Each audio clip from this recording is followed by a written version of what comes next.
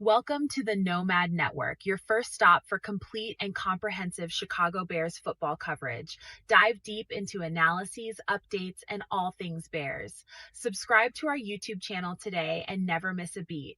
Thank you in advance for your support. We promise to bring you the best because together we're unstoppable. Go Bears!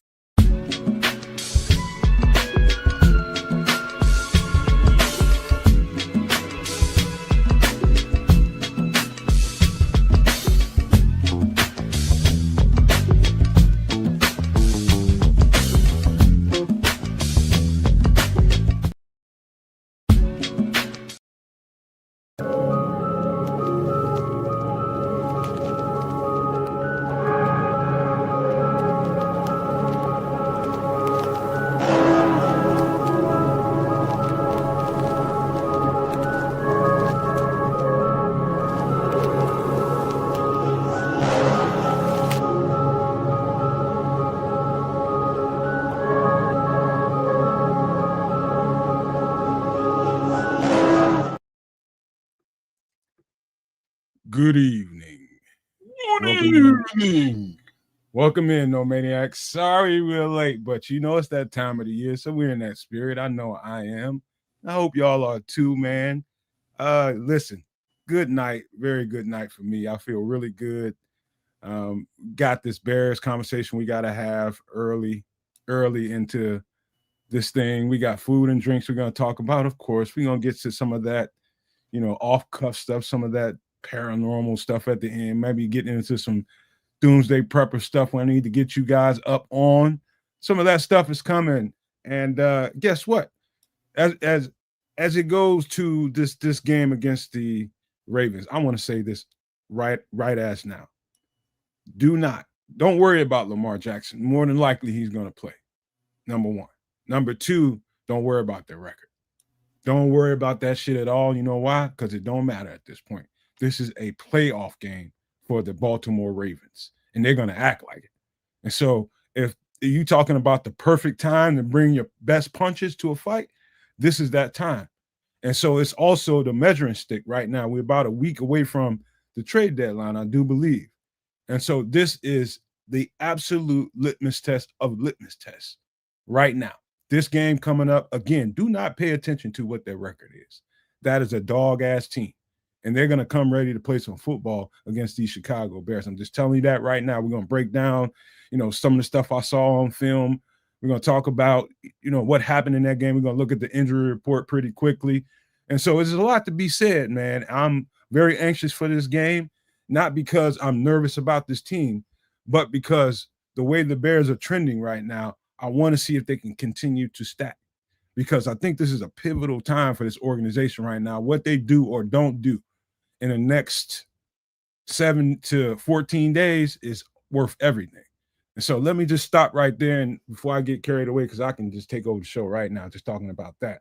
And I'm going to go ahead and bounce pass it to Canada, see if he can handle a bounce pass. Can you hit a jump shot, kids? Oh, from the point. Nailed it. Cad's back with you. It's Wednesday night. Time for some extra sauce, y'all. It's been a weird week in my life, but I don't know. We'll leave that alone. Big shout outs to the rest of the world. Good to see y'all. We'll start out with my guy Crimson, who jumped in. By the way, we are triple streaming once again. Hopefully you're giving a little bit of love to myself right there at Keza Canuck. Give me a like, share, subscribe, please, if you would. It's Crimson, you dig, is rolling with us. My guy directly underneath me, his name is Triple R. You can catch him on Sports Chicago Style. Please do give him a like, share, and subscribe, and do the same damn thing right here on the Nomad Network with my guy Nomad. Bit of love for y'all who came out early to hang out with us. The good minister Charles Johnson is here right on time. Squeegee's out there. At Moss is holding it down. Mr. Mayhem's with us tonight.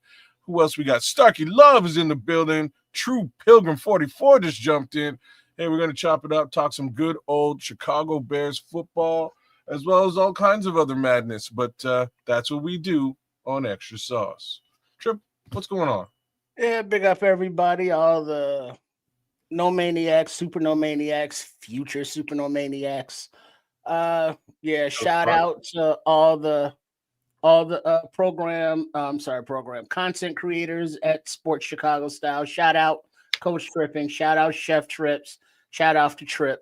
And you can follow them all separately on their individual channels at Chef Trips, at Trip Gundo, as well as at Sports Chicago, as we are live streaming as, part of the triumvirate of at Cads Canuck and at the Nomad Network. So swing through, give a little like and subscribe. Patty, hey girl. Hey, Patty. What's going on, please? And as we give you some extra sauce on another week that feels a little light. It feels nice. Nobody's calling for Ryan Poles' ass. Nobody is calling that, oh, we got a trade for a running back. It's like, okay, well, we can wait and see kind of territory now. So, you're feeling good. But yeah, you got the Ravens, you got the Roquan revenge game of sorts. Eek. And so, yeah, a lot of stuff to discuss this morning. All right, man. Of course, like we do every week before we get into the show, we always get a little bit of human. And I'll just pass it to Kez unless you want me to start, Kez. I'll tell you about my personal life. Feel free to start, man. Anyways, yeah. Well, so I would just say this. Somebody the guy that I told you about a couple of weeks ago that passed away right here in front of the house. Mm-hmm.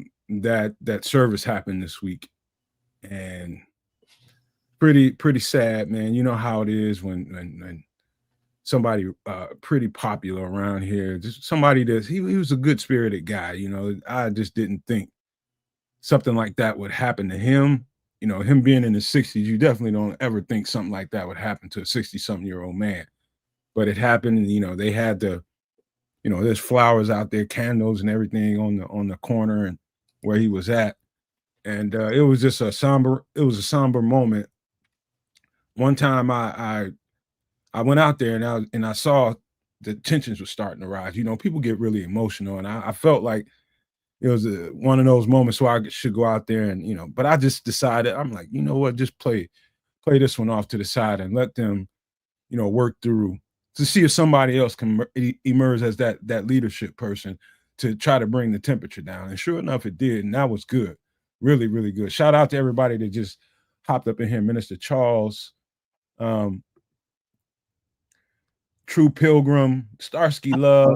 Hey, but yeah, I just thought that was a good moment because in a community like this, you're always looking for somebody to step up and take a leadership role and to bring the simmering tensions down. You know what I'm saying? And it was nice to see one of these. He looked like about a 20-something-year-old kid, but he was bringing the temperature down, getting everybody where they need to be situated and making sure things don't get to that next level.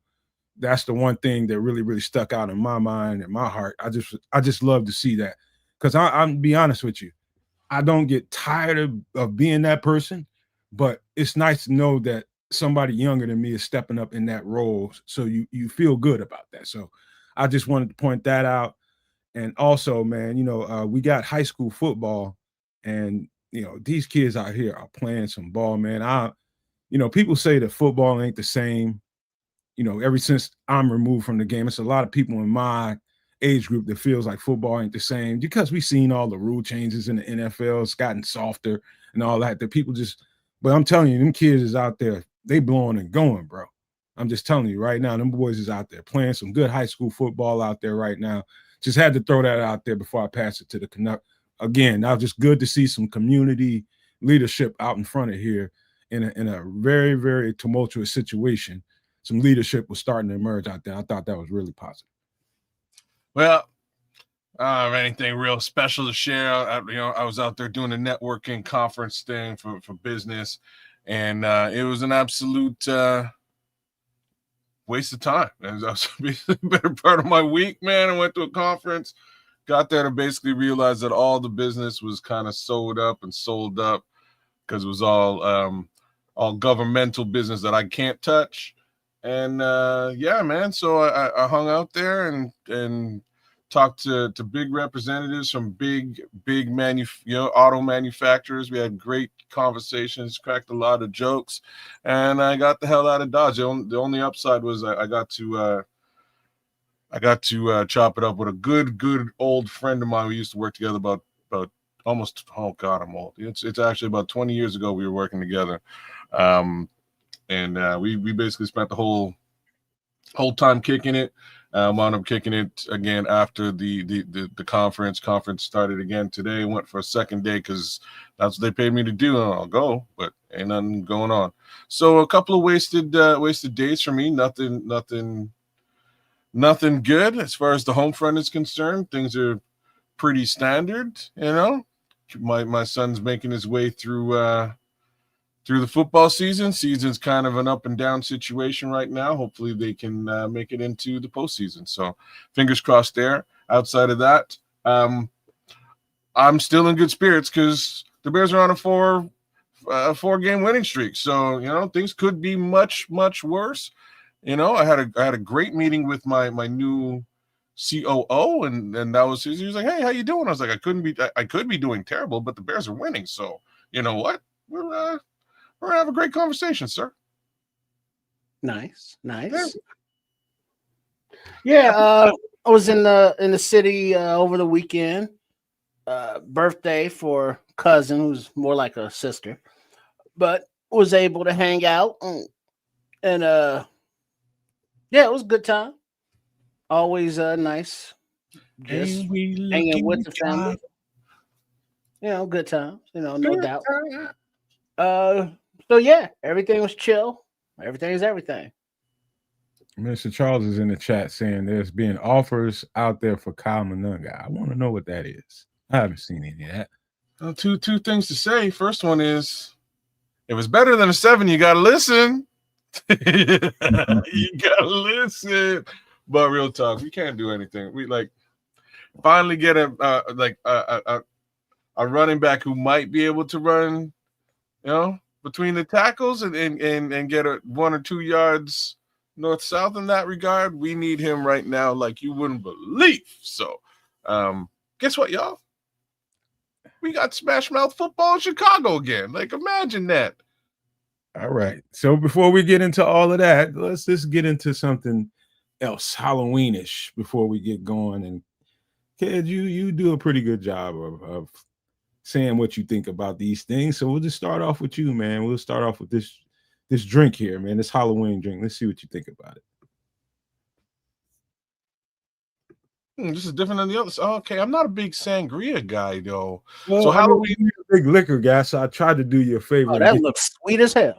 Yeah, I need more I need harder liquor in this. You lost me. See, you lose me with the red wine.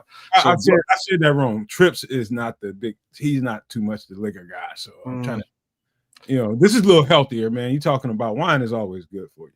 Yeah, I don't. So again, me personally, I don't mess with it. I don't like wine. I don't mind port.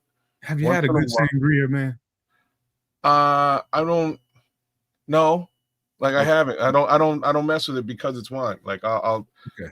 You probably don't fuck with wine. I don't. You probably should try a good sangria, man.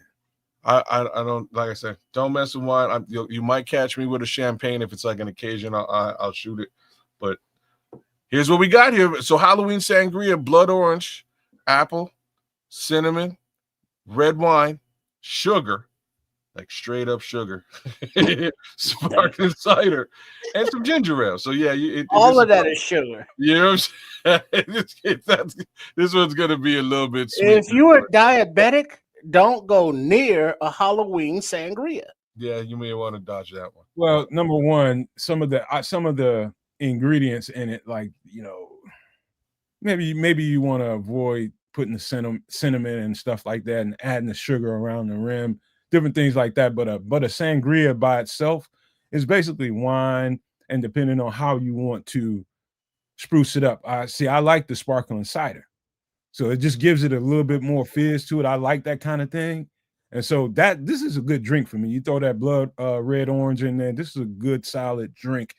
You just take the cinnamon away from it and the sugar around the rim. It's just garnishes. Really, is all it is. So, but if you look at it at its just basic presentation without all of that, it's a good solid drink, especially if you want to stay healthy. It says apple. Apple what? Apples.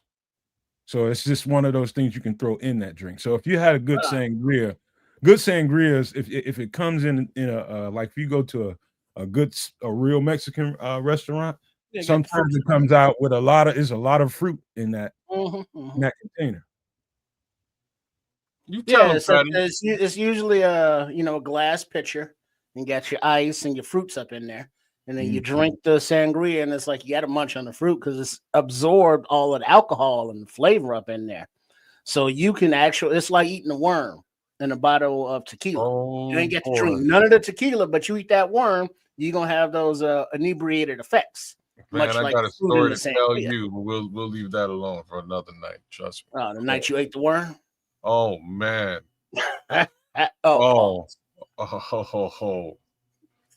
Man, you put, I think Crimson is right, a slice of apple in that thing and a slice of blood orange. Yeah. See, it's the fruity that's gonna come out, and then I like the sparkling twist to it. I like the sparkle to it, the little fizz to it. I like a drink that has a little bit of that to it, man. I think this is pretty cool. I put this up here because we've been putting a lot of liquor stuff on, I mean, I've seen some other stuff with some butter beer, man, but we'll get into that. That's a whole other conversation right there. I'm like, butter beer? Oh, really? But I don't know if you guys ever heard of that, but that's a thing. All right, so the next one is this. This is a little bit more probably kids-ish right here. Nope,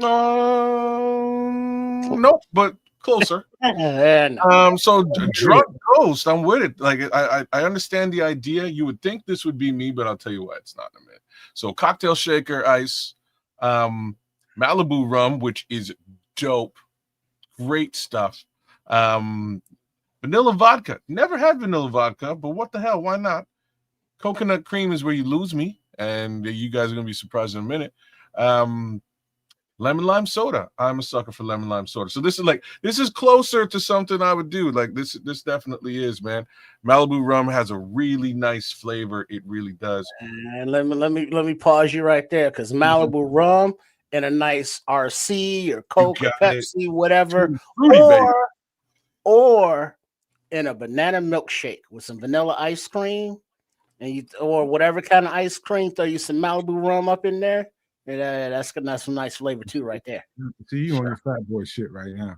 You on some fat boy shit right now. Hey man, that Malibu rum is nice though. Like I remember, on some RC cola back in the days, 99 cents in Canada. Yo, it was good times, man. And while you bullshitting, if you want to be on the down low in the morning, do a little nip in your coffee. Pause. Wow. I don't want to be down low. Pause. Not that down low, but that down low. Where it's like you need to go to meetings or something. It's like I don't need to go to no damn meetings. Hey man, there's a lot of people that's morning drinkers, man. I don't get that life, but yeah, I met some people. I'll just say that. You never had a little Kahlua in the coffee? No. Or Sheridan's? Oh, Sheridan's. I gotta show y'all Sheridan's one. I know what Sheridan's is, man. Oh, you do? Yeah, I know what Bailey's and cream. Okay. Like not a lot of Bailey's and cream. Come on. I do this. I do that every. I never want coffee again if that happens. Oh, word. But this is I don't even know how y'all drink rum and Coke. That's some nasty shit to me. What? So like holiday season, almost every year somebody gets me a bottle of Sheridan's because they know what's up, and it's just me, coffee, and mash up for at least for that week. You know what I mean? That holiday, that Christmas, New Year's week. I'm just mashed up drinking Sheridan's and coffee. Can we talk about the Malibu rum and eggnog though?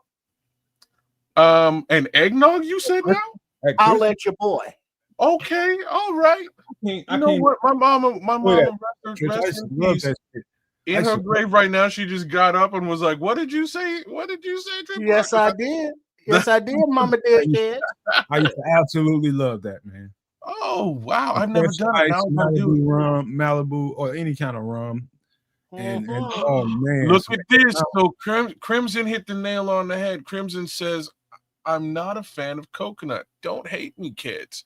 Would you believe this?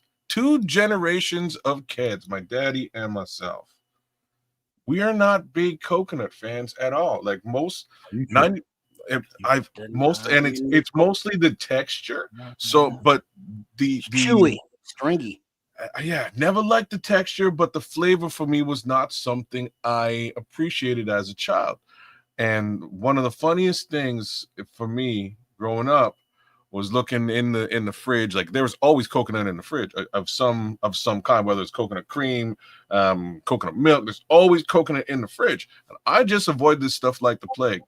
Come to find out, I walk in, my mom's cooking rice and peas, and she's putting coconut in the rice and peas. I was like, "What are you doing?" I lost it. What are you doing? What, like, it's rice and peas. I know there's other ingredients that go in there, but coconut? Since when you put coconut in the rice and peas? And she looks at me, she goes, "Forever." There's always been coconut in the rice and peas, son. I'm like, "Oh my God, silly rabbit!" Like the more you know, the older you get. You know what I'm saying? I had no idea. I had no clue. Never figured it out up until this moment. I'm flabbergasted, shocked. But did that stop me from eating rice and peas? No, man. I make it. I put coconut in. What's up with Crimson? He said brandy goes in eggnog. True. So does whiskey. So does whiskey. So does Jamaican rum. Spice rum is nice. Hey, dog, I'm gonna tell you something. Eggnog is a good mixer. Like coconut is in a lot of things you like. This is what I've unfortunately come to accept, and like I at this age now, over the course of like once my kid turned vegan, there again all of a sudden there's coconut all over the house. He's eating coconut. He's literally buying full on coconuts, cracking them, drinking the milk, scooping it out, and eating it like yogurt. You know what I mean? Like this was how he was going carrying on for a minute. So me looking at him and I'm like, dude, there's coconut everywhere. And now I kind of get mixed into cooking stuff with and for him and having him cook stuff for me. And the coconut content just increases. So at this point, I'm fine with it.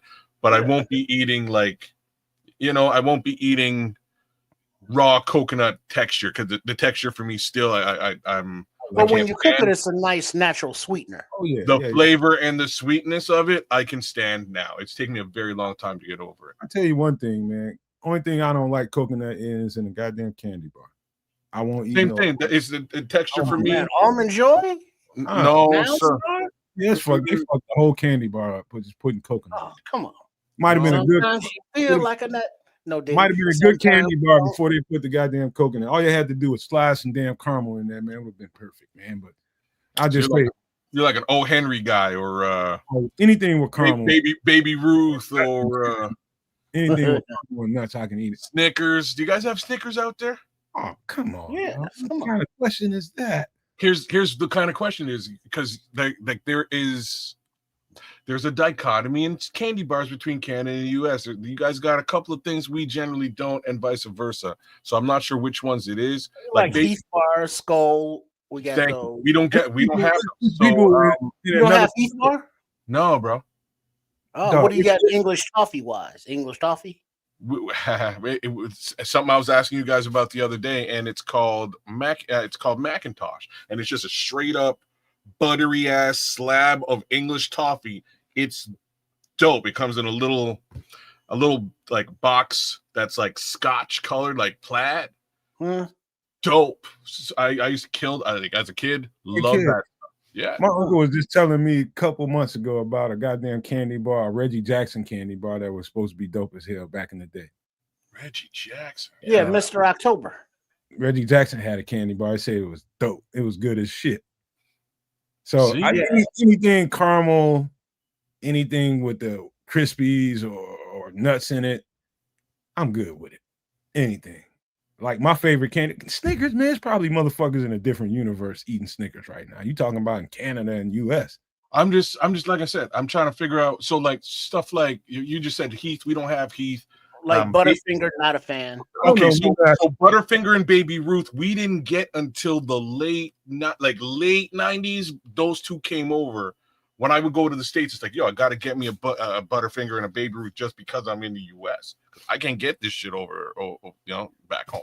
There's just certain flavors. I'll hit you with one. Certain flavors of chips and stuff we get, y'all don't get, and vice versa. So do you guys have ketchup chips? Nah, there was specialty item. Like every now and then somebody will come out with. Got some hot sauce. Yeah, pork. but there is hot sauce. There is a lot of barbecue, a lot of different flavors. Wow. Barbecue. You got hot sauce pork rinds? Yeah, we got those. He knows. Yeah, we do have those, but nobody really mess with. We Like, get them around here. The hot sauce come in the bag with the pork rind. oh, Yeah. okay. I didn't realize that. All right. Yeah, that's the same story. You get the peppermint stuffed inside the pickle, the dill pickle. Say what now? That's some liquor. A piece of peppermint, a stick of peppermint, jammed into the center of a dill pickle. That's foreign. That's foreign to him, Trish. You got to know that, right? What are we doing here? I'm a little. You got sweet, you got sour together. And so you munch on the pickle as you suck on the peppermint. You know how mad that would make me? That would make me extremely upset. That's like I'm serious. Like I don't even like extremely upset. I'm serious. I don't like he got frustrated just listening to this. I did. I honest to God, man, because like me and mint and chocolate, don't bring that shit around me. You mean so like no mint chocolate chip? Like junior mint? Don't bring me no juice. Don't bring me no junior mint. They don't belong together. You're right. You're right about that. Refreshing. I do not like the junior mint. Me and the junior mint are not friends. Now you sound like Kramer. That was exactly what Kramer said too. But look, I don't mess with the junior mint. I don't mess with it. If you mix mint and chocolate together, I am an upset guy. Now you're telling me peppermint mint chocolate chip ice cream? Crazy. That's why. No, that's garbage. Get that away from me. Get it out from in front of my God, you are an alien. No, that's garbage, man.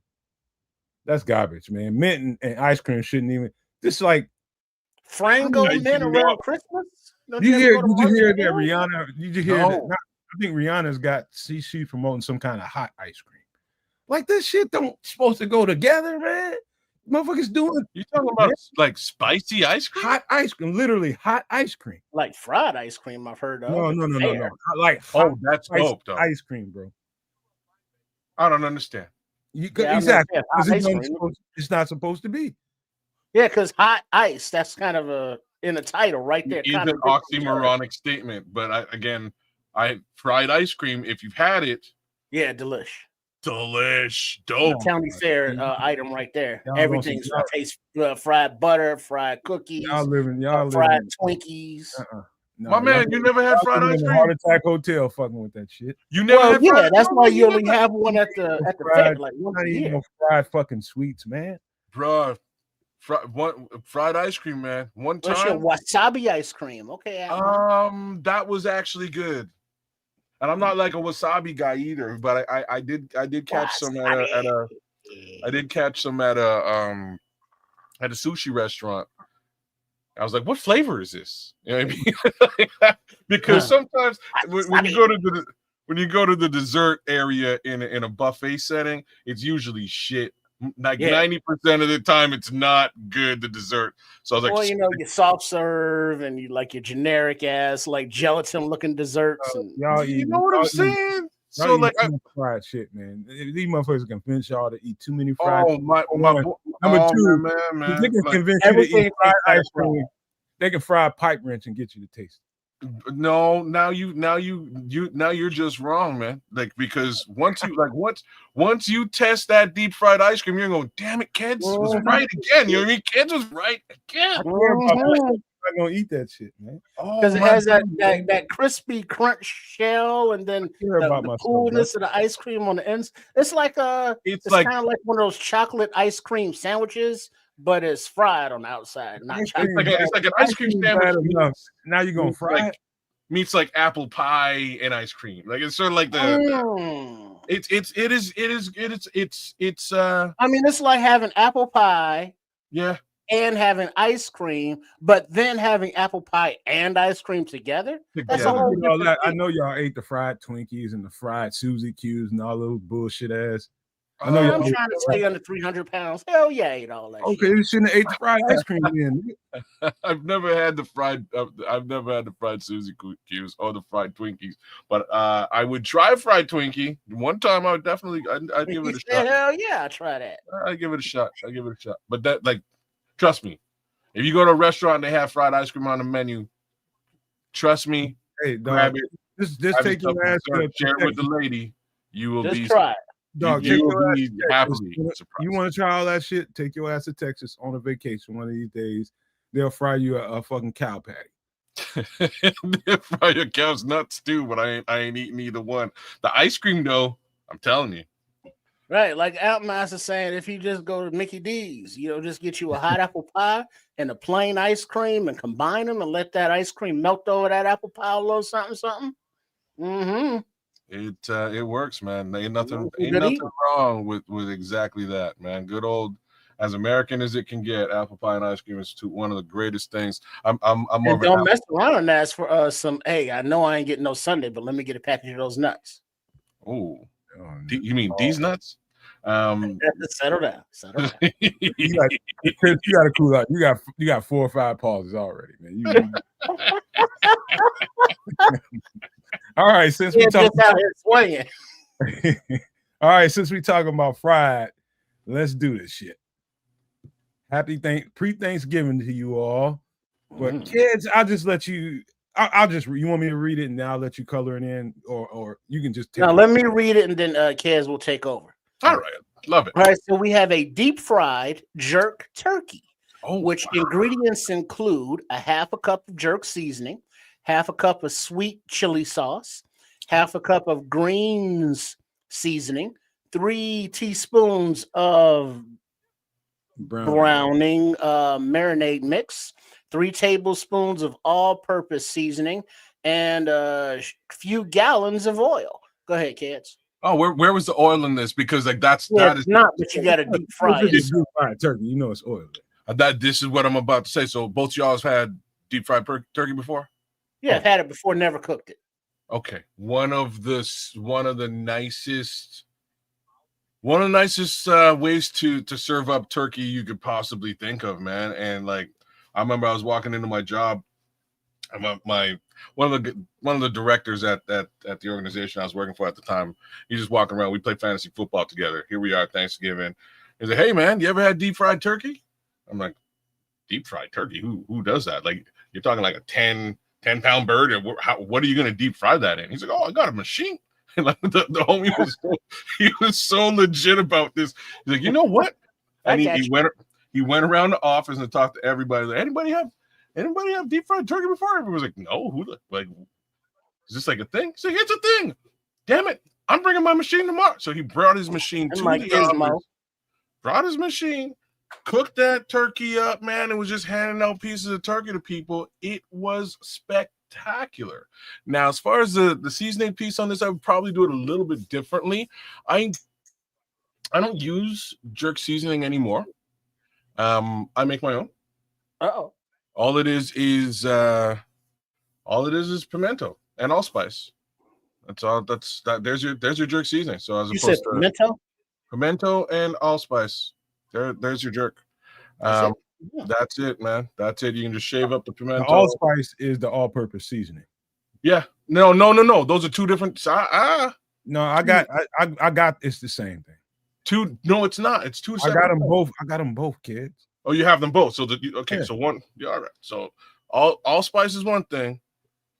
Yeah, allspice is allspice. Allspice is allspice, and then all jerk seasoning is jerk seasoning. Yeah, you got. I'm talking about the difference between allspice and all-purpose. And all-purpose. If I put sprinkled 2 on your palm, both of them on both palms, you wouldn't really know the difference. Yeah, you would, because all-purpose seasoning is salty. You're gonna get salt out of that. Allspice is more of a kick. It's more of a kick. You're gonna get an actual, like, a little bit of heat out of it. A little bit of spice. A little bit of spice. It doesn't like all-purpose seasoning tastes good to the like just tasting it. Allspice is gonna be like, oh, like what It's powdery, spicy. Right, because it has to cook before the flavor really enhances whatever you're cooking with it. It's not something that your tongue's taste buds are going to take kindly to raw. You got it. But the sweet chili, definitely I'd throw that in there. Obviously, green seasoning for sure. That's probably I gotta butt in here, man, because that's probably outside of the jerk seasoning, the most important thing outside of the marinade mixture. But the most important seasoning in there besides the jerk is the green. That's a very, I don't know. I didn't know of green seasoning 10 years ago. Define green seasoning. You mean like Italian basil? No, it's a greens seasoning. You go to the store and order green seasoning. Oh, that's the brand name. Greens, yeah. You can order greens seasoning for greens. And so it's got such a good mixture of different everything in it. Garlic. I mean, it's the scallion. Everything in that thing is everything this bird needs. Everything in those green seasons. And so I got a ton of that in my kitchen right now because we grow vegetables in the garden. And so I would say that. But the beautiful thing about I've never done this, just to be perfectly give you all good clarity. I've never done this myself, but I watched a guy from Jamaica do this. And the most important thing that happened was the mixture of the marinade. All this stuff that you see on the right-hand side went into the bag that he made. He got a bag big enough to put that freaking turkey in. And he put a chicken broth and mixed in all those green onions, which you don't see on the screen, scallions on top of all of those seasonings and all that stuff. And he said he turned it over 7 to 8 times throughout the day and night, did it for 24 hours. And I'm going to give you guys a warning. Somebody out here is going to fry a turkey this year. That's either in this chat or listening and watching this show, whether it be live or on repeat. Do not, and I repeat, do not put that turkey in hot ass grease without completely drying it out as best you can. I'm talking about you need to let that thing, you need to turn that thing upside down and let it drain as much as you can. You need to get paper towels into the cavities and you need to pat that thing down until there's absolutely no known water that you can sop up off this thing. And then you dry, you put everything you want to put on that thing, and then you dip it into that grease. If not, if you do anything outside of that, you're gonna be a burn up motherfucker come Thanksgiving. But then also along those lines, remember not to overfill your container because you have to put 10 pounds of bird up in there or down in there. And so that's going to make that level of oil rise. So, that's bad when it's rising over into your open flame. Well, let me take a quick pause. Let's talk about Tim, man. Go ahead. You go ahead, kid. Timothy Basemar says, "What's up, my brothers from another mother? I'm just leaving the hospital.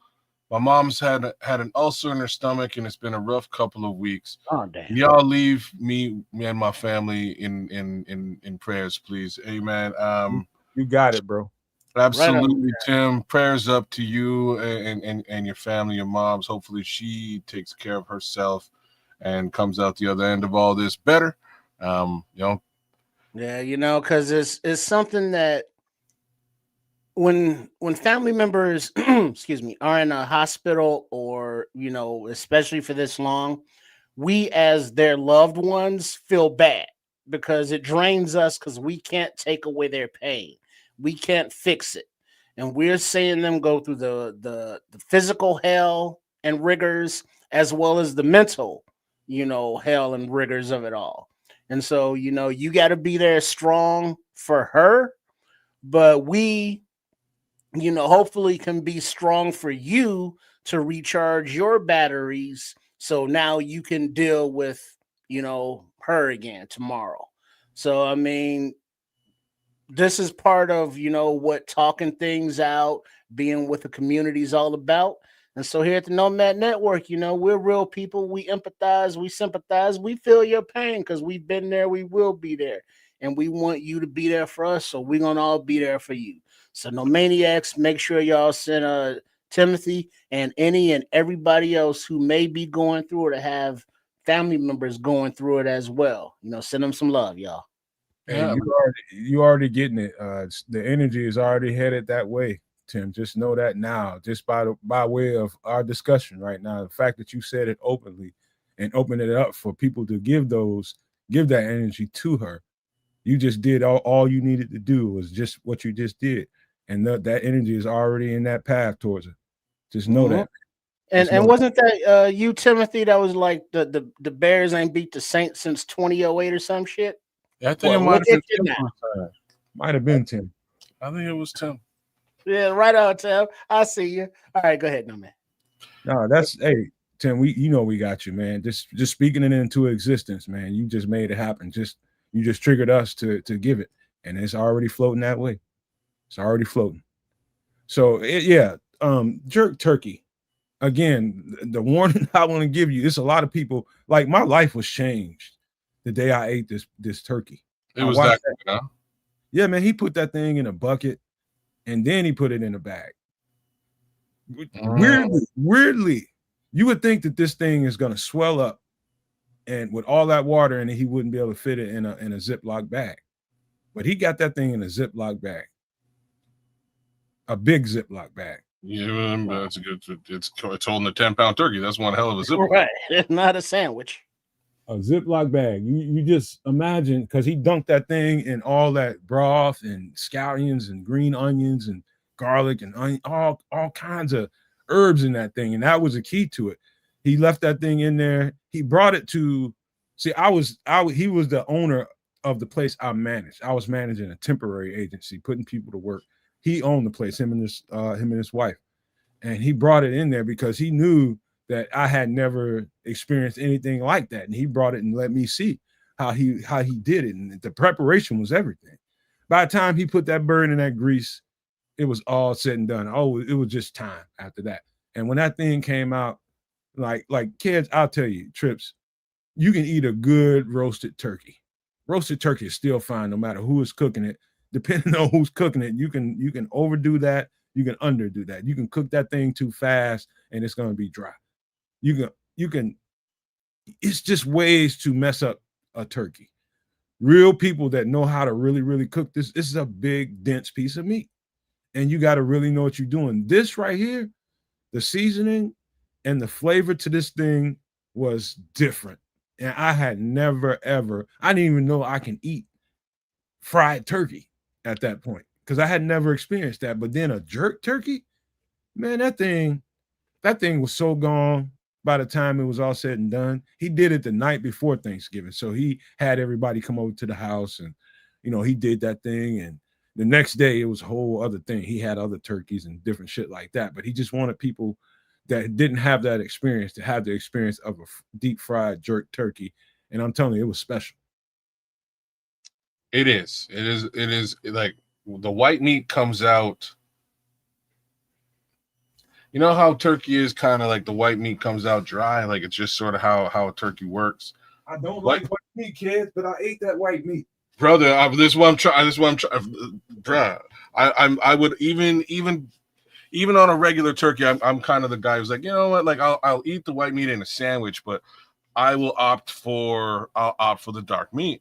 At the end of the day, damn man, like the white meat was super solid and like I don't know, I don't even know how to explain it, man. You get yourself a fried turkey, whether jerk or not, and experience that. That is definitely worth an experiment, worth the experience, I have to say.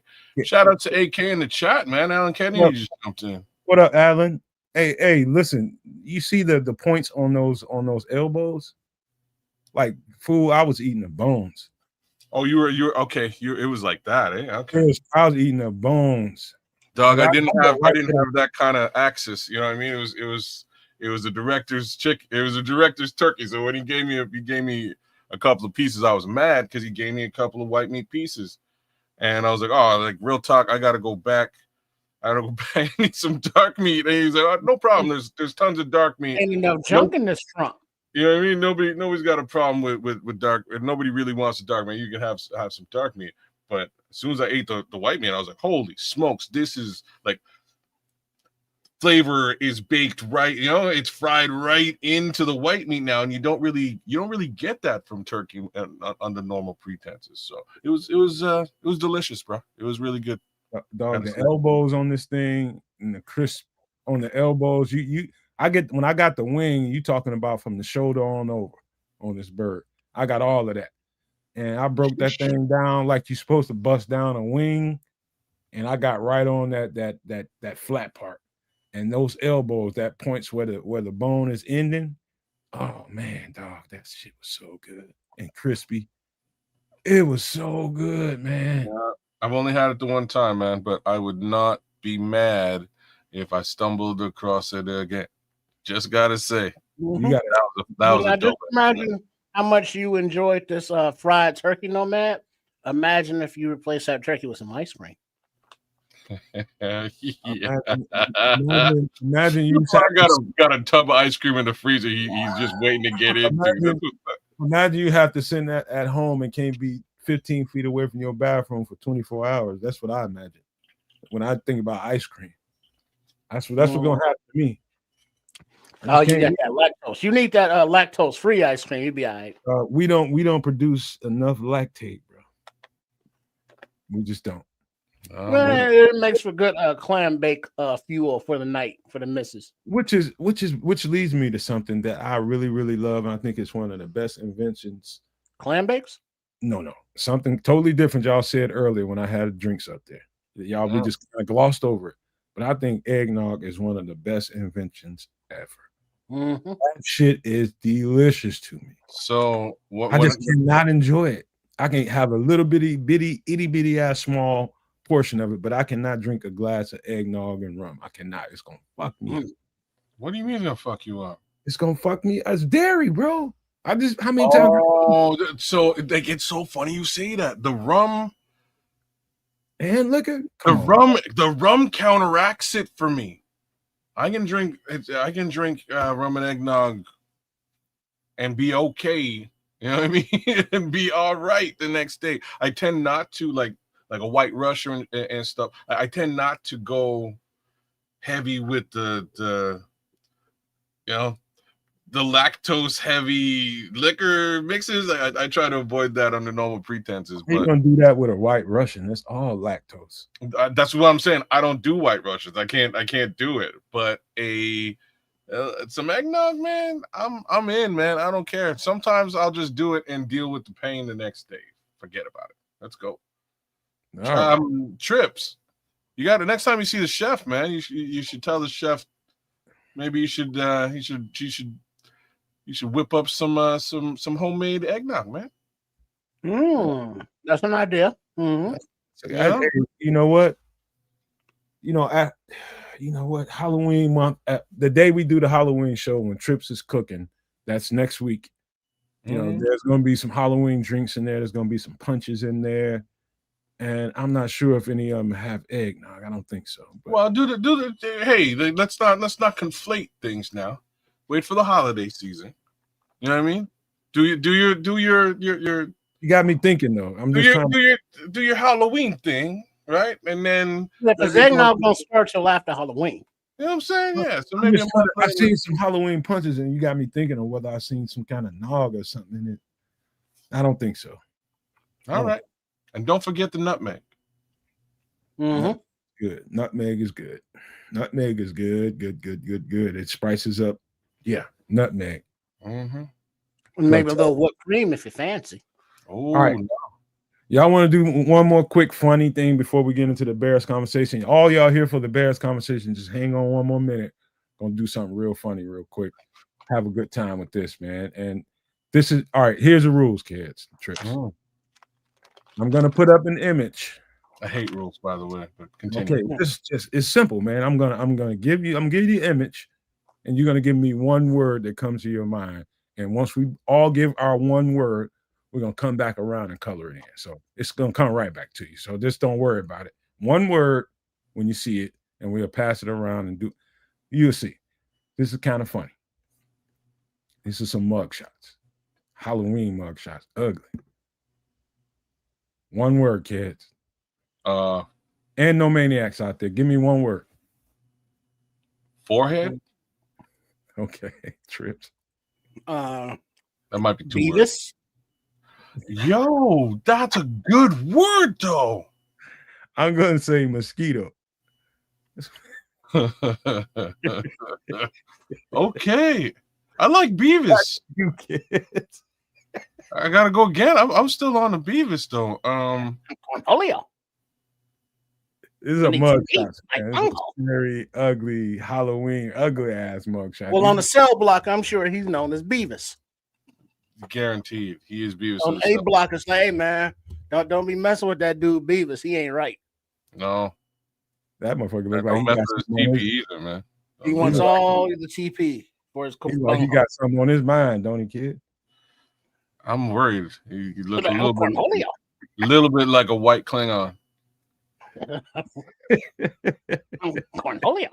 Dad, is that you? Cornholio Beavis in the building.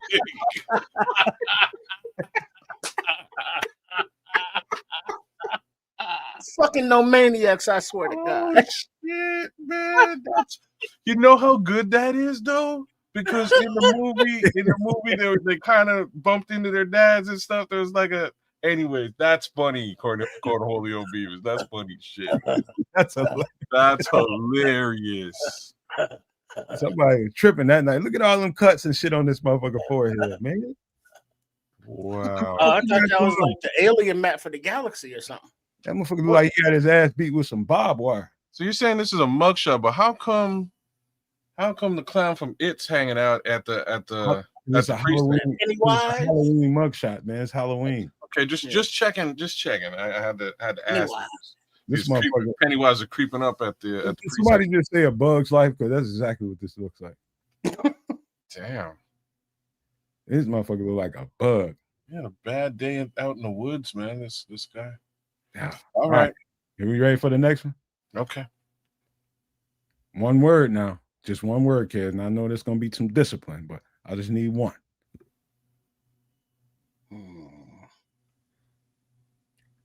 Whoops. That's my word. Okay, kid. What was your word? Whoops. Oh, whoops. I'm going with what the fuck am I going with? Old ass looking baby.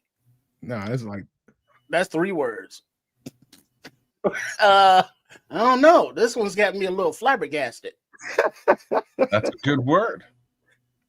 Flabbergasted. I'll go with that. Okay, that's good. I'm just gonna say, That's because when I first seen it, I gotta start. When I first seen it, I didn't know what the fuck I was looking at. I really didn't. I didn't know what the fuck is this was a dude, if this was a girl. What the fuck is going on? What are these? That's a baby. Takashi. Oh, that's actually a good one, Minister Charles. That's a good one. What gave it away is the motherfucker's balding. So I'm just like, this gotta be a guy. Oh, maybe it is a man. I thought it was a woman. Yeah, I thought it was a dude, but it's just like, is it a baby dude? No, right. Oh, this was a guy, man. His name looked like a girl who was trying to little midget dude. Yeah, it looked like a woman who's been in jail for a lot longer than she had expected. Okay, so stud dude. This motherfucker looked like stud. This motherfucker looked like some mushroom. I got fucked around. Loompa inmate. I had too many drugs. This is what happens when you get fired from the chocolate factory. Hey, kids, you ever see one of them? Turn out right. You ever see one of them frat house pranks where somebody got 2 folded and he passed out? And I was just gonna say this is that, but except it's not a penis. Yes, it's not a penis. This is that inside, right? So on the inside, if you are incarcerated and you fall asleep, this is what happens. Moral of the story. Hopefully, if you're lucky. Man, this could be far worse. This 6 of one, half dozen of the other. Because you could wake up like with instead of like face tattoos, you have like tramp stamps. What's this motherfucker's? What's his chances of being successful in life? Well, it depends on his profession. I think his profession is already what? He gonna work at a goddamn circus? And he's a tattoo freak. He already failed. Look where he's at. I mean, this is his mugshot. Ain't much success happening now. There's So no reversing this, And man. it don't look like he's new to the game either.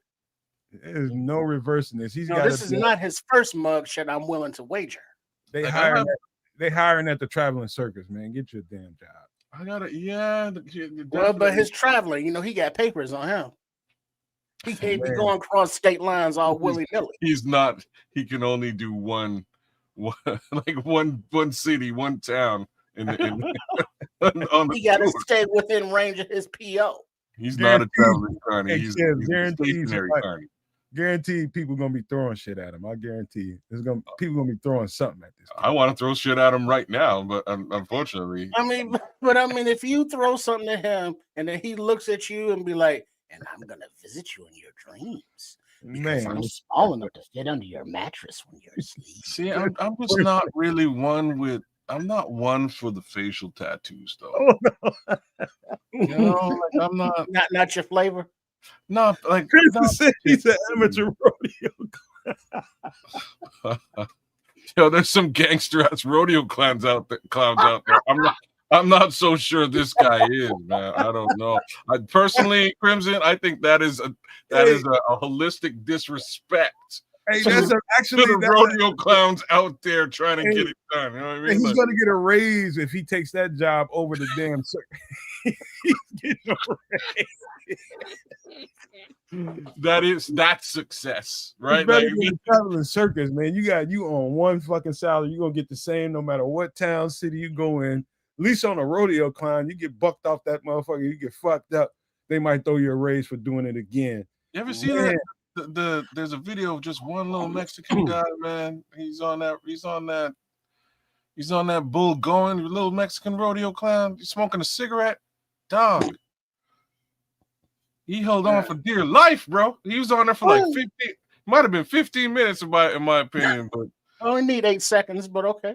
No, that's different than a clown, man. You're talking about a rider. He was like he was about the same height as this particular Oompa Loompa. He was like 4 feet tall, smoking a cigarette with his arms crossed, just giving her on the bull, bro.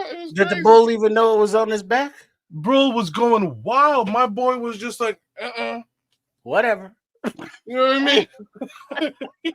Rocking. It was crazy. It's crazy. I gotta find that and show y'all down the road, man. This motherfucker might look crazy enough to go ask if there's any kind of 401k advantages to being a rodeo clown, man. It might be he needs some kind of insurance, man, but some kind of investment because his life is resting. All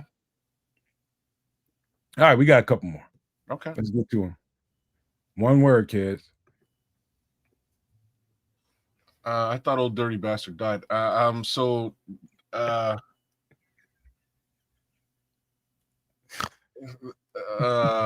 bet you that ninja's name is Rufus. That is a good call. Or one word. Crack. There's my word. Go ahead, Trip. Let's see. We got the blowout in the back. That's like a reverse mullet or something. That's one word is disappointing. I got Ruckus. I got Bozo. Done Brock Thunder. Yeah, buddy. I got Bozo, man. Bozo. Look, because he got that big ball thing going on up front, and then he got all the business in the back. He does kind of have that clown du jour, that clown. Mm-hmm. Wow. Krusty. There's one. Look at that glazed look in his eye. Like Black Krusty. This is a black Bozo right here. It's like, how does he style that hair? Does he put it in a ponytail? Bozo was black. This Bozo was black. This is what he'd look like without the makeup. Man. It's like, was he just leaving the bush like that, like a half fro? Man, that dude, I almost said LeBron. Put it in braids? What does he do with all that stuff back there? Hey, kids, I almost said LeBron James. This is what it should probably really look like if he let it grow out. It should go. Yeah, he looked like it was test his blood because it's high octane for sure. This LeBron James dad. That's Man, all he needs is a white cloak and a cane, and he could be a wizard. Yo, man, the whole you're that's disrespectful to a whole generation of NBA fans. There's a generation of NBA fans out there right now wilding with that comment, bro. Holy. This is what LeBron looked like if he had all that. Yo, this one is great though, man. Look at his eye bugging all that on the one side. He looked like he casted a spell, bro. He's reading the spell with his right eye while reciting it with his left eye. Look at Bryce White. He said, "What the fuck is this?" Oh, Bryce, man, welcome to the show, man. This is good. This is good. All right, we got one more. We're gonna get LeBron's daddy out of here. Get this last one. One word now. One word. Ooh. Hey, lady.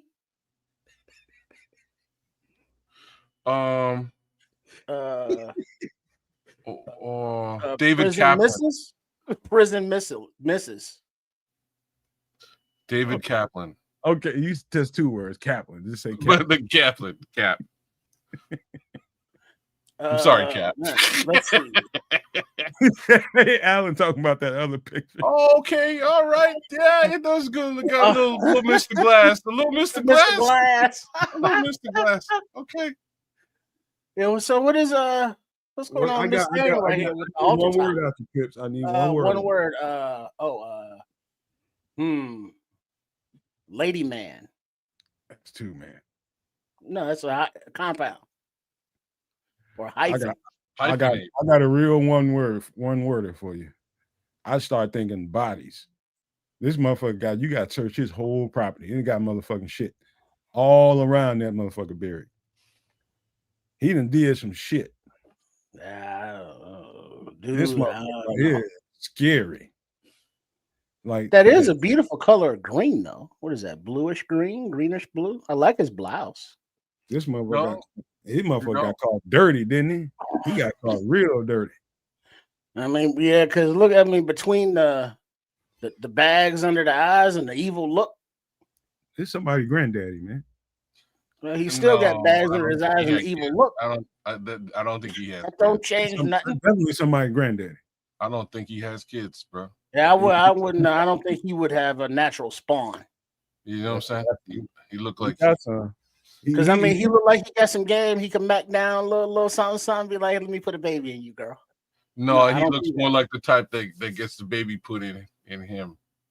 That's hence the halter top. That's yeah. This motherfucker might look a fucking public bathroom toilet seat. Well, hey, George Michael, public bathroom out in the park, like at a truck stops, like at a rest area and shit. Yeah, truck stops. Looking for lonely drivers who need a little. You go in there, you had to use one of them bathrooms before in your life. You see all them numbers and names scribbled on there. His name on that motherfucker. For a good time call. Look like Emperor Palpatine. Brock Thunder. He said he definitely smells the bus seats. Oh no. Ooh, damn. Sheesh. Man, it's into some ungodly things, man. Yeah. One word for me though, Walmart. Oh, we switching it up now. What's that all about? I'm just saying, like you. This is sometimes it is kind of like Walmart clientele. Sometimes you go up into Walmart, this is what you see, man. I've seen some crazy shit at the Walmart, man. I knew I should have had this shit delivered. Have me up in this motherfucker with all these motherfuckers. This motherfucker humping trees and all kinds of. Hey man, tree humpers need groceries too, bro. That's what I'm saying. Snap. He had the Wally. This man probably. Imagine this dude being your neighbor knocking on the door. Hey, can I borrow a cup of sugar? No. Hey man, don't ever come to my door again. You look, you got all the sugar you need, bro. You're too sweet as it is. And go ahead and keep that cup too. Hey man, I used to like going in Walmart late hours when everybody clears out of there. It is some weirdos in there. I will say that. It is some weird. I used to like to go in there late. My girlfriend does too. When ain't nobody populating that motherfucker, they replacing all the food, all that yeah. But then you do run into some motherfuckers like, hey man, go on with that bullshit now. Man, you said young Thug can wear a dress, so can I, man. Fuck it. Right. I ain't got no problem with the dress. I'm talking about this motherfucker. What's in his head, I don't want to ever know. Well, I'm just saying, like, if you're gonna do I think the dress tells you a lot about what's in his head. This is what I'm trying to say. If you're gonna do the dress, you might as well, like, the things he might be willing to do. What do you mean willing to do? I'm willing to bet has done. Hence his mugshot. This is a mugshot. Yes, good point. Yes, I wonder. Yeah. All right. Any last thoughts on sloth people? As Definitely a wild night there. What was the worst one? Give me who was your worst one? Trips. Let's start with you, kids. I mean, worse. How you define worse? Yeah, like the one that you would not want to be in a cell with overnight. How about that? Who was that? The tattoo thing?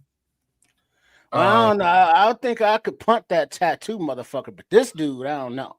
He just wait for you to doze off and then it's over. I'm gonna do the opposite and say, like, yeah, the tattoo one is probably the one that I would, if I had to be in a cell, if I'm incarcerated, yeah, that's fine because I'll whoop your ass. That's basically where I'm at. The rest of them, I'm a little bit worried. And like, I'm not talking about an ass whooping worried. I'm talking about other things worried. Yeah, like Rufus look like he just snap off at any time. Yeah, Rufus. He looked like he might be a little built too. So I'm just saying that motherfucker might. Now look at the traps on that dude. It's like, yeah, go on with your own cell, my man. He might get on. I don't need that in my life. My first thing I'm gonna do, I'm in the cell with any one of these motherfuckers. I'm just gonna beat their ass right away. So let you know. Just real shimmy, shimmy, yay. I'm gonna beat your ass right away. Let you know, motherfucker. We finna sleep up here. Ain't gonna be no weird shit going on. I ain't gonna worry about you coming in and invade my dreams. Like LeBron, daddy, I can look at him and tell his only problem is drugs. I tell drugs, liquor, and probably the combination of both. Like this motherfucker, I don't know what you got going on. I'm not sure what your problem is here. Yeah, his people gonna visit at like 3 a.m. They gonna beam in and shit. Shut up, Davis. This motherfucker, I'm gonna walk right in the cell and be like, "Hey, you gonna be quiet tonight, or I'm gonna have to do something to you." Be like, you're gonna shut your little ass up. You gonna tattoo or tattoo? Boss the plan, boss. This motherfucker, I ain't getting no sleep in the room with him. I'm gonna be up all night. Like every time you turn, I hear a fart too loud, motherfucker. I'm getting up. Don't look at me like that, though. That's all I'm saying about this one, though. You know? don't even look at me in the cell. Don't look at me, bro. And especially if I'm using the toilet, you look out the damn window. You need to face the wall until I say turn back around. Face the wall. He might like mankind position. Shit. You might like mankind's flesh or something. I ain't fucking with you. Whoa. Yeah, that motherfucker. He's crazy. I can tell he's crazy. But all right. That's the bad thing, though. I mean, if you go into that environment, you got to think there's going to be people in there that you would not choose to be roomies with. There's going to have to be things that you're probably going to have to do. You're going to have to get some shit straight, depending on who they put you in there with. You got to lay down some ground rules about your personal space. Hey, man, look here. Usually that's not done with words in those environments. You get your food, eat it. I'm going to get my food, eat it.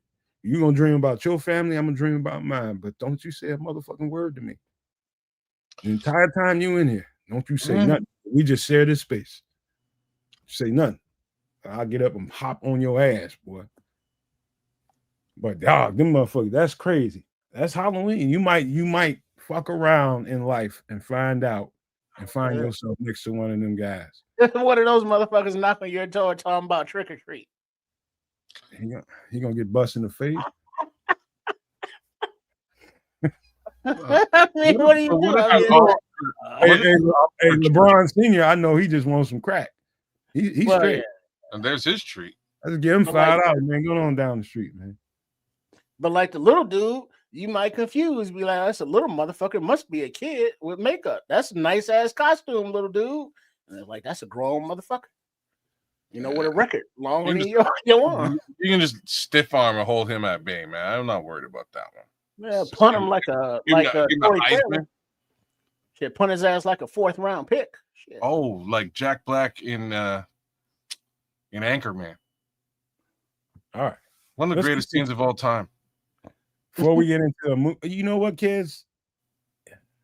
We've been delaying the Bears conversation. You think we should hop on this before you get to your, or you want to get to your stuff first? Let's do Bears. Let's do Bears. Let's do the Bears you can stuff. Do your thing if you want to, man. I'm fine. No. We can save that for after because it's a whole other conversation. So let's do Bears for now. Get the heads who are primed and ready to talk and have these discussions and get that out the way. First, let me pull up the injury report.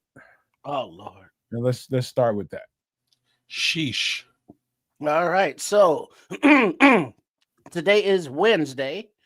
The injury report: Roschon Johnson, running back, DNP with a back issue. Tight end Cole Kmet, DNP with a back issue. Wide receiver DJ Moore, DNP with a hip issue. Defensive back Tyreek Stevenson, DNP with a shoulder issue. Running back DeAndre Swift, DNP with a groin issue. Defensive lineman Grady Jarrett was limited with a knee issue. Offensive lineman Braxton Jones is limited with a knee issue. Kicker Cairo Santos is limited with a right thigh issue. Defensive back Nashawn Wright was limited with a hip issue. Defensive lineman Austin Booker was a full go, coming back from his knee issue off of the 21-day window, as well as linebacker Amen Agbamiga, who's full go in practice after a knee issue during his 21-day window, coming off of IR as well. How about this? Let's just start with let's start from the top. Roschon is, he didn't play. He's a special teams guy. So everybody's just like, oh, he got one run. Why is he hurt? Because he plays one run 2 weeks in a row. He plays special teams, number one, and they get hurt in practice when they have physical practice. Shit happens. Yeah. But Cole Kmet, how solid do y'all feel about Cole Kmet doesn't play and some of these one or two of these backups have to fill his role? How solid do you feel, kids, with that? Talking about never missed the football game, brother. Yeah. And I don't think he will this week either. I don't think he will this week either. Just saying. Well, but I mean, his back don't give a damn about that. Mind over matter can only do so much. This is true. He went out pretty early in the game against the Saints. Yeah, he did. And and who was that? Smythe, 81. We got to see Durham Smythe out there. We got to see Colson Loveland on the block as well, and it wasn't so bad. Yeah. And so if Smythe is more of your inline guy, your fullback kind of guy, you can still have Loveland release and be a weapon. It's not a horrible thing. Let Kmet, get his back organized. What I will say, and this goes very contrary to some of the narrative that we've been having to speak to over here on the network for a while. Cole Kmet, by way of this new coaching staff and them being demanding about them executing their assignments, what you see on tape with Cole Kmet, he has become a much better blocker. Bro, so I don't want people to just discount Cole Kmet because we have Colson Loveland, who's also turning into a pretty good blocker as well. But Cole Kmet, I'm telling you guys right now, is magnificent in the blocking game right now. Doug, you know how many whiffed blocks there were specifically from Cole Kmet last season that we were like, bro, what are you doing on the block? Like it was very ugly at times. I do not see any evidence of this year. Like my boy's out there putting his nose in it, getting it done. I saw him hop on Chase Young a couple of times and seal. Yeah. Yes. I mean, it was very, very impressive. Yeah, he's good, man. His blocking has improved exponentially, man. Yeah, I have to give him kudos for it. Mm-hmm. It is unfortunate if he doesn't wind up in this, playing in this game this week, but I do have to say one more time, the homie never missed a game, so I'll be surprised if he's out. Even if he's still got back issues, I will be less surprised to see him get a couple of snaps and tap out as opposed to missing a full football game. I think we'll be okay without Cole Kmet? I do too. I think we'll be okay, but Cole Kmet, don't sleep on that guy. I think he'll play, just like Ked says. I think he'll play. I think so. Here's the thing, kids and trips. It's week 6. We played 6 football games. When I say everybody, I mean lottie dottie, every motherfucking body is banged up and beat up right now. We even got a fucking kicker walking around wounded right now. So everybody's beat up. And so this is just normal, par for the course injury stuff. And whatever is going on with all of them, is it something that is it just a pain tolerance thing? Can we mitigate this thing throughout the week by keeping you from practice and keeping you from having to do physical strenuous practice and save you for late in the week and give you one ramp up practice before the game? Can we do those kinds of things with you? And so really it's that for a lot of these dudes on the list, but Cole Kmet in particular, since we're talking about him, I think it's going to be a pain tolerance thing for the rest of the year. Cool. Yeah, so there's Cole. Where do we go next? We're going to DJ? DJ, I think it's the exact same thing. I think it's the exact same thing. See, I was for those that don't know, we got up the Saints pregame, and the consensus over there with the Sports Chicago Style crew, make sure you are subscribed, was that, hey, DJ, Warrior, we get it. Give the brother a week off. You're coming off of a Monday night game where he didn't travel back with the team because he was in a freaking hospital for observation because of a groin down there hip area issue. I don't know. So it's like, hey, give the brother a week off. Give those reps to LB3. Give him to Jade Walker. You got people that can take up his absence.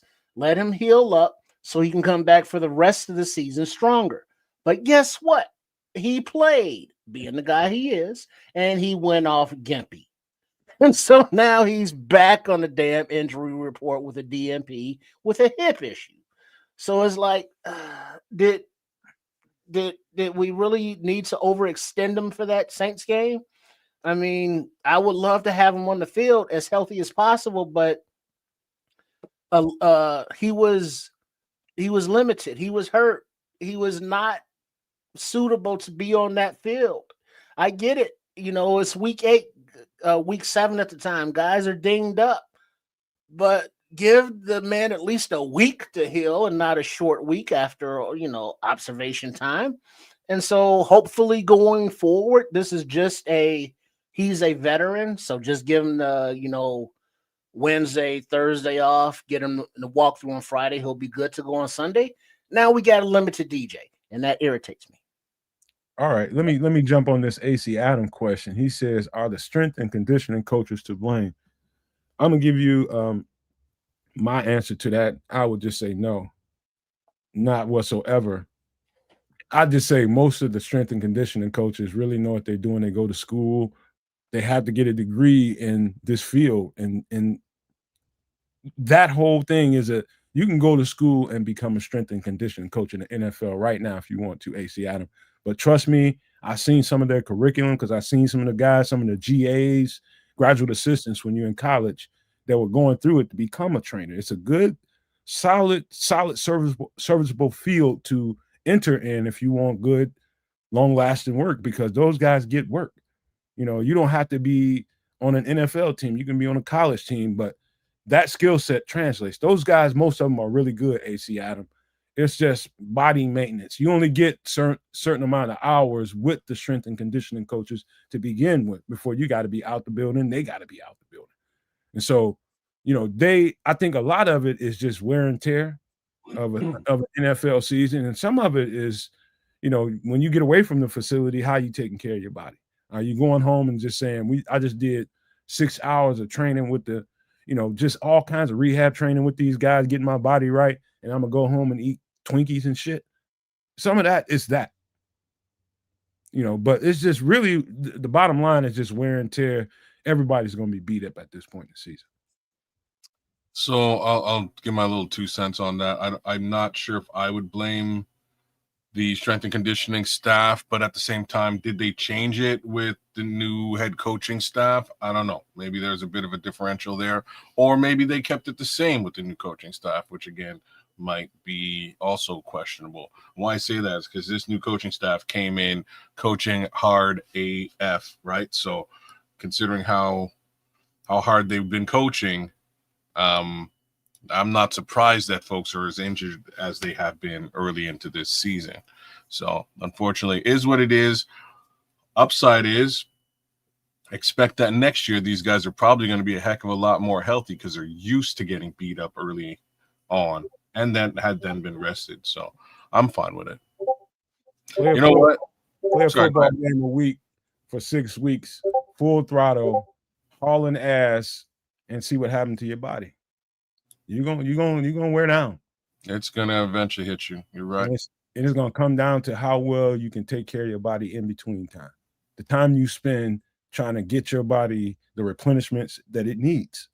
And some of that has got to do with, how much time you spend in the training room and making sure you're pointing out stuff that's bothering you, making sure that they know they can zoom in on what it is that's fucking with you a little bit. You know what I mean? You're not trying to hide injuries. There's a lot of guys that just want to stay on the field, like, say, for instance, bubble guys. It's a lot of those guys that ain't going to fucking tell the trainer what's bothering them because the trainer might find out that, hey, this is worse than what we think, and we can't put them on the field. And so they just going to tough through it. And so it's different levels of this shit. So Ron C's saying the same thing I'm saying. So, like, when Lovey came in, it was a new coach. Everybody got hurt because they weren't used to practicing at this caliber, and that's kind of what I'm alluding to. I think these guys came in and Ben Johnson kind of said, "Here's the new standard." Oh shit! Everybody hurt trying to get to the new standard, and that's kind of where we are now. Shout out to sorry. Oh, go ahead. There's that, but then there's also, these guys have played 6 football games, so yeah. I mean, it's a physical sport, no matter, what the refs try to take away from it. They just try to take away points from the Chicago Bears, but continue. Well, there's that. But then we've seen with our own eyes the hits that DJ has taken during games. So, I mean, it's not surprising that he's dinged up. We don't know exactly where, let's say, Roshan Johnson got hurt. But as I guess we're moving on to Tyreek Stevenson, Nomad pointed out during our live call, and big ups to everybody that joined us for the live call against the Saints, and make sure you are with us for the future live call coming right up against the Ravens, was that Tyreek hurt his shoulder on an early play. Isn't that right, Nomad? Mm-hmm. And played for a little while after that. The first one of his first big tackle, he hit somebody on the sidelines. I saw it then. The reason why I have a good concept of this, and it's because it didn't really in high school. It's just you're so young, you don't. And high school is just high school. The rigors on your body is just the rigors on your body. You're gonna go out there for a couple hours. You might have to hit for a little while, but once you get into a college camp, and in that training, that spring period, when they're getting you ready for football in the fall. Dog, and after about day 3, when they put the pads on you, after about day 3 of that, yeah, you're gonna start getting real personal with the trainers inside that building because you starting to feel it, man. It's like every day you coming into that motherfucker after a practice, and a couple hours after practice, you feeling like you've been through a fucking war. Like you've been in a car wreck and you were the fucking person hit on the street, like somebody's flying. That's how your body feel. And so now it's about due diligence after that point. Do you trust these trainers to help you get to that point where you need to be and get you to the point where you can play on Saturday. And that's what it was in college football. In this league is Sunday. And so it's about that. And do you trust them that when they tell you when you go home, man, don't be eating this, don't be eating that. Do this before you go to bed. Do that before you go to bed. Spend 30, 45 minutes stretching out where we was working this body part right here.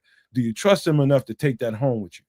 That's where it's at right now with the Bears. Every last one of those guys taking heed to what they're saying to them, going home and doing what they're telling you to do. Can you be disciplined enough to do that? So shout out to folks who just jumped in. Ron C in the place to be. He's a super no maniac. You should be as well. Big ups to my boy, my ace bone pole. D Nice out there holding it down in the chat. We also got good old BT9 holding it down with us, and the Crooked Commish jumped in as well, just to give us a little sup, y'all, and a bear down. But man, Bear Truth 9 is leaving some gems in the chat. I do have to sort of say, this is more related directly to DJ Moore. Bear Truth 9 was saying he does understand the importance of cultivating your talent. But to me, Ben trying a little too hard to feed everyone because everyone's putting in a lot of effort. At some point, you got to do what's good to win. And what's good to win in that scenario is you might, if DJ's hurt, just sit him. You have another guy, give him the opportunity to shine for a game, and give DJ the opportunity to heal up because, yeah, he's Wolverine, but this ain't Marvel Comics. But even Wolverine had to have a healing time frame because his antimonium, it was something that counteracted it, wasn't it? So there's actually, the adamantium actually poisons his system. Without the adamantium, his healing factor would be all the more fast. But anyways, this ain't Marvel Comics. So he's not invincible is my point. That's my point as well. I'm a billion% with you. Sit him. Let LB3 go out there and have a game. We'll see how it looks. For better or for worse. Still a fair amount of humanity that we can and skilled players that we can go out there and utilize. We did get to Tariq a little bit. That's concerning with respect to only one receiver for me. DeAndre Hopkins hasn't had a really particularly great time as a Raven, but he's a bit of a cheat code as far as a 50-50 ball wide receiver. He's no longer the deep threat he once was back in the day. So, you still got to have somebody viable with him. I just don't know who that somebody is. Wait, so you mean our possible starting outside cornerbacks of Nick McLeod and Nashawn Wright? You're not liking that matchup? It'll be fine. I don't know. Let's be honest though. Put them up against the other two receivers on that squad. I'm absolutely fine with it. Hollywood Brown's not a terrible wide receiver, but whatever. You know what I mean? Lamar Jackson doesn't really use them. Use the wide receivers. I'll tell you the difference, and this is to answer Tripp's question to you. I'm going to answer it. I felt different about that question you just posed, Trips, in first couple of games of the year. The first couple of games of the year, as the thing was starting to come together, as they were getting settled into the concepts and getting settled into what the calls are, and just trying to mesh as a unit. And at that particular time, the pass rush wasn't really getting home, and we was all complaining about it, right? Mm-hmm. But now they've seen over the last couple of games, especially this last game, they've figured out it's like a cheat code just happened.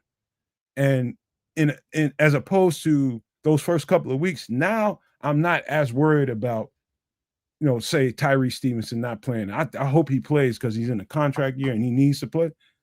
But I'm not as worried about it. Now, I feel like the competence in the rest of those guys that we touted all season about how good this secondary is and how good the backups are. It's a testament to how good Ryan Poles and together with Dennis Allen and the head coach, they've come together and made sure they had quality depth at those roles. And so right now it's just up to us to trust him. I think now with the pass rush starting to get home, them starting to find a groove in that defense, they're starting to get some movement up front, they're winning at the point of attack. Now it's a better situation for those backup DBs as it was as a difference in the first couple of weeks. This is Tyreek Stevenson's contract year? Yeah. He's going to be looking for a contract after this year. Wait now. No, well, he's not due for one till next year though. He could get a 5-year, no? He can get extended, but he's not out of contract this season, right? I think they just need to extend him after this season, right? At the end of the season. This is right. his third year. That's what I'm trying to get into. This is his third year. They can extend him to 5. Yeah. Or but he's not out of contract. Yeah, or the actual contract. What I'm trying to get to is earning that extension. That's probably what I should have said. Yeah. Okay. Yeah, because he's still under contract for next year, but he'll be eligible for that extension. Speaking of extensions. Pause. Word? Really? Like I did pause there, but don't do it or don't. Why I paused there was to see if I can I talk about that? Well, let's stick to Tyreek for now. All right, let's stick to Tyreek. Oh yeah, I'm good with him. All right. So I feel good about if he doesn't play. I got a feeling he's going to be out there. He's just whatever shoulder injury that didn't. What bothers me is that he didn't come back into the game. Maybe because they didn't allow him to come back into the game. But that's a tough dude right there. That dude, if there's any chance that he can play, Tyree Stevenson will be on that freaking field. There's a couple of guys that I'm concerned about. He's one, and I'm going to skip over DeAndre Swift because I think he's going to be fine. But that other guy underneath him is Grady Jarrett. I want to see him, whatever it's worth at this point with him. I want to see him. I hope that this much time off has given him a chance to at least get his knee where he feels stable enough to go out there and give you 60 minutes. I just want to see it. Because if he cannot get to that point at this point, they need to start thinking about some things at the trade deadline. Well, it's not. That's a whole other conversation, but let's stick to Grady Jarrett. Yeah, I'm sticking to Grady Jarrett. I don't see anybody trading for Grady Jarrett. No, not specifically. You're thinking about going to get another. Yeah, you might have to, man. You might have to because you need that depth. All right. But it wouldn't be for Grady Jarrett, but he could be part of that deal somehow, some kind of way. Getting him off the rock and his contract at this point if he can't even play. Right.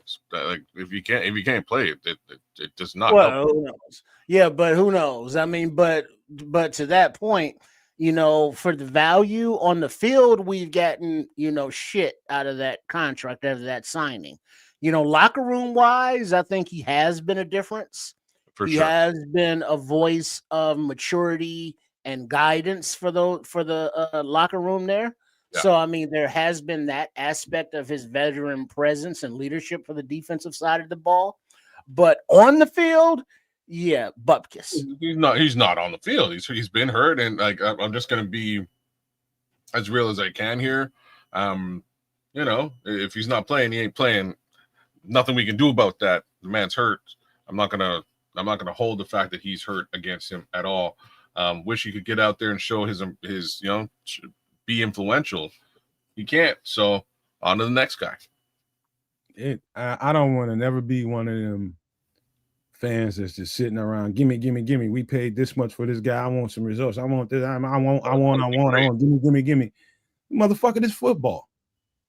People get hurt. No. Yeah. Football. Wait. Well, before we go on, there's something that I just noticed. But go ahead, kids. No. You go ahead. I noticed somebody who is not on this report. Oh, Noah Sewell. Oh, he's good. He's back. Cool. That means he's out of concussion protocol. Yeah, I would assume so. Okay, yeah, but all right, go ahead. But yeah, that's the thing about it's a football game, and I don't want to make too much of an injury report because they're gonna designate what they have to designate, and some of the shit is ambiguous, to be honest with you, and I don't want to read too much into it. And I understand the whole thing. We paid a certain amount of money for Grady Jarrett, but believe this, man. Football is fucking football, and people are gonna get hurt all the goddamn time. And if he can't perform for you, or all of a sudden it's a bad trade, we paid this much. It's a bad signing, and it's just like I can't stand that shit, man. But All this gimme. I want satisfaction. Like fuck you. It's a fucking football. But hold on now, like, and this is what I was gonna say. There's a portion injuries, of look at what AC Adams says. Hate the fact that injuries are part of the game. There's nothing like, then that's why I'm saying, like, I'm not gonna hold it against him, against Grady Jarrett. There's nothing you can do. He's hurt. If he's hurt, he's hurt. Yeah, Here's the thing, though. We happen to have a GM who kind of puts money behind hurt people. So I just want to just as simply put as possible. Yeah, this is far from the first time. Grady Jarrett is a little bit of an older gentleman that could probably have been taken into consideration. And Bears are winning, so I'm gonna shut up and leave that alone. But you know what I mean? Like, it's one of those things that you do have to take into consideration when you're looking at, you got a relatively older veteran player at a pretty substantial contract coming in. Cool. He can't play. Ah, man. Yeah, it's Bulls win. Nice. It's just I get it as football, but it's like you get a brand new toy on Christmas, and it's like by New Year's it's broke. And so it's like, yeah, did you get that new toy? It's like, yeah, it sucked because it broke. Yeah, never got to use it. Right. And so I get it. But it's not a good signing when the person you sign cannot play. There are reasons he cannot play, but it's not a good thing. So I'm not, disparaging Poles or disparaging Jarrett. I'm just saying it's a bad signing because we're not getting any on-field production from the kid. I'm not even talking about you. I'm not even talking about you. It's just some of the narratives out here, man. Everybody just so eager to, it's like everybody wants a victim right now. Everybody's hunting a victim. Everybody wants to point the finger at some fucking body. And I fucking hate that, man. It's just like, it's a fucking game. It's a violent fucking game that people get hurt. Whatever happened to him happened in training camp, just for the record. It happened in training camp. And so if you don't know what that's like to have to throw your body around in a fucking training camp to get your body where it needs to be, then you just don't fucking know. You're going to be one of them people that's sitting around, I want my fucking results. I want my microwave results. It don't fucking work like that. It's a fucking game and it's violent. People going to get hurt. He's 30-something years old. But this is my point. He's 30-something years old. Ryan Poles knew how old he was when he sent him $50 million. It's to make, again, just to layer on, he knew that Colston Loveland was hurt coming in. He knew that Karan Amagaji was hurt coming in, and he decided to draft both those guys. Upside is at least we're seeing a little bit of Colston Loveland now, but strangely, Karan Amagaji is not on this list, so maybe he's available in some capacity. The very first motherfucker he signed was hurt, Ogunjobi. Mean, then what did he do? He said, "Oh man, I can't sign you because you failed your physical." Then he got in the back of his Uber and cried with him. So he has a history of signing, guys that aren't the healthiest coming in. Name me one person just in your mind besides a kicker that after a football season ain't hurt in some kind of way. No, it's a long, rigorous. Nobody like what? Everybody. You just banking on he's going to recover from this and he's going to be a good player again. That's what it is. That's all it is. Well, that's what we have. We're in week 8 and we have like 2 games of Grady Jarrett to speak of. That's not a good, all right. Return on the investment thus far. Thus far, there you go. That was the key words. Thus far. Yep. So I can agree with that. So let me scooch on down here because I'm not worried too much about Braxton Jones and his knee. Cairo. That's you don't give a fuck about Cairo. Cairo, that's a whole other conversation. Mayshawn Wright. Now I'm a little bit. I ain't gonna say I'm concerned about it, but now we're I'm just only concern I have is the depth, and I'm talking about the numbers. How many guys can you throw into this scenario because if Nahshon Wright, let's just say Nahshon Wright can't go. Now you got to decide, okay, who are you going to throw out there? You want to put Blackwell out there? You want to put Jaelan Jones out there? You want to move Tyler out there? Do you want to move? It's about how do you situate the pieces that you have left? Because he's already a backup. And so we already up against it to begin with. Now, if he can't go, now you're dealing with a numbers issue. Now you're gonna have to do some roster gymnastics come Saturday afternoon to put your 53 together. Well, if it came down to what you said, there's Nick McLeod. Let's say hypothetically Tyreek can't go, so you got McLeod over there, and so that leaves Blackwell, Jaelan Jones, and there's one more, right? McLeod, Blackwell, Jaelan Jones, and it might be a guy on the practice squad. All right, so the options are getting very thin there. You got to throw Kyler out there. Maybe they move some pieces around. Maybe they throw Kyler on the outside, let Blackwell play the nickel or McLeod or somebody. But they can get it done. It's just now it's going to force you to do some roster gymnastics. If he can't get up for the game, now you're going to have to, because you already got a situation with Cairo. You got one more week before you have to make a decision on Cairo and Jake Moody. You're getting ready to bring Austin Booker up, hopefully. Now you got to make a decision there. And so there's things going on here. You know, they carried how many offensive linemen last year? I think they carried 10 offensive linemen last week, I believe. And now it's roster gymnastics. Getting to that 53, it might be somebody that we don't expect being on the short end of the stick this week if Nahshon Wright can't go. This is cool. Amon has, I think, at least one more week on IR before he can come up. Like that one, I'll be surprised. They want to bring him up. I'll be surprised if they don't bring him up just because, again, he's a special teamer. Bring him up, throw him out there, he'll play just like they did Travis Homer. It's a little bit less, it's not like they're going to play Travis Homer at the running back position. Oh, you got hurt. It's okay. You're a special teamer. Amon might not get brought up, dude. It's like they have not fared badly because Amon hasn't been there on ST. No, there's only so many roster spots. So if you bring him up, somebody got to go down. Right. This is true.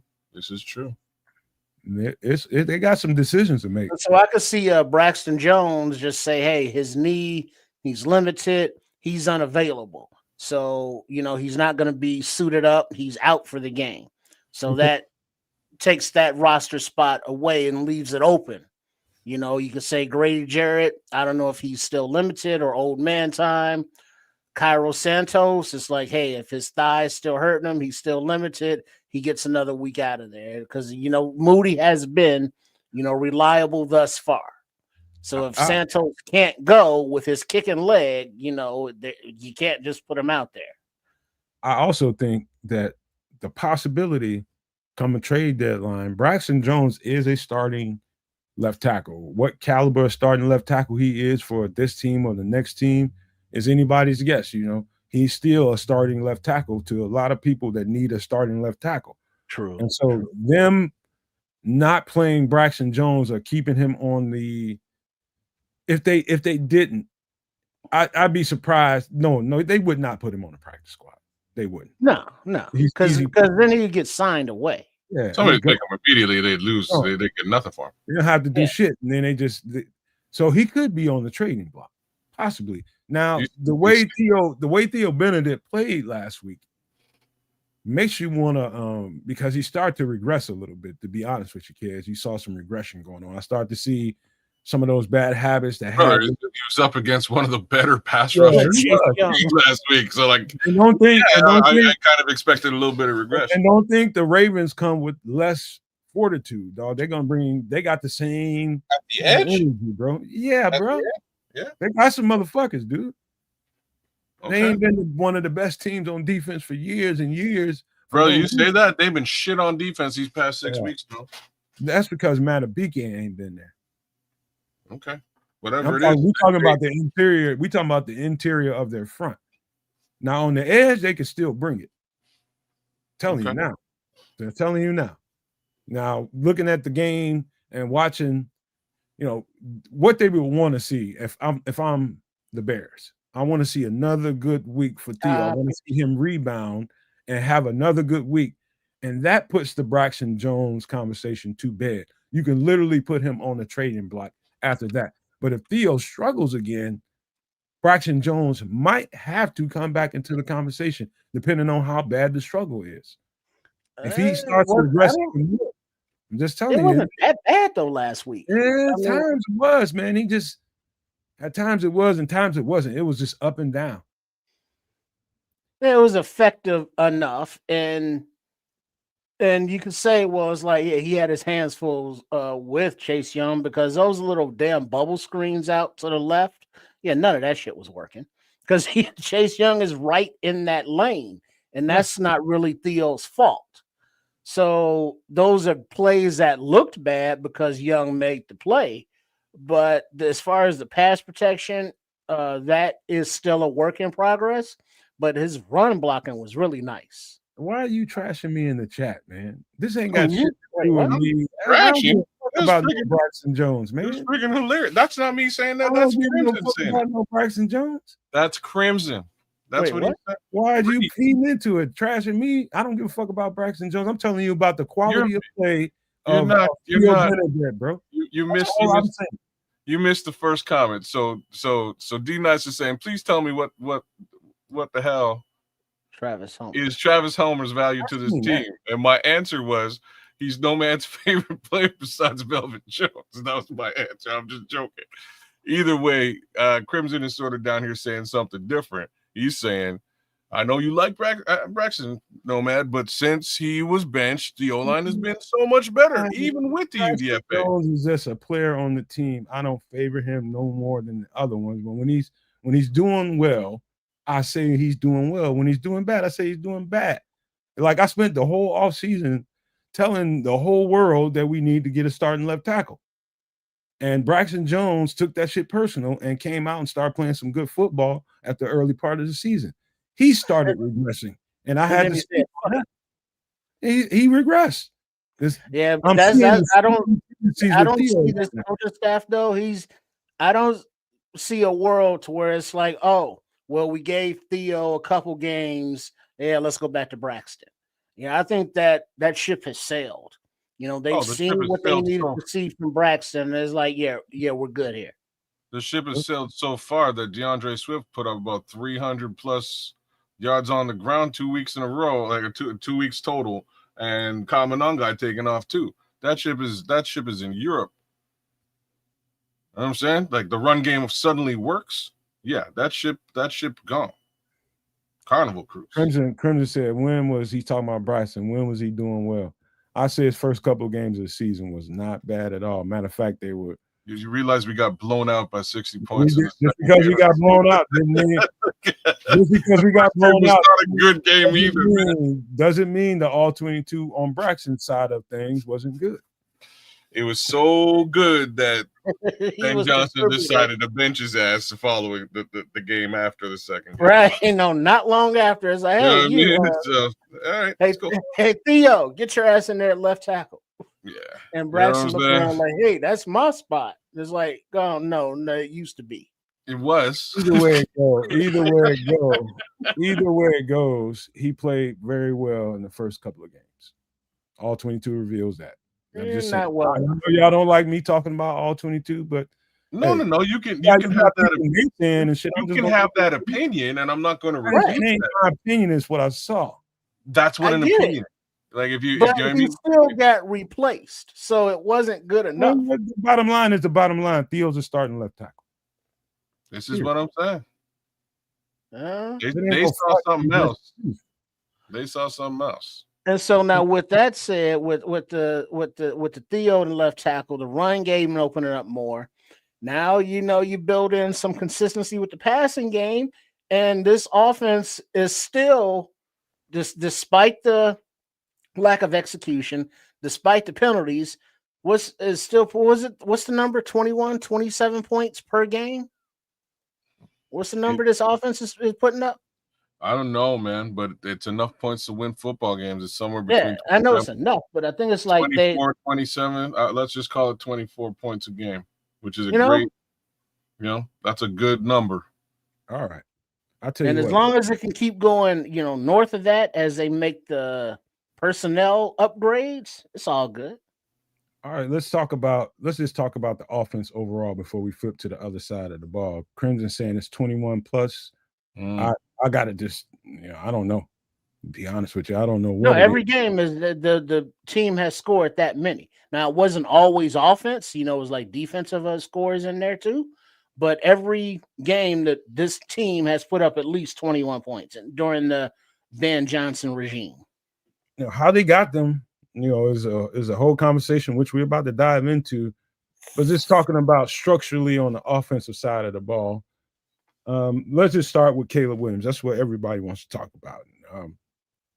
Caleb, let's just say, and I hate when I mention this shit, but the All 22 reveals a little bit of I can't say regression because it's the stuff that you want to be different at this point in the season. After 6 games, you think this shit should be better. The same stuff that was haunting them in the preseason and in training camp with the cadence, looking at it on the All 22 for sure. Some of the stuff, the hiccups that the center was having, that was definitely, and listening to Ben Johnson since then, it's definitely something with the consistency of his cadence, the voice, and being consistent how you call something. And so that is, I don't know if you all seen Ben Johnson mic'd up, but Ben Johnson mic'd up mentioned that he was just telling Caleb on the mic in his helmet, like, hey, let's be clear and consistent with our cadence as he going up and calling his play. So it's clearly a situation that's ongoing, and he's trying to find his way. And I know it's a lot of people just like, cadence, man. Like, how is cadence an issue? Like, all you got to do is go to the line and call the play. You have to call that consistently through your audibles, through your, your hot reads, and, adjusting what you have to do at the line of scrimmage. It has to be consistent, or somebody on that offensive line can get jumpy. If you don't sound like you did the last play, the next play, somebody might jump. And I think that's what it is.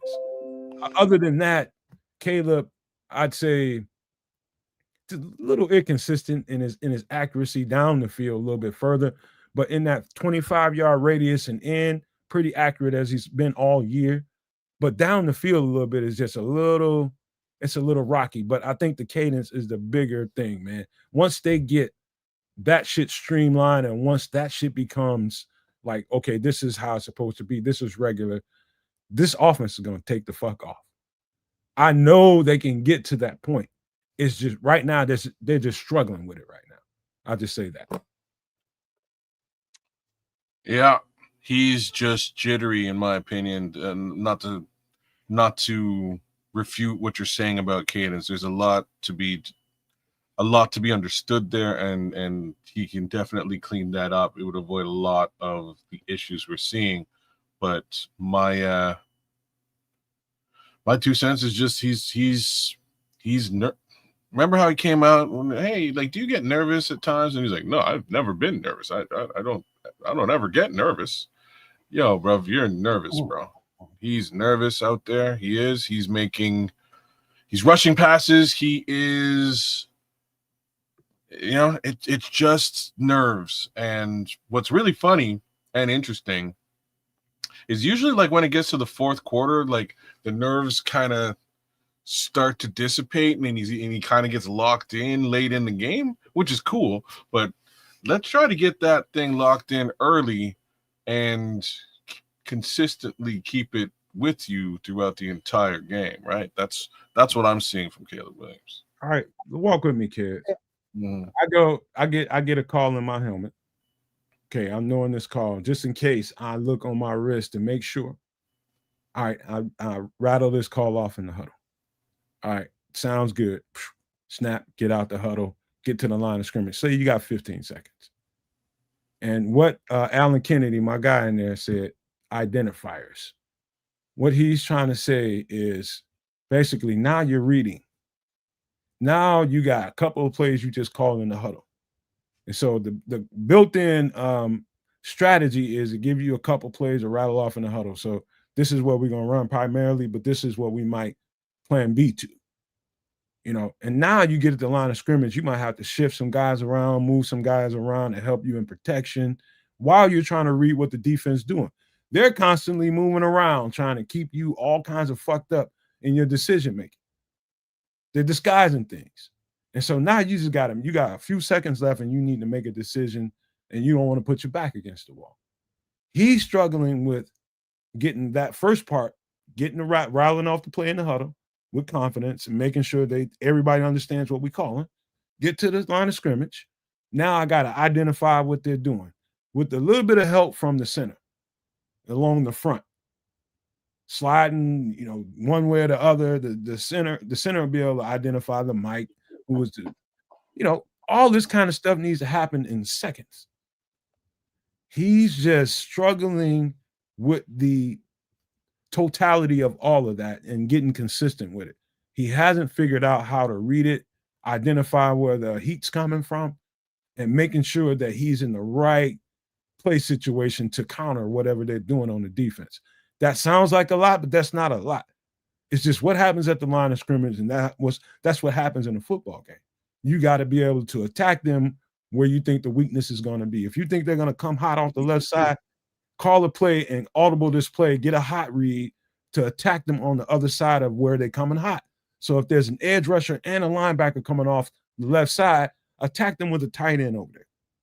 And so those are the kinds of things that Caleb is getting used to trying to recognize and counter those kind of calls at the line of scrimmage. And that will cause you to get to, once you snap the ball, you still thinking in your head, you might sound different than you did the play before. That might cause people to get jumpy. That's all it is.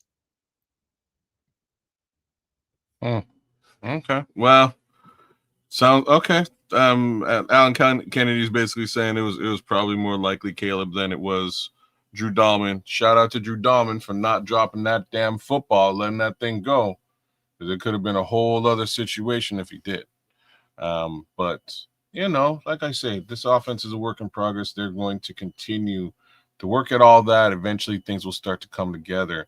Unfortunately, that's not going to be – it might be overnight. Like, let's be real about that. We may just – overnight, it may just start happening. But it's going to take a couple more weeks, I think. If it was me, if I was any kind of ambiguous at the line of scrimmage on a, let's say, third and got to get it play. So say it's 3rd and 5. And they line up in a wild, some kind of fluid looking, let's just say they come looking like they're coming at me. I'm going to identify who's one-on-one, and I'm going to trust my receiver and give him a ball he can catch. Sometimes it just comes down to that. Like we were talking about a couple of weeks ago about Jamar Chase and Joe Burrow. You identify that one-on-one with a beast of a receiver, you see DJ, you fucking burn him. That's what it's going to come down to. That cuts down the thinking. And that's going to naturally back the defense off of you. If they know that you can identify where the one-on-one is and you can burn them, they're going to back the fuck off. So, but there's, and then back to my point, there's times where we see him clearly do that. And he just loses accuracy because he's got the jitters, man. Just a little jittery out there. He needs to calm down. Maybe get one of them gummies you guys keep telling me about. It's not calm. It's just retention right now, I think, kids. I think it's just retention. He just hasn't retained it all yet and got comfortable with it. He's going to get there, though. Scholes is making a good point, though. He's saying if it's on Caleb's cadence, why hasn't Tooney been penalized all season? Dog, you in that defend Caleb mode again. Scholes, it's just the truth. That's his mode. That's his mode. You know what he is. You know what the Scholes is about. Ain't nobody attacking him, so you shouldn't feel a need to. It's a good question, though. Whenever you see a veteran center like that have hiccups at a snap, that's an indicator of something's not going right with the voice he's hearing. Yeah, well, the thing is, maybe it's a blessing in disguise that, all right, you're having cadence issues, so maybe it's better that we're on the road using a silent count, you know, because if you're at home on a beautiful October afternoon and y'all can't get the snap count right in a friendly environment, it's like, well, what the hell's the problem? Now, Dahlman said 100% those were on him. Of course he Is he Oh, he did. taking? He fell on his sword. Oh, he's good. gonna Yeah, do yeah. He said 100% those were all his fault. Okay. Dahlman's fault. So, is that him just, bullshitting, taking the weight off of his quarterback? Or is it some issue that, they legitimately had? Whatever it is, they need to fix that shit.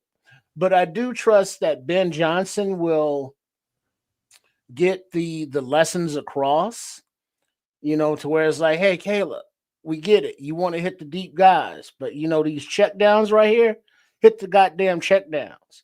Hey, those deep guys that you've been having issues accuracy hitting? Hey, you see that guy at 15 yards? Throw it to him. He's wide the fuck open. Ease him into it, but eventually he's going to have to lay that ball out there consistently deep because Rome has been like on the other side of the defense a few times, with the hand up, like, hey, throw it to me, dog. And he didn't get it to him. He's the only one, So, Trip. yeah, DJ's had that, and eyes. I would really like LB3 to get those eyes reps, but that's a whole different subject. But there's Oh, times. I've been open a bunch of times, and he just He doesn't get it either. Quite getting hit. Well, but that huge drop though, bro. I mean, that was a tutty. That was a Hey, big. Trip, I got a little declaration for you, and I'm gonna give you guys a hot take. I would say at the strength of what we've done, and somebody just said we was 21 plus points a game, right? I say we only 50% of what we can be, maybe less, because the consistency that Caleb Williams can bring to the table with once he's really, really comfortable with what they can bring to the table and he can own, like we said in the offseason, once he owns this offense, at some point in this season, whether it's this game, the next game, or the next game, he's going to hit a stride with this offense. And whatever we think of it now, it's going to boom. We're going to put up 40 burgers like it ain't shit. I'm telling you right now, that's where this is headed. It's just a matter of, can you get comfortable enough and sometimes go to a default if you're not sure if anything is ambiguous at the line of scrimmage and you need to snap it, find the one-on-one and just torch somebody. That's where we got to get to. But this is looking real good in the long run. Just because Caleb is struggling now don't mean these struggles continue a little bit later. I'm telling you, it's some good shit on tape. It's just him being comfortable with delivering the ball in those situations. And he ain't there yet. Yeah, because sometimes he can have beautiful throws with anticipation. He can have beautiful throws in traffic. And then other times it's like, have you ever thrown a football before? So I don't understand how he's locked in, then he's not. He's locked in, then he's not. Everybody's on the same page, then they're not. It's like the consistency is not there. We see the flashes all over the place. The consistency, once it's there, now the defense gets a turnover, and instead of getting no points or 3 points, the offense is putting up sevens. And so you're putting up sevens, that's going to demoralize the other team much more than keeping them in the game by the offense only getting 3 or punting and out. So we need that to keep growing. And I'm sure it will, but it's just, frustrating at times when it don't always work. And it's like, well, why don't it work? But it is getting there. It's getting there. Well, here's why it's going to get there, right? So, Bear Truth 9 is saying it's not just a Caleb thing, a Dahman thing, or just a Ben thing. It's the whole offense learning together. So now they emphasize the run more, and that's going to take reps away from the pass at practice. And not only is it going to take reps away from the pass, it's going to force teams to defend the run. And once teams stop going, okay, like it's the Caleb Williams show, we have to really clue into him. We actually have to honor what's happening with this ground game. it's going to open up the pass. It's going to make things a little bit easier for Caleb Williams to start to exact some some solid passing. Give him a little bit of time. This is exactly what I was hoping would happen with this team. And when they didn't get a running back, and when the run just wasn't working for the first 4 out of 6 games, I was like, I don't know how Caleb's going to get the actual time to get away from the Caleb Williams show. He just needs a little bit of time away from the Caleb Williams show to understand how the defenses are. And once he does, he's got it. This offense has got a 40 burger norm written all over it. Like, we'll get used to 40 burgers if. Yeah, man. And that if.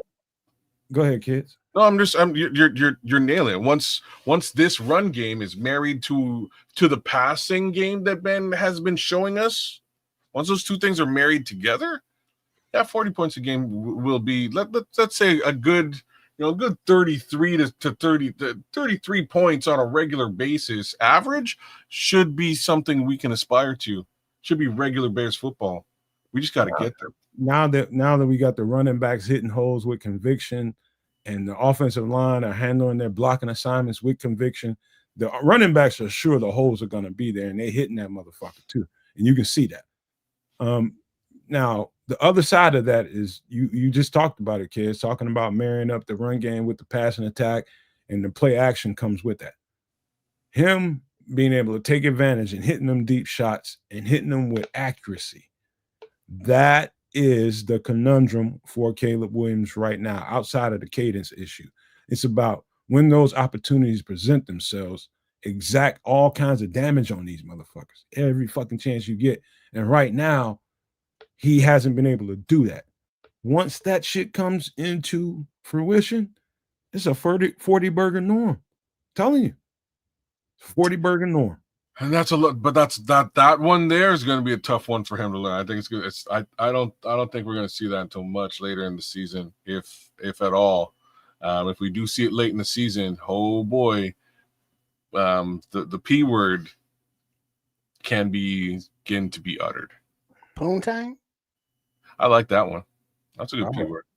Now, individually, you talking about some guys that we were talking about in the first couple of weeks, and like, again, those people are like, hey, why did we pay these? I tell you who's had the best last 2 or 3 weeks, and the running game is the fucking result of it, is Darnell Wright and Jonah Jackson.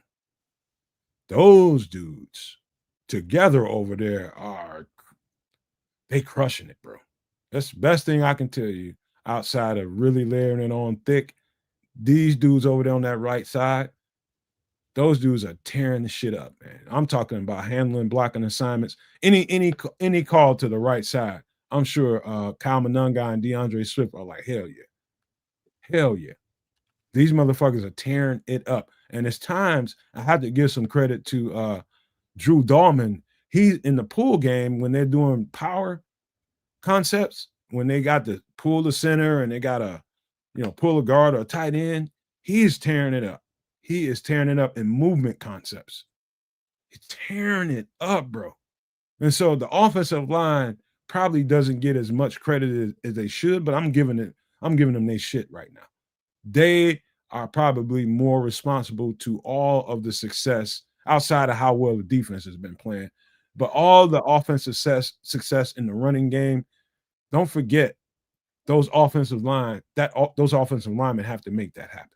So those 3 guys in particular, Dahlman all the way on over to the right, Jonah Jackson and Darnell Wright, they've been busting ass, bro.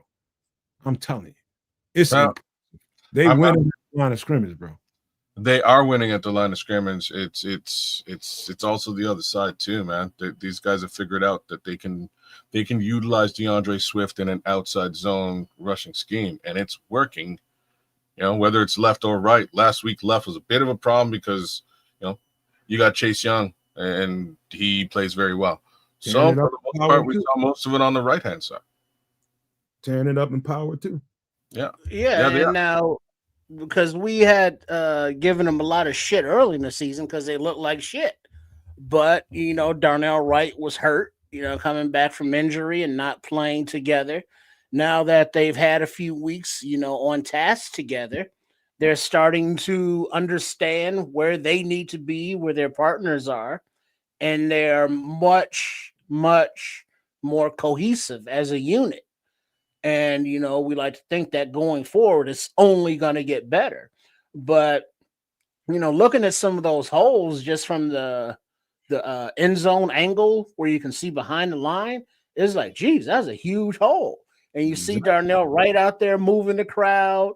He blocking Jonah fools like Jackson, crazy. man. He's two at a time and panning them off, and then even like little Colston Loveland coming around there pancaking. So everybody in that interior offensive line, even Theo and Tooney, they're all just out there picking up, moving guys off of the ball backwards. Like, dog, I'm talking about the night and day difference. And shout out to Crimson. He's in there. He says, Nomad, the O-line is the reason the run game is working. That's the key to NFL football. We Crimson, he can do, he's just like, he ain't no big DeAndre Swift fan. But I'm gonna defend him a little bit because the first couple of weeks told me a lot about why he's not hitting holes the way he should. If you've seen all the mush and muck up in those concepts they were running, it's like DeAndre Swift was just looking at no daylight. And whoever was in there was looking at no daylight. None. And all of a sudden they start hitting their assignments right. And now over the past few weeks, couple of weeks at least, they're starting to hit the holes with a little bit more conviction. I don't care what running back it is. If you're not sure about whether or not they call a play over to Darnell and Jonah's side, how sure are you that this hole is going to develop? And so you're going to hit that hole with a little bit of hesitation to see if it's going to actually actualize, if that hole is going to open up. If not, you're going to be looking at plan B to bounce this thing somewhere else. And so just as we can criticize a running back for not putting up the numbers we're all looking for, same thing could be said for the offensive line for not creating the lanes for him to run it. And so the running backs aren't going to hit those holes with conviction if they think it's going to be muddied up. That's just football. And so I think we're starting to see the DeAndre Swift that we signed because the holes are presenting themselves. Yep, and he's being utilized in the right way. So it is what it is. I like what's happening right now. I also really do like what's happening with Kabonanga. I think he's going to have a big game this week. I think he's going to have a big game. So let me holler at Tim Bazemore has a question. Any one of y'all can read it off if y'all want to. Sure. So, guys, how the hell are the Chicago Bears 6.5 underdogs to a Baltimore Ravens team that is one win, 5 losses? They just keep disrespecting our Bears. Shake my head. Yeah. I don't well, they're not a proven. They're a proven team, but that's not the word I was looking for. They're a tested team, playoff team, championship caliber team. Even though their record may be 1-5 right now, the Bears are still. Y'all just got out of the basement team, so you're gonna look at just who the Ravens were, and have been. That's a little timeout inflection on what like even Scrolls is saying what I'm about to say. This is where the timeout comes. I want Lamar to play because it's going to mean more for us. We get this dub against a healthy Lamar. And the reason why the odds are like this is because all you have to do is be a football fan over the past, let's say, 7 years or so, however long Lamar Jackson has been with this team and they've been building this team. The Ravens will turn it on when their backs are against the wall. They will go on a run and they'll fucking around, find their way in the playoffs, even with this many losses on their record. That's how they're built. They will hit that button. And like I said, man, we're going to go out here and this is going to look like a playoff game from the Ravens standpoint. That's why we have odds against us. And Lamar Jackson is playing. If he doesn't, I'm going to be pissed off because we bust their ass. Everybody's going to be talking about only because Lamar didn't play. I want him to play, and I want to make sure we cream the shit out of these motherfuckers, and that's going to solidify us. The odds makers will change after this game. I promise you that. Yeah, it's going to be interesting because, as we're getting into November, there's the opportunity for the Bears to make some hay and start taking the North. Did you see that on the Amazon Prime on Black Friday? The Bears and the Eagles game is going to be free for the entire world to see, even if you don't have Amazon Prime. I feel bad because I'm an Amazon Prime member. Imagine Amazon Prime picked up a Bears game to be the one that they show to the world for free. That's interesting. Yeah, Bears Eagles. You know what I mean? Yeah, so it's like, this is the opportunity for the Bears to, keep getting that national spotlight, but also keep winning and becoming a better team in that national spotlight as well. All right. Let's just say this. I'm looking forward to it because I think we got what it takes.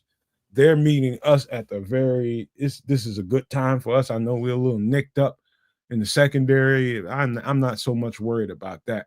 It's about how that front is starting to play and how they're able to. The whole conversation kids and I was having about them rushing to contain against Jaden Daniels, the same concept applies here. And they did a real good job at containing Jaden Daniels and that run game at the same time. That kind of concept it's a little, everybody wants to see sacks, but guess what? In this game, I don't expect to see a bunch of them because it shouldn't be unless you send in blitzes and hot guys. Shouldn't be a lot of sacks in this game. They need to buckle down that running game with Derrick Henry, make sure Lamar Jackson doesn't slip out of seams and hurt him down the field. And once we do that, we can get them to play left-handed like we got Jaden Daniels to play left-handed. Same concept applies here. But this one's a tough one, man. I'm not going to blow smoke on this one. This one's a tough one. If Roquan Smith is back, he's going to be playing with a heart on. You know what I'm saying? Like it's gonna be a tough game. Lamar Jackson's back. There's that. Again, if we can contain him, great. But like the one guy we aren't talking about, Derrick Henry. I ain't worried about him. You ain't worried about none of them and nothing. But like I think these are they're not a this team is not a joke. It's not a play team. They're definitely a playoff style football operation. They're just gonna have to find their way back to the playoffs. I'm with you, and ain't nobody want anything to do with it. Game's over at that point. As soon as I find out, I'm gonna kick your ass all over the place. I'm just saying. That's what it's going to look like this weekend. Those three guys are going to be a bit of a difference maker, and they have all the reason to win a football game like this because they've been doing all kinds of losing because they weren't on the field. So just looking at the game, punch them in the heart on. The Bears have to get home when they blitz because this is a veteran team, and we'll take advantage of those situations where the secondary is basically left hung out to dry if there's a blitz, on the way. But then also, Derrick Henry, he's a load to tackle, so to speak. So the linebackers, the defensive line, and the DBs are going to have to be ready to come physical. I'm going to tell you the physical DB, man. Oh yeah, I'm going to tell you. Go ahead. I was just going to tell you exactly how I think this game is going to play out. First half is going to be a lot of feeling out. They want to see what kind of shape Lamar Jackson is. They're going to take it easy. There ain't going to be nothing exotic being called in the first half of the game. They're going to focus on trying to make sure Derrick Henry doesn't keep extending the chains.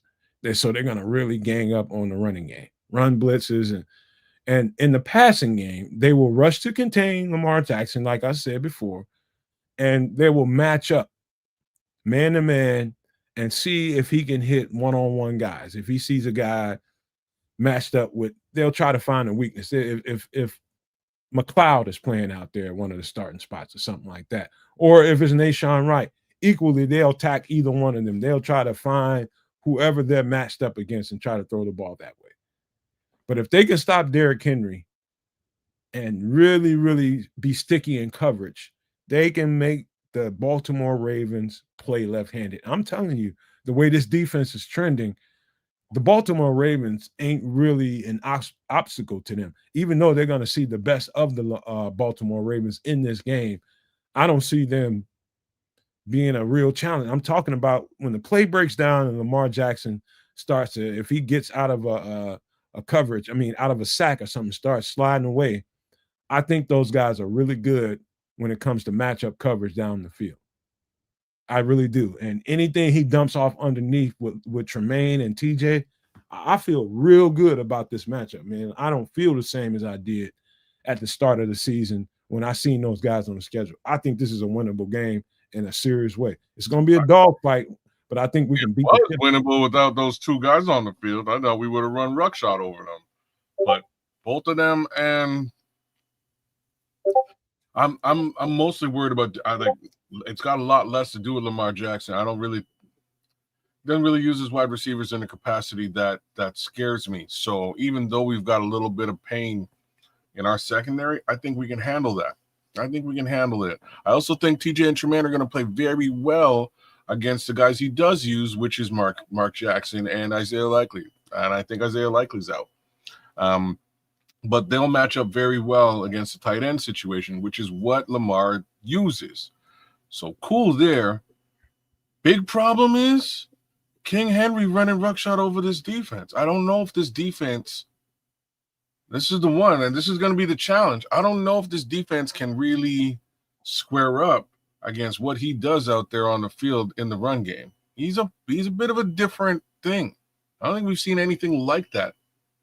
I like these odds, Melon Smasher. I really do. I really do. I like these odds. If what I said gives you confidence, I wish I was a gambler, man, because I would be like, I'm all in. But for me, do me a favor and take that bet. Take that bet, and anything you can layer into that, however much money you got disposable, make that fucking bet. Make that. I wish I was a gambler because I'll probably be a few $1,000s richer after this because I'd put some money on this.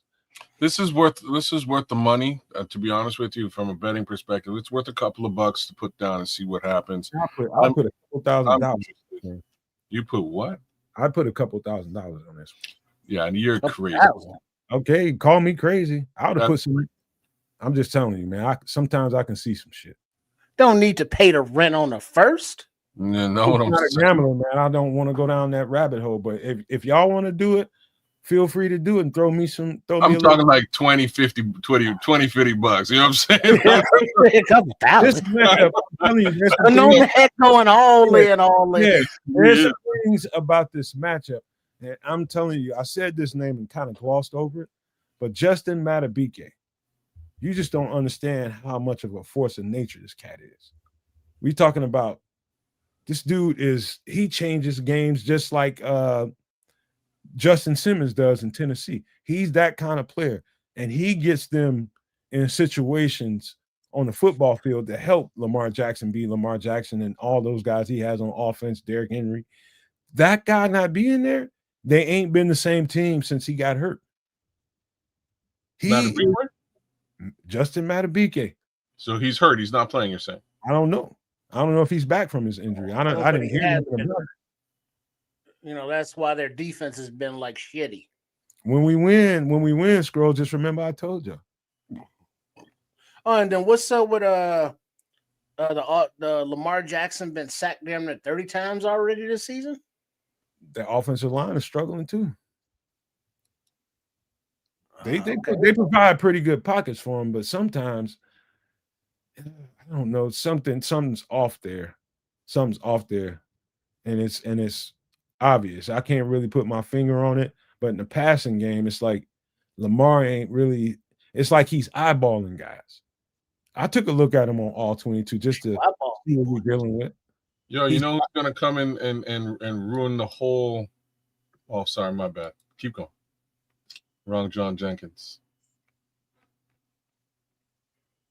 My bad. Anyways, it should be a good game.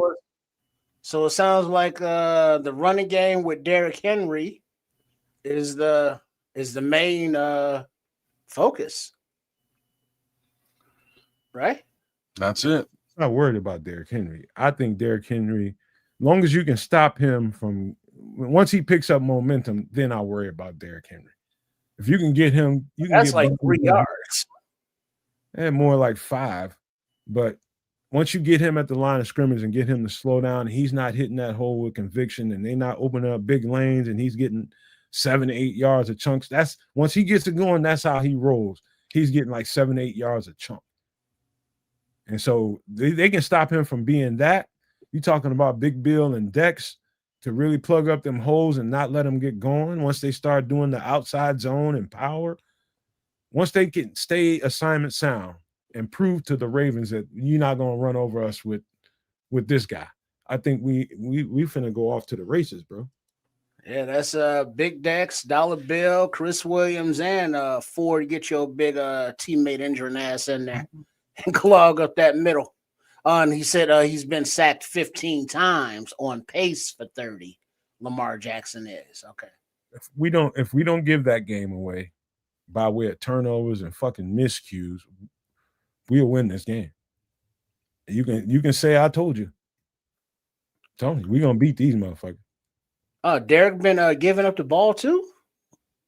Yeah, he has, which is very, very strange for him, but it's been happening quite frequently this season. He loses his mind. It's funny to watch him when it happens. He loses it and goes and smashes his helmet and stuff on the sidelines. So, again, key to victory. We can get more than 2 turnovers, more than 2 takeaways, man. We can potentially win this football game. The problem is we have to capitalize. You can't falter. 7, please. 7. Let's get those takeaways, get in the end zone, and put these guys in a situation where they have to worry. Because I don't really see them getting takeaways from us on the other end of this. There's not going to be a lot for the Ravens from a defensive perspective. Go ahead. I was going to say, for the people that's considering gambling on this game, the only thing that I haven't looked into for this game is what the weather is going to be like this weekend in Baltimore. And so, not to say that should make a huge difference in what you do, but depending on what you're betting on, maybe, if it's clear skies and in a regular sodded field, and whatever is whatever. Now, whatever you was thinking, you go ahead and do it. But that's the only thing I haven't looked into as far as this game matchup goes. What's the weather going to be like? It's going to be windy. It's going to be rainy. Any of that shit's going to be a factor. So just make sure you do due diligence when you're putting money on the line, making sure that that part of it is important. Mm-hmm. And then you gotta, you pay your tithes. So you come up because of your little wager. So you come on back and make sure you get a membership. Become a supernomaniac. Become a nomaniac. Give some memberships, if you will. You know what I mean? All right. So, hey, all I know is come holler at your boy, man. Send your boy some of that money, man. Hey, I'll put that Cash App up. You holler at me, man. If I got you some money, because it's a lot of people unsure. And I'm telling you, be sure. Trends are trends. Hot teams are hot teams. I'm telling you, this is going to be good. Any last thoughts? I do have one more thought before we get out of the Bears conversation. And I'm just going to make a bold statement, and you guys can take it for what it's worth. Come after this week, we beat the Ravens. The question becomes again, what do we do come trade deadline? Do we roll with what we got, or do we get aggressive and help shore up something that we might feel like we can get a whole lot better at? What do we do? If we win this game, let's just look around the corner a little bit, kids and trips. Let's just see around the corner a little bit. say we win this game and we're bullish about this Bears team, do we become active at the trade deadline, and where do you think we might become active?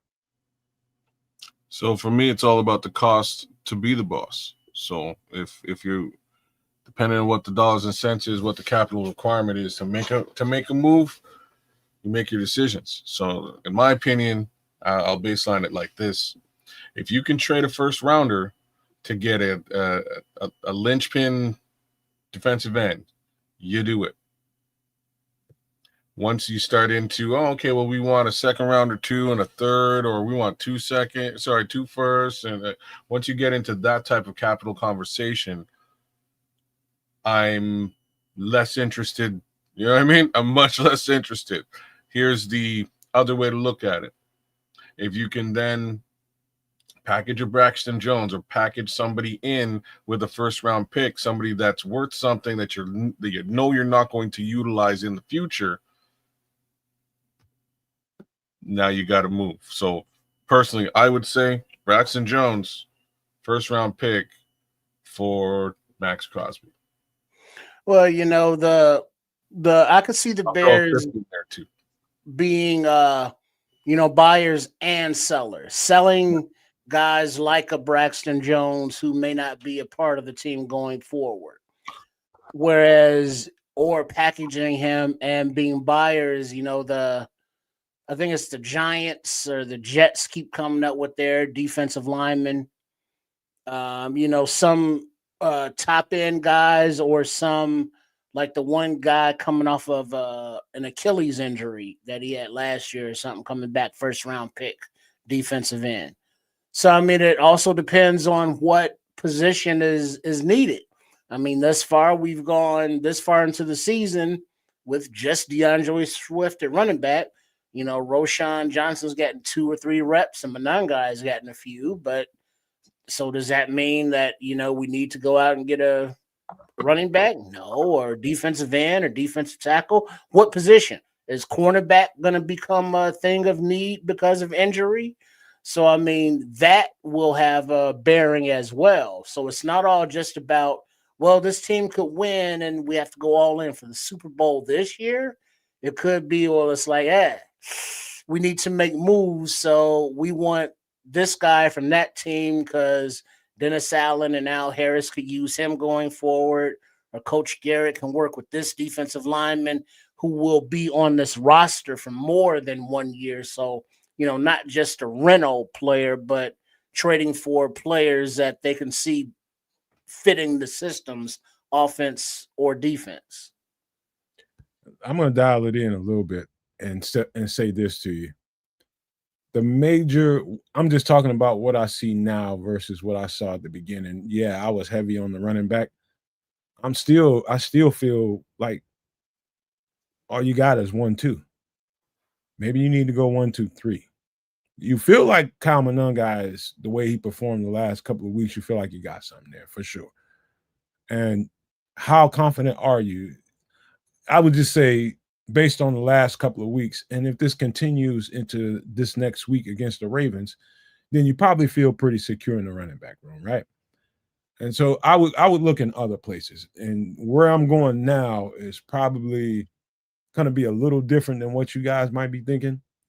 The first thing that comes to my mind when it comes to the trade deadline is cornerback.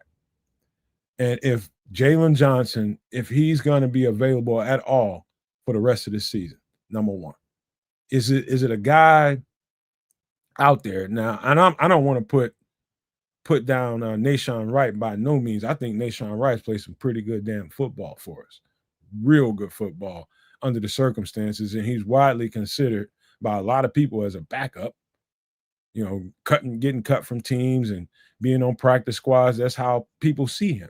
And he's come here under this new leadership and under this defensive coordinator and played some pretty solid freaking football for us. He's had his ups and downs at times, but, do you feel solid if you got to run the rest of the season with him as a starter? Or do you go get a real surefire guy at corner and you don't think Jaelan is going to play for the rest of the year and you feel like you got playoff hopes?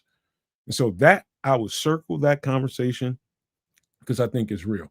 The other thing is that's more important to me is if you think Grady Jarrett will be less than what you expected him to be, my opinion is that's going to significantly hamper your depth. Now you're going to be dependent on the guy you just drafted, a rookie, and Chris Williams, who I don't shit on whatsoever. I think they're good players and got a lot in them. But I do think you need some insurance in that spot if you think you can go and get into the playoffs and do some things. Because that's what's going to happen if they beat Baltimore, which I assume Baltimore, you will see the best of the Baltimore Ravens come Sunday. If they beat those guys, then you start looking down the road towards, okay, what do we need to do to shore this thing up? Because if we can beat these guys, we can make a nice little run here and do something. Who knows what's going to happen? But those are the two spots I think are the most needy right now. The interior tackle, if Grady can be right for the rest of the year, and how strong do you feel at the cornerback spot? Do you feel like you can run with the rest of these guys you got backing up Nahshon Wright? I don't think so, man. I think you might have to make a move there. So those two spots are what I'm looking at. Well, there is I think I sent you a list, kids, of like the top trade candidates according to Sport Track. And although those moves are possible, it's just what will be the needs identified. And it's like, as the more we talk about cornerback, whereas going into the season, that was a position of depth. Now it's like we're talking about, backups of backups of backups starting. So, cornerback could be a position of need more so than running back, defensive end, defensive tackle. So, I mean, just looking at the names available, not everybody is a Max Crosby or Trey Hendrickson. There are some, names on the list that are young players, but how'd you define them, kids? Like proven, but like don't have a space on the team. I'm sitting here just staring at it. I should probably share with the rest of the world so they can also see it. Give me a second. You don't have to necessarily do that. You can talk. They know who they are. Well, I'll pull it up anyways, just because I can. You know what I mean? It's right here, as opposed to me just being a selfish bee. But like I'm looking at some of this stuff. I was like, oh, of course, DJ Moore on the chop block for Chicago, of course. Makes perfect sense. But then I stopped for a minute and I looked at Jeffrey Simmons, and that's what I was really staring at. And these numbers are pretty similar. You can do a 1-for-1 trade here. They definitely need themselves a wide receiver. They need all kinds of things in Tennessee. Maybe you do a 1-for-1 trade with the Tennessee Titans, give them a number one wide receiver. We get Jeffrey Simmons, and we have a smoke and a pancake. That would still allow you to do something big at the edge. Now, I was also looking at Tariq. I'm just looking at corners here. Roger McCreary. Shit, you could throw in Roger McCreary too. We'll throw something else alongside that as well. You do a little mix and match, 2 for 2.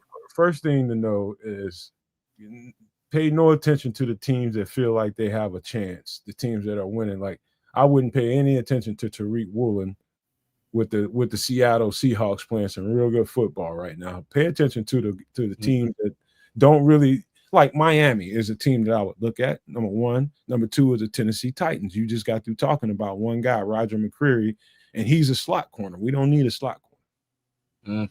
Fair. Fair with him in the slot. Cam Taylor-Britt. Just trying to look at corners here.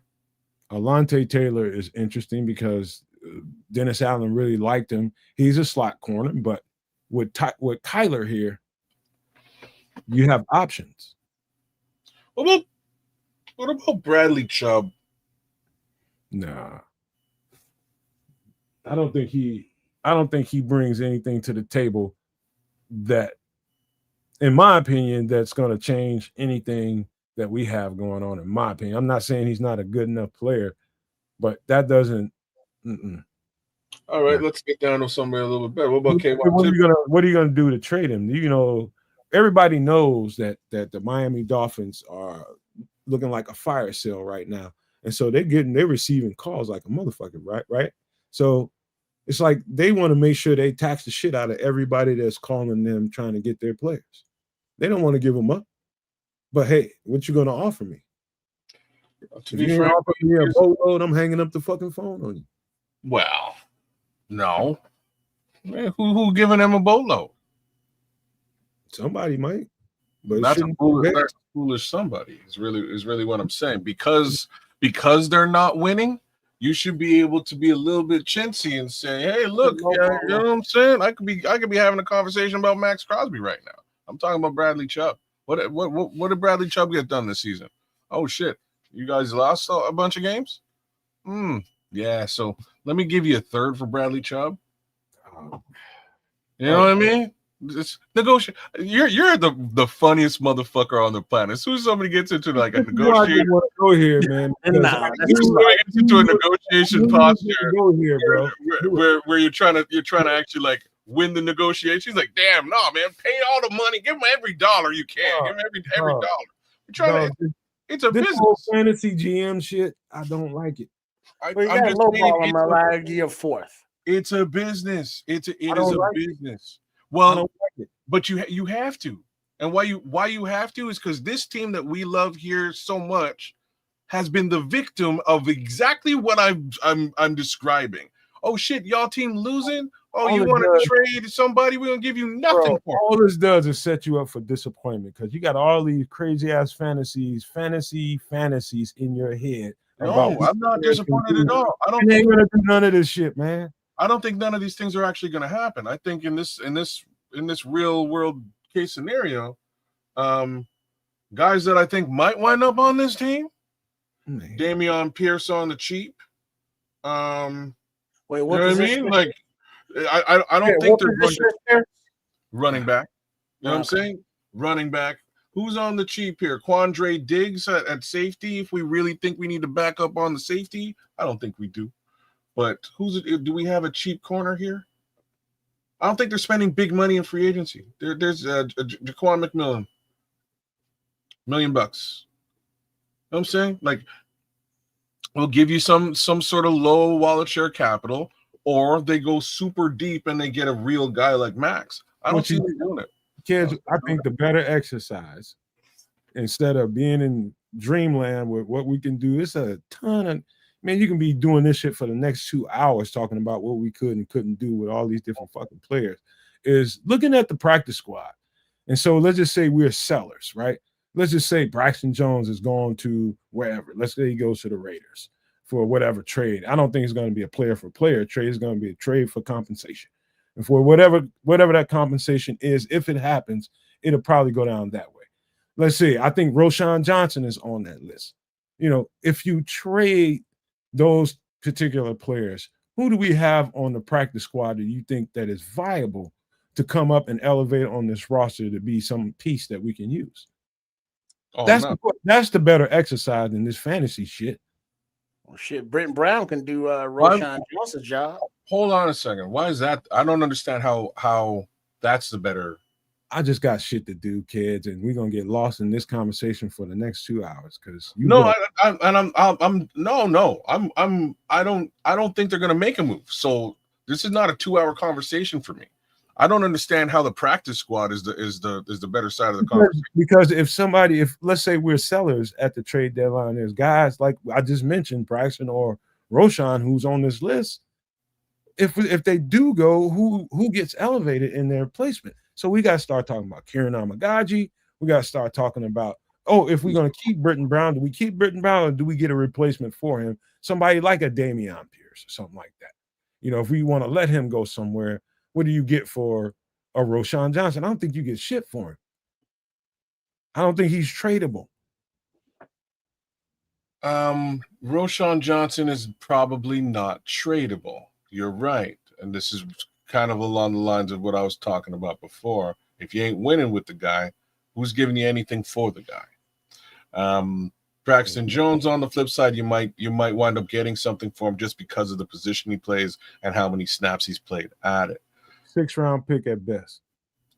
That's better than zero. It's better than nothing. He was a 5th rounder, I was gonna say you're doing all right after a couple of years if you get a 6th round preferred 4th rounder. Now you're doing super good, right? But whatever you're getting for him, even if it's just leverage in a trade, it's worth a conversation with Braxton. I don't know. I think what you could elevate from the practice squad that's worth your time. I think the movable assets that we have to be in the conversation about combining those movable assets with a certain level of draft pick. Let's just say, I think if the Bears move any of those 2 players, you got to throw another asset or 2 in here and swing high. Otherwise, you ain't gonna get shit for these dudes. Well, like I say, that's the formula to get a big to get at a Max Crosby or to be honest with you, Trey Hendrickson's probably the low hanging fruit here. He's a little bit older. You can hold that against him.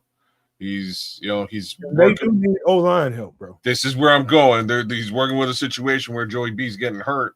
They could use a little bit of bolster on that offensive line. You could layer in a Braxton Jones in a conversation with the Bengals.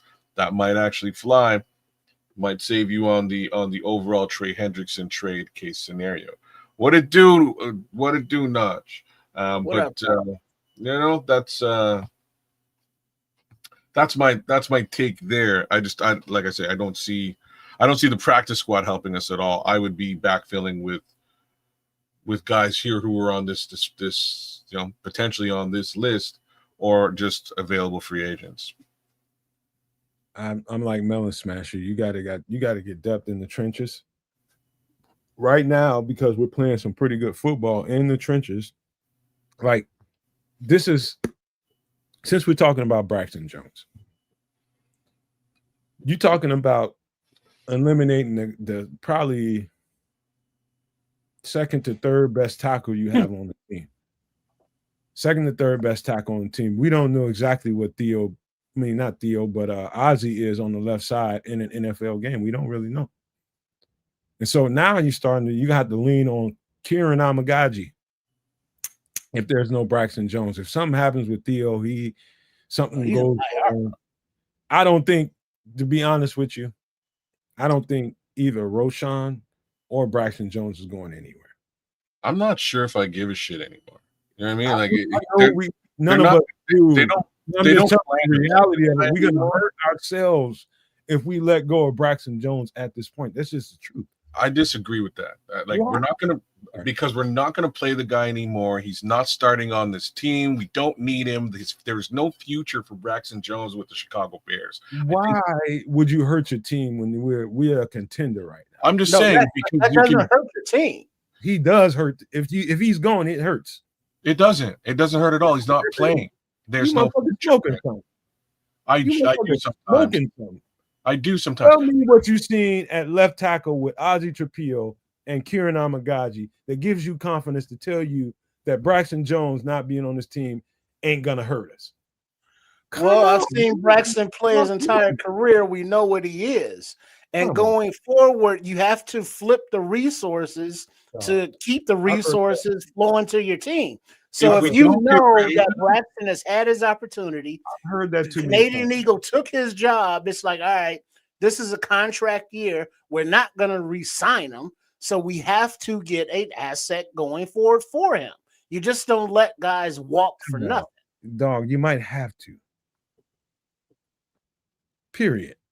We're going to weaken this team if Braxton Jones, if we don't have, let's just say Braxton Jones does get traded. If we don't get an equal, somewhere around equal value, I'm talking about from a player of Braxton Jones's caliber, we're going to be hurting. Because either one of those 2 guys y'all depending on, y'all just in your heads thinking they're going to be a solid backup to if fucking Theo goes down. Ain't nobody got no proof of that. Tell me when you see. We already know what we seen from Braxton, and it wasn't good enough. So we know that he was benched for a reason. We also know that Brian Poles drafted these two kids for a reason. They're going to be here for the next couple of years. They have a future with the Chicago Bears. These are just facts that I'm spitting right now. Accept them or don't. You know what I mean? Accept them or don't. So busy trying to collect some assets because that's where you're living at with this whole thing, and you're not thinking about the strength of the team and how a depth piece like that can hurt if you don't have it there. Y'all worried about getting assets. Fuck all that. Are we going to the Super Bowl? We just weaken the team by doing it. Are we going to the Super Bowl this year? Do you think we're going to the Super Bowl?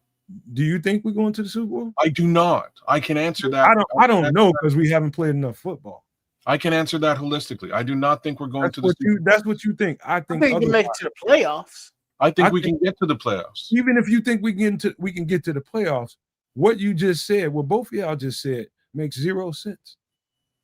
No, it's a maturation process for winning teams. And that maturation process includes getting your ass kicked a couple times in the playoffs by actual teams that have been together schematically, offensively, and defensively with the players that fit those schemes for a few seasons. Y'all think just because Braxton Jones got replaced by another player that he has no value? Well, yeah, he has value. That's what we're trying to flip. That's the problem. You ain't flipping shit. Neither is Kids or me. I bet you at the end of the day, when it comes down to it, they don't see that as a winning strategy unless you're getting an equal value football player at that position to replace Braxton Jones. You don't weaken your team like that if you think you wouldn't take a third-round pick for Braxton Jones? You ain't getting no third-round pick for no Braxton Jones. Right, that's not what I asked you. Would I take a third-round pick under this situation? Yeah, and then you have to make another trade somewhere. Well, right, so there is a price that you would give up Braxton Jones at. If you're going to get a third for him, yeah, you got to make that deal. All right, so it's just but you in your mind with this, come on, man.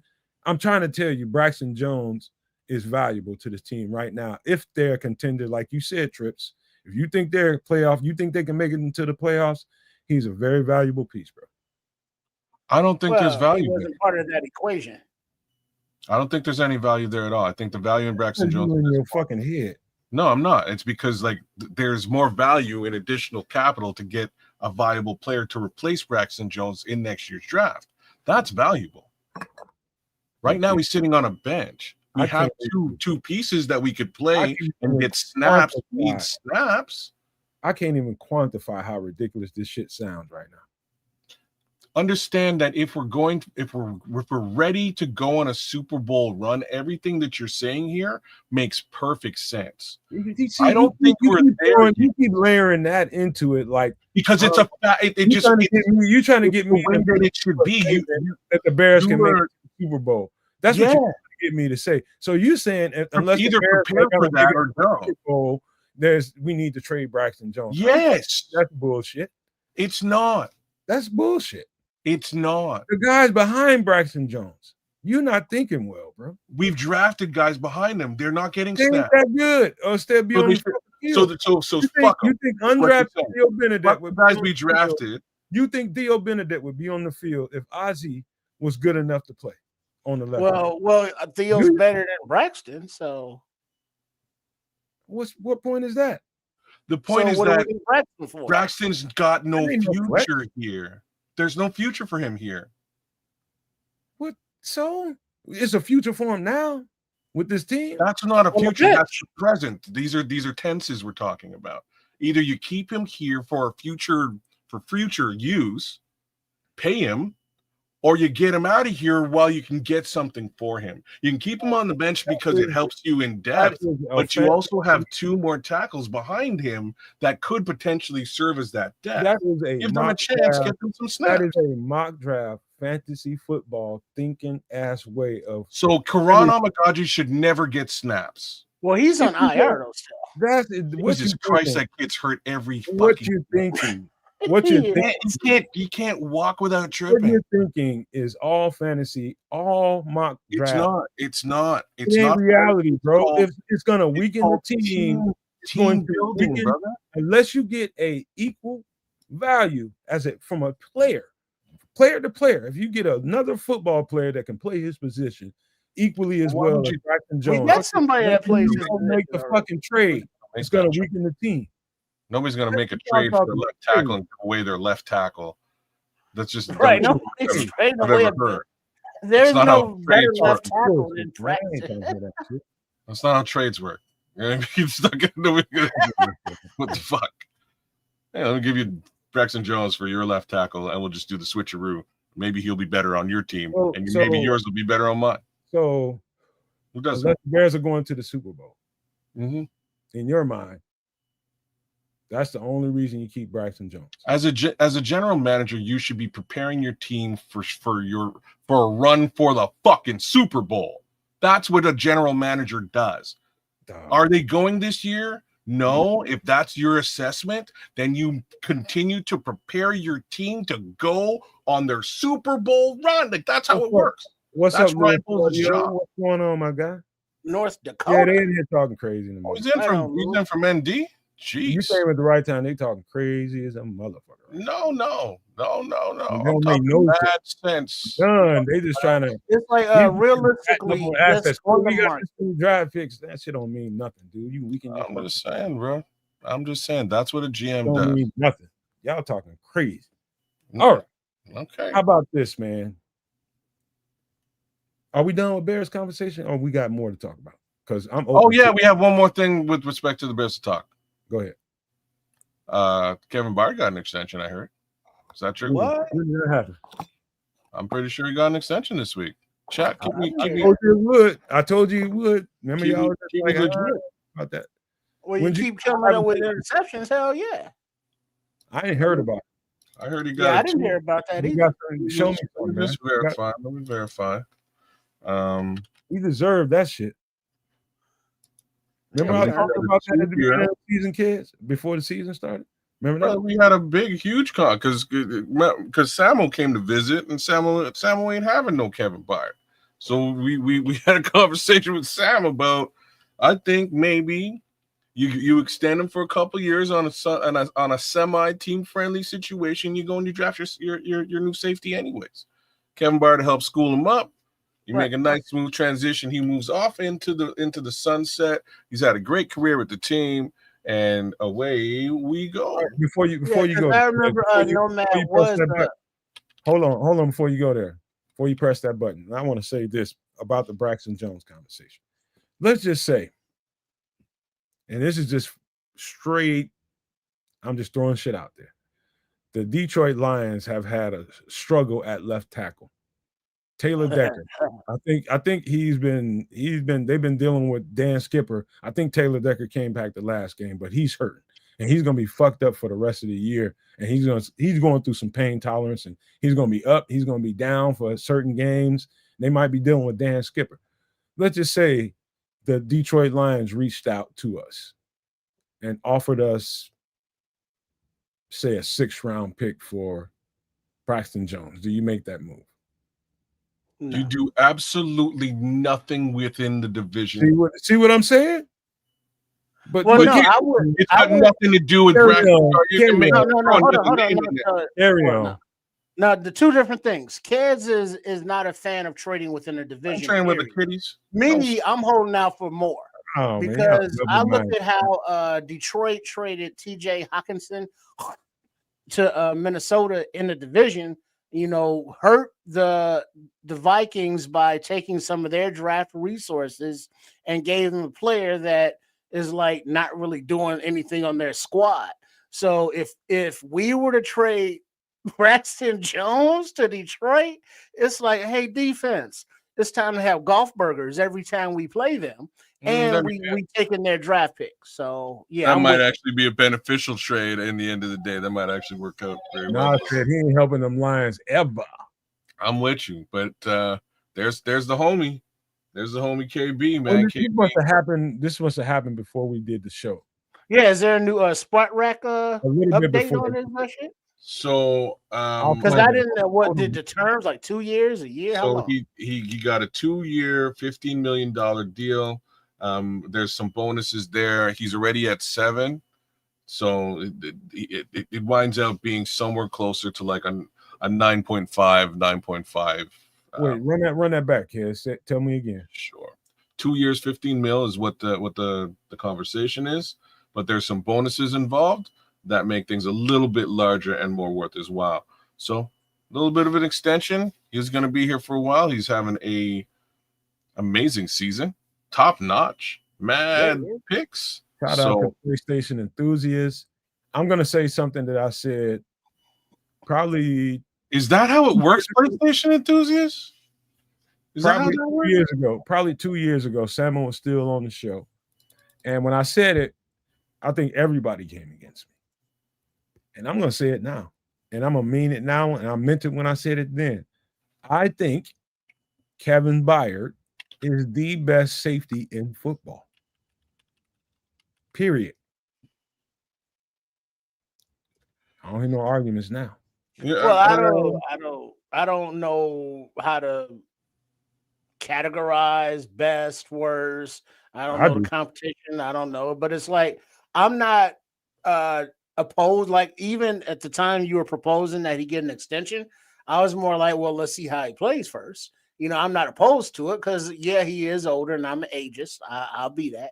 But knowing that there's no other safeties under contract beyond the season, it's like he's a veteran, and if he can still play, yeah, bring him back because we know we're going to be drafting and bringing in a free agent. So having his presence is a good thing.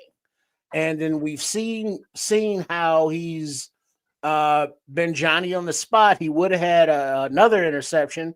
You know, I think that's when Nashawn Wright ran into him. But he's a pro's pro. He had that reputation from the Titans. He had that reputation when he was with Philly. And so we're seeing it, you know, play out week by week. And it's, you know, it's a very good veteran signing. I couldn't say more than what you guys have said. So, like, big ups to Kevin Byard. Kevin Byard is playing lights out football right now. His podcast is also very cool, too. So if you guys get the opportunity to check him out, very well spoken. I enjoyed the episode with Tariq Stevenson. You get to sort of see Kevin Byard in more of a bit of a mentor role to Tariq. I'm sure Tariq doesn't say it, but you can sort of pick it up. But just the respect level between the two of them is very high. So again, big ups to Kevin Byard. Shout out to him with respect to that contract extension. And let's see what the Bears do by way of safety in the next draft, because I can almost guarantee they're going to get one. Here's one of the things that I'm going to layer on a couple of things here. The first thing that comes to mind when it comes to Kevin Byard, I saw that in him when he was at Tennessee. And he went to Philadelphia for a year, and people argue with me on this channel about, oh, he didn't do shit when he was in Philadelphia. Listen, that was that. He was in a new system, and a system probably that was less comfortable for him than he was used to. It's a new system. Anytime you're in a new system, it takes time to get into that. And he didn't look like the Kevin Byard that he looked like when he was in Tennessee. He was the same football player, but under those circumstances, under Vic Fangio and all those zone concepts, Vic Fangio plays about as much cover 2 and cover 3 as Flus did. He's just got better players than Flus did, and that's why they won the Super Bowl. The thing is this: what I see with Kevin Byard since he's been in the Bears uniforms, we're talking about the year with Flus and this year with Dennis Allen. What is starkly different on tape is you can see the trust that Dennis Allen has in him and the freelancing ability that Kevin Byard has in this defense to move around and make decisions on the fly. I can literally look at him on the field telling, hey, I'm about to run and shoot this.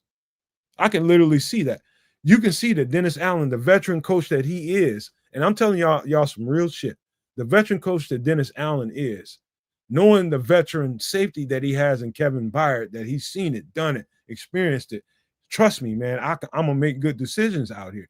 You can fucking see that on tape, and it's tangible. And those have resulted in interception after interception after interception. That's what Kevin Byard can do. I've seen that in him when he was in Tennessee. Now, if there's a guy on this team that deserved to have his contract renewed or extended, that dude is him. They securing Kevin Byard for a reason. They feel like as this offense is coming to age and starting to get their footing into this game and starting to become really, really effective, that 40 burger norm that I was talking about earlier is going to come. But they know that the defense led by Kevin Byard on the back end of it is going to help them sustain that growth that they need on the offense. That guy can take the ball away at a high rate. He's going to end up with another 4, 5, 6 interceptions on the season. I'm guaranteeing you that. It ain't going to stop. And I'm telling you, that is the best safety in football. I dare anybody argue with me. People would say that I think, what's his name? Kyle Hamilton, the safety at Baltimore? Yeah. Nah, I don't think he's better than Kevin Byard. He ain't played nowhere near as much football as Kevin Byard. Yeah, wasn't he a number 1 pick? Yeah, but I still don't think he's better than Kevin Byard. That dude is the truth.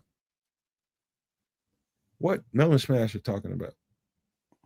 People say that the Bears going to have 150 to 130 to 150 million in cap space. I don't see how that's possible, but I'm not going to argue it today. I know they're pretty low on cap right now, so they would have to shed a couple of bodies in order to get there. If those bodies are Grady Jarrett and Montez Sweat, there's your 130. Still kind of doubt that happening. He says 132.7 million, a projected from February 2025 from Marquee Sports Network, suggests that the Bears could have over 130 million in cap space. That's too far down the road for me to be thinking about, for sure. Seems like a lot.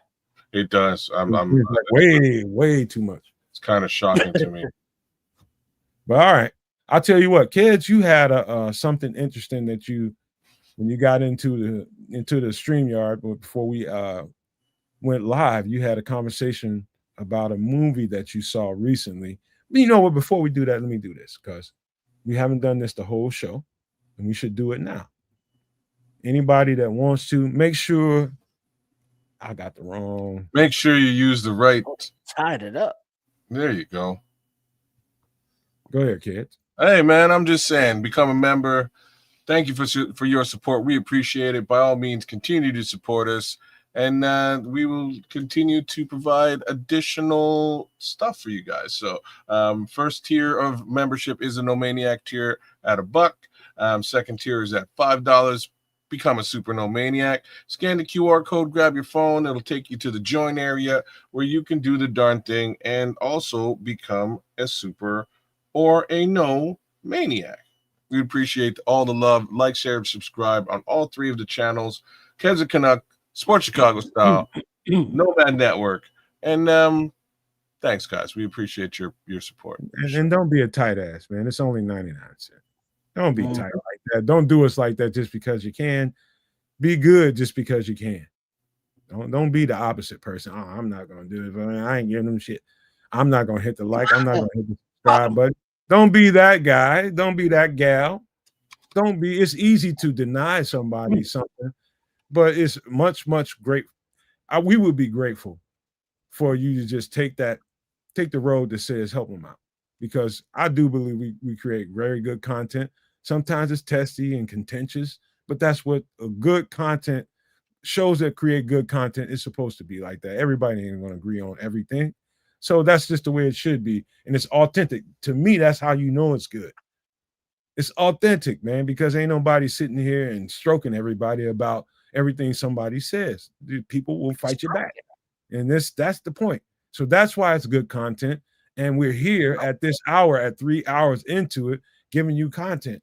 If that's not enough, come on, man, hit that damn like button, man. Come on now. Come on. Indeed. Indeed.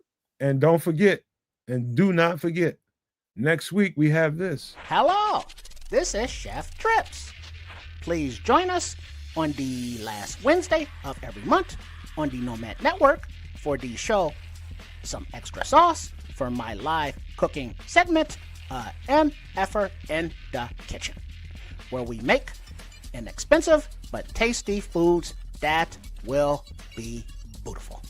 And I look forward to seeing you there. Go ahead, Chef. You wanna keep bigging that up? You go ahead. Or is that enough? Yeah, I look forward to when the chef gets up in here because I can take a break and watch the food get prepared and get hungry like everybody else. Get your Oh taste man. buds watered and mouth watered, and so everybody make sure y'all eat. What I'm saying, settle down, Red Baron. But make sure y'all eat before the show next week, because you know how Chef Trips does when you see that food being prepared all in HD 4K. It's a beautiful thing. You make me hungry right now, man. You need to calm down. Hit the At damn Chef Trips, so make sure that's where you go to find his channel at CHEFTRIPS, and the channel here on YouTube is that's the little at thing that you can find it at, but it's Shay Trips Kitchen with Chef Trips. So when you get there, subscribe, and it's all good. There it is, right there on the screen, as you can see. So he will and does appreciate all of your support. Make sure you guys know we're triple streaming right now. So Kids of Canuck, his channel is streaming right along with ours. So hit the like button both places, and Sports Chicago Style, where the chef lives with his community, and make sure you hit all three of those likes, man. We would appreciate if you stop right now and done that for everybody, man. That would be great. That would show a lot of appreciation and solidarity with everybody, man. So we would appreciate that. But here we are going into some extra sauce. So, kids, you had a little something that you wanted to share with the No Maniacs, and let me just move us over here and share my screen real quick, because you had a story to tell about something you saw. I don't know how much of a story I have to tell, but we'll see how it goes. So, first we'll start it off like this. Don't worry, you find it. You'll pull it when you find it. No, I lost it. I knocked it out. Let me go find it again. You go find it. I'll warm it up. So we'll start things out like this. First of all, Warm it up, kids. I'm about to. Because that's what I was born to do. I can't stand Netflix, and that's how I start this. I can't stand paying for it. I pay for it. My wife watches it. My kids watch it. I hate it. There's 90% of the time there's nothing on there for me to watch, and I'm exaggerating, but at the same time, I seldom watch Netflix. But today I went upstairs. Wife made dinner, sat down. She popped something on, and I looked at her, and I was telling these dudes, I was like, baby, I never watch stuff like this unless you're watching it. And she's like, what are you trying to say? You say I watch shitty stuff? And the answer is, I was kind of trying to say that a little bit. I was trying to say that. But I was like, no, babe, like sometimes I would never watch stuff like this if it wasn't for you. So I had to spin it. So I didn't get into it, into the doghouse. In any event, we start watching this show, this film, this documentary, and it's called The Perfect Neighbor. And I don't know if anybody out there has actually seen this thing, man, but it tore me up a little bit. Tore me up a little bit. I did not appreciate what I was watching. And as Nomad will sort of go through when he finally pulls the little promo when he finds it, man. Basically, this is about like the Karenest of Karen's situations that you could run into in rural Florida. Scrolls' wife was just watching that in the living room. There you go. So in rural Florida, basically, there's this lady. Yes, she's white, and the show kind of starts out with her calling the cops, which is fine. People call the police, and they do so generally with reason. Ricky LaFleur watched Trailer Park Boys season 2, Jail season 2, and Bubbles got the spinoff. To be honest, he's got a spinoff movie. Dope. Seasons 1 and 2 of Trailer Park Boys is dope too on Netflix. That was like the last thing I watched on there as well. Anyways, this lady's calling the police on just kids in the neighborhood. It's like there's kids outside, they're running around, and I don't like it. They're screaming, yelling. Please stop these kids. And the police come in and they investigate the whole situation. And it's like, they're kids, they're outside. It's COVID time. They have nothing else to do. And like, let's be real, during that period of time or like just after COVID, ain't nobody really trying to play outside. It's far as kids are concerned, kids are still like typing away on their computers and stuff, running around messing with TikTok and what have you. These kids are actually outside playing football and interacting with each other, which is just weird, but awesome. This lady's losing it. So she continues to call the police on almost like a bi-weekly basis. It's, another call. We're going back over. Yeah, the kids outside. They left their toys on the road, and now I'm mad. Okay, well, the kids will come outside and they'll move their toys back in. They move their toys back in. Next thing you know, the mom of some of the kids is getting like the parents are getting mad because he's calling the cops on their kids on a bi-weekly basis. So they're like, F this lady. What's wrong with this lady? End of the day, like I'm man, I can't ruin it. I guess I can't ruin it for y'all. I'm not gonna give you guys a full on shoot. I can't be as nice as kids. I can't. You're gonna ruin it? No, man. You called her a Karen. Karen. No, they call her Karen in the yeah. Let me go where I need to go because okay. All right. The truth of the matter is you're correct. She's a Karen, but that's almost too nice for people like her. That's way too. In fact, it is way too nice because she took that to an extreme, to where she pew-pewed and unalived. Whoa! You can't ruin the whole show. Spoiler alert! Spoiler alert, dog. That's why I paused and I thought you were going in another direction. Don't do that now. I had to, man.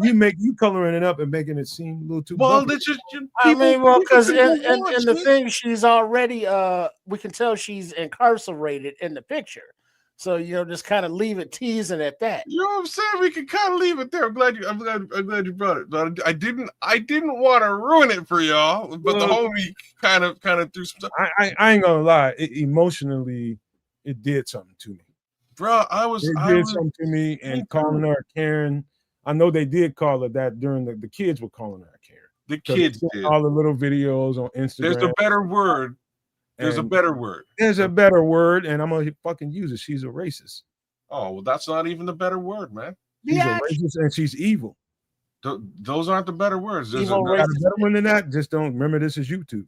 I know, and I can't use the word that I would use. There's a much better word at the end of the day. But by all means, go check this out. It starts with an M and ends with an erderd. That's kind of erder. Like that's the word that you need to use here. That's anyways, go and check this out. It's kind of an emotional ride. It's not very long, but it hit me. And Nomad saying it kind of hit him when he watched it. It hit me pretty quick, and there's a point in the episode in the show where there's some disillusionment, and I'll frame it like that, with what's going to happen after shit hits the fan. And at that point, when I'm watching this show, I'm like, I don't believe Florida. Like, Florida's crazy. How is this even going on the way that it's going on? But Florida man, Florida woman. It's a thing. I would say something, man. I think, and I'm just giving you. You're right. I'm glad you stopped me, man, because I probably said too much when I a little bit. That's how emotionally it affected me, man. Because I just couldn't hold that shit back, and I had to say it. And I'm just gonna say this: what it looked like to me, and I'm just gonna give you a little snapshot of some of the things that were poking this lady and triggering her to be that way. I think that lady, because there was a part in that film where she was talking about, I'm Dr. this and I'm that. I could pay for this building if I wanted to. She was putting on airs for the police to let her know that I'm better than where I live at. She was in a neighborhood that looked like a little bit lower income, and not too happy that the fact that she was there. And she thinks she's better than the people that were living there. That's what I saw. Oh, dude, that goes without saying. You know what I'm saying? That goes without those saying. kind of people that think that they're better than the next person. when you have that kind of mindset and you're unhinged as it is and easily triggered, you should immediately leave that place and go fucking crawl under a rock and sleep under that motherfucker if you need to. But do not stay in that situation where it's doing that to you. You know, I this think she's a is little very bit. disturbing, man. I think she was a little bit. I think she's a bit of a psychopath. Like I was gonna say, she maybe she has some level of mental disorder, but Maybe. at the very least, I would say that this lady's a psychopath. And you guys, by all means, like I say, take a watch. It kind of hit me, kind of came out of left field for me. It's #1 on Netflix right now. People are watching it, but it's an interesting little. Nah, she ain't no swamp hoe. She from the East Coast. I can hear that in a dialect. Yeah, she doesn't sound like a West Coaster. You're right, the way that she was speaking. She ain't no swamp hoe. There's a lot of crazy ass swamp hoes down there, but she ain't one of them. She's an Quebecers. She's an import. Yeah, Snowbird probably, but she's that. Like I said, she's living out there doing her thing, and she's all into the business of these poor little kids who are just running around trying to have some fun when they get home from school, and it's disgusting. And I think, anyways, watch it. It's it's an emotional thing. Watch it. It was pretty cool. Like culturally, this is the last thing before we move on to the next thing.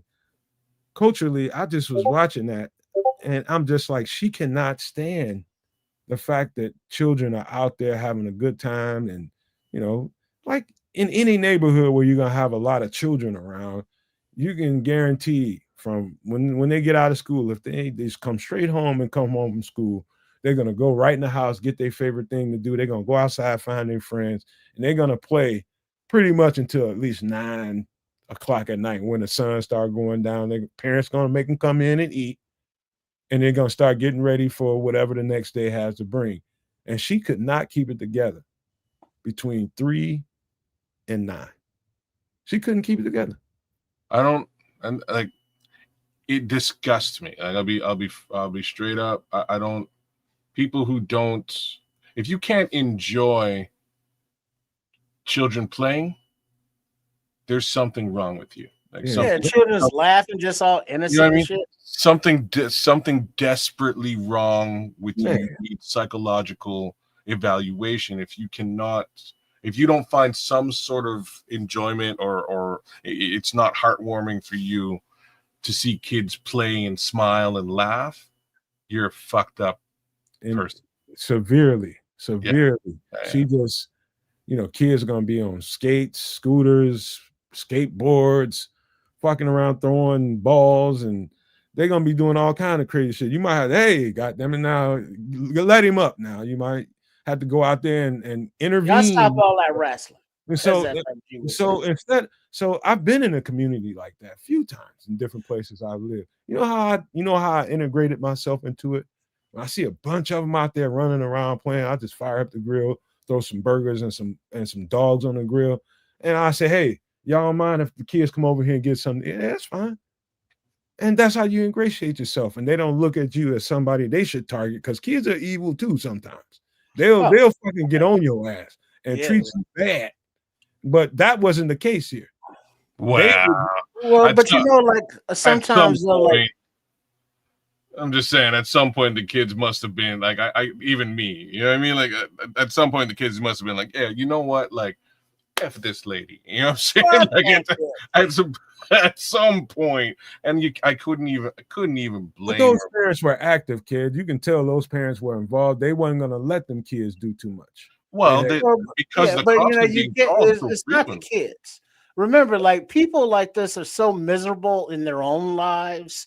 It could be a million things. It could be she's triggered because her childhood sucked.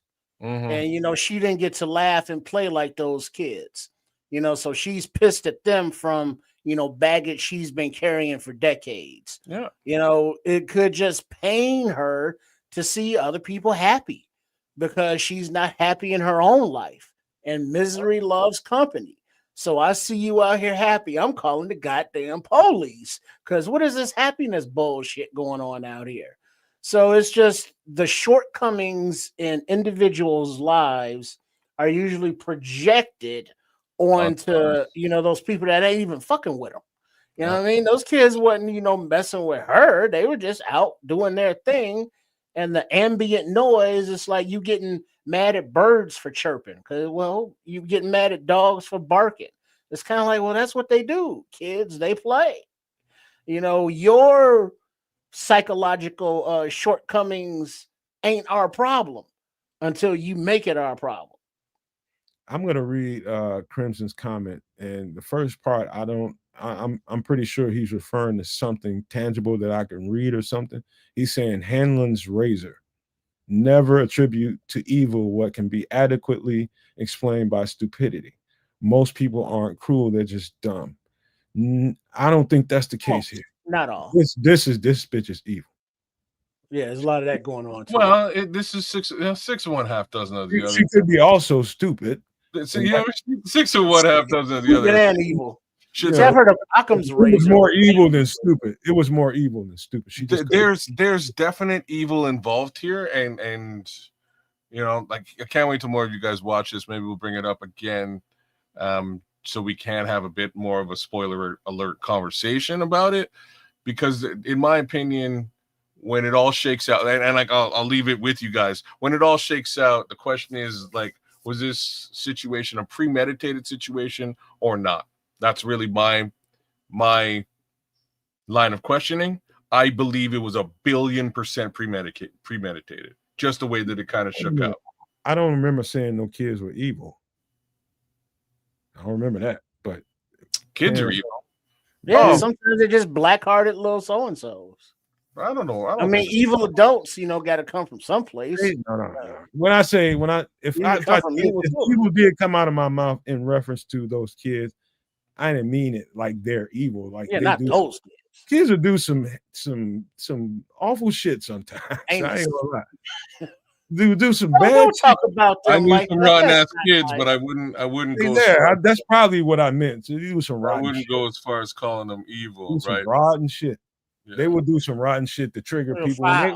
Once you show yourself as somebody that like, oh, okay. No, I think he did say that, Crimson. To be honest with you, I don't think I did. I don't. If I did, I didn't mean it that way. I think he meant evil, but not in the satanic evil. Yeah, then that's sort of where I'm going, and I think I did kind of correct you on it in saying that. No, you did. These kids kind of had reason to be retaliative at the very least, because this lady was maybe in Stephen King. Stephen King's a messed up dude though, so take it for what it's worth. Well, the point being the kids aren't evil. I don't think so. Kids will do some mean shit, some rotten shit to somebody just because they're clearly provoked. Because they're kids, they just do shit. Well, in this case, these kids were clearly provoked, man. You know what I mean? Like there's no two ways about that. It wasn't just the kids provoking shit. No, either way, none of it rose to anywhere near a level where you do what you did. Either way it goes, there's nothing that goes on that would make you rise to that level unless you evil as fuck. Yeah. Mm-hmm. Yeah. But I bet you, somehow I haven't seen the documentary. But I know that in her court case, when she was on trial, somehow she was the victim. Oh, well, she was always a victim, bro. Well, there you go. I've seen excerpts of her sentencing. This at the sentencing is when once you've gotten your conviction, they're going to tell you, okay, you're going to be sentenced to this place for this amount of time, right? And in those opportunities, you get a chance to turn around and tell the people that you affected by what you did, hey, after all this time and, it's been months and maybe a couple of years, however long it was since that happened, I'm going to tell you how it affected me. And I'm so sorry for y'all. She did none of that. As soon as she found out that she wasn't getting away with it, that bitch got up and had it the fuck up out of there. Brother, so the other part that goes right along with what you're saying. There's nothing inside that woman. they get no. So this is why I'm saying she's a psychopath, right? So there's very little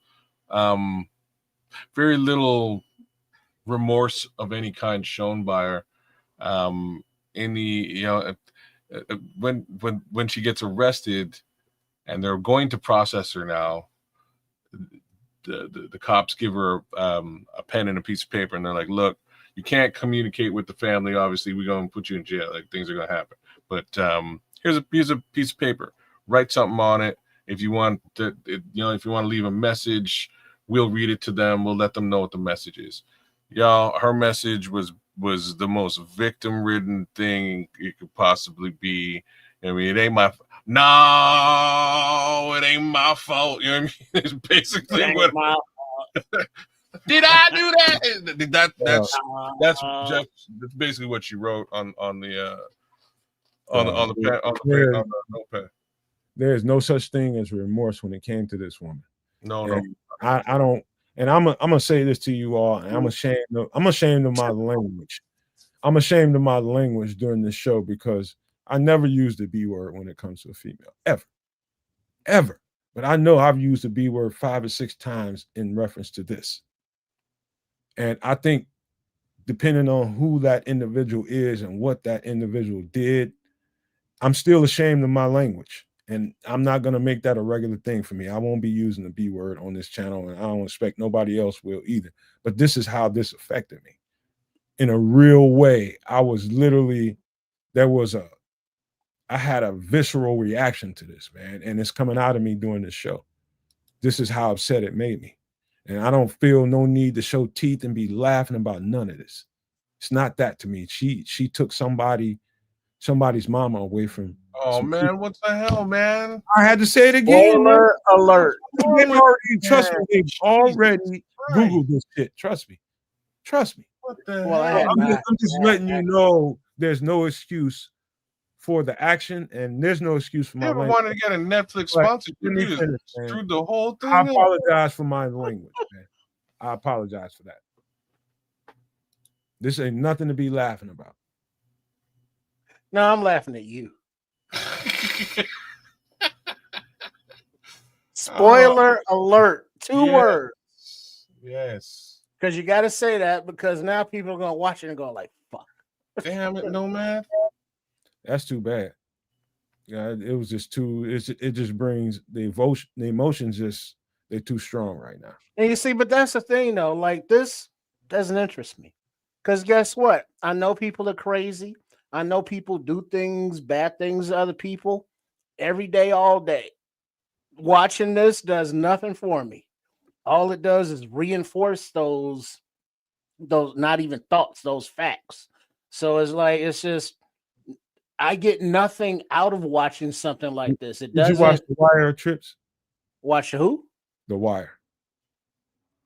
On HBO Wire? Yeah. Back in the day, yeah, I saw that. Why would you watch that? Because it was entertainment. The same goddamn thing you just got through explaining. No, this is a documentary about some depressing ass shit. I never watched The Wire because it's too close to home. Well, yeah, but I mean, it was like Michael B. Jordan came from there, and Avon Barksdale and Idris Elba. I mean, there's a lot of actors in that thing. The dude that played Bunk, from New Orleans, Pierce, Wendell Scott Pierce. There's a lot of people, and it was a good show, and it was a good story about that era. Whereas this is just like, hey, this crazy BI did something and unalive something, and then she went to prison. It's like, why am I watching this? Because it's next to you, it's near you. Same thing. Near me. I don't live in Florida. Same thing like The Wire. Those people have been around you your whole life, and you know what that is. Well, yeah, but that was an actual TV show that was like, written, scripted. Whereas this is like some woman, did some depressing ass shit. There's millions of those stories on like Lifetime Network, and I don't watch none of that bullshit. Well, because it doesn't. What did it do for you? All it did was piss you off. What did it do for you? The same thing The Wire did when I watched episode 2 of that. Well, but Under the Wire, it was based on real life, but those were actors. She or these people is real life. Yeah. So if somebody got unalived in the wire, it's like, oh yeah, we're gonna see them on a commercial or in another movie in a few months. Whereas like these real life documentaries is like, oh yeah, we ain't seeing these people. I seen The Wire a couple And it's times, just different a from couple me. of episodes, and I'm just like, that's just like where I grew up, man. It's exactly like how it was when I grew up. And All I'm right. just like, I don't want to see. I'm trying to get away from that shit. I don't want to see that. Oh, we banned them? Shit, I just want to Yeah, see. Omar. So something just came across my feed, and I want to share it with you guys. So I'm Don't. I see what you're pulling up. What is that, man? why shouldn't I'm gonna pull it up regardless. Don't tell me don't, please. I can't tell you now. I want to know what you're doing. Just relax. Allow me to do this, please. So this is one of our community. First of all, you gotta take this down. That's what I thought. I'll put it up. You were sharing it. I don't have it on my feed. How can I share it? No, sorry, you were sharing Karen. I thought I was. So I shut it down on my side. Who was it? I seen that. Who's in the hospital? So this is one of our guys, Knox Corbett, who watches the show and interacts with us every so often. Knox has had multiple strokes. He says he misses the All-Star panel and interacting with us and still watches us. If we could help him, we'd appreciate it. No Maniacs, Super No Maniacs, if you are fit to donate in any capacity, please do. I'll throw the link in his GoFundMe link in the chat. Do what you can to support this one of our community. It's unfortunate that he is in the hospital fighting a stroke case scenario. He's about 50% of what he needs to raise with respect to this. What date was this posted? This was posted this was posted today at 11:28. Scroll it back down to where you see the full image. There you go. There you go. Read it again, what he said to you. This is from a friend of his, apparently, saying that he used to chat with us right here on YouTube and at the Nomad Network. Knox Corbett, I've definitely seen Knox in the chat. I've had a couple of chats with him. He's had multiple strokes. Says he misses the All-Star panel and interacting with us. Still watches you. If you could call, if you call, it's probably if you all could help him, we'd appreciate. Is probably really what they're trying to say. In any event, what's the address where they can help him? Let me post that in the chat for you guys. And then also say it for those listening. I could read. Yeah, that's a good call, actually, Trip. Let me post it in the chat and then go through the happy fun of reading a link like this. They won't let me post it in the chat. It's too long. All right. I tell you what, Knox. Listen, man. I don't know, like strokes. There we go ahead. No. I found a link. Keep talking. Like strokes are. I can remember Minister Charles telling me he suffered multiple of them before he started coming to the Nomad Network and coming and being a part of the show. And I was just like, I did stuff for, and this ain't really for public consumption, but Minister Charles, I've said it before, I did what I could do to help Minister Charles try to set up something where he can function as a stroke survivor on a channel. And, even though that hasn't come together yet, I know he still has mind on doing that. And I would say the same thing to you, Knox. I mean, when you're gonna come to the other side of this and try to find a community that can, that you can speak to people to help them out too. So when you come to the other side of this, I'm sure people are gonna donate, and I'll do what I can for you. And I appreciate you reaching out to kids. I haven't even checked my Twitter. He might have said something to me and I just haven't seen it. Possible. I haven't seen my Twitter, so I apologize if you have, Knox. I have not been on Twitter whatsoever to see any of it, so I apologize in advance. If you did, I apologize, man. Hey, now to address Neo's comment, he's like that looks like a scam. No You don't have offense. to. You don't have to, Trips. You don't Nah, but are we sure that like Knox Corbett, like I mean this is a kids thing, right? Hey, So don't then if you feel that it's a scam, Neil, I don't know the dude. I've never seen it. donate. This is this could easily be a scam, you know. But again, Fuck, let me look at my Twitter. I generally don't get stuff like this on a regular basis posted on my personal Twitter. You said you know the guy. Yeah, I thought you said you knew the guy. I don't know him personally. Well, personally, but I have interacted with him in the chat on this show. I don't remember. Okay, all right. I don't remember his name, but you know, I don't Knox remember everybody. Corbett? I don't remember that name. Knox Corbett. Yeah, because it reminds me of Eddie Murphy when he was in space. Norbit, not Norbit. That's why. Yeah, but yeah, I mean, whoever's going through it, y'all stay strong. You know, mentally as strong as you can when you're physically going through it, because like Mr. Charles is saying here, he's still suffering from the effects. That's one of the reasons he doesn't have his teeth anymore and have lived in chronic pain daily for the past 2+ years.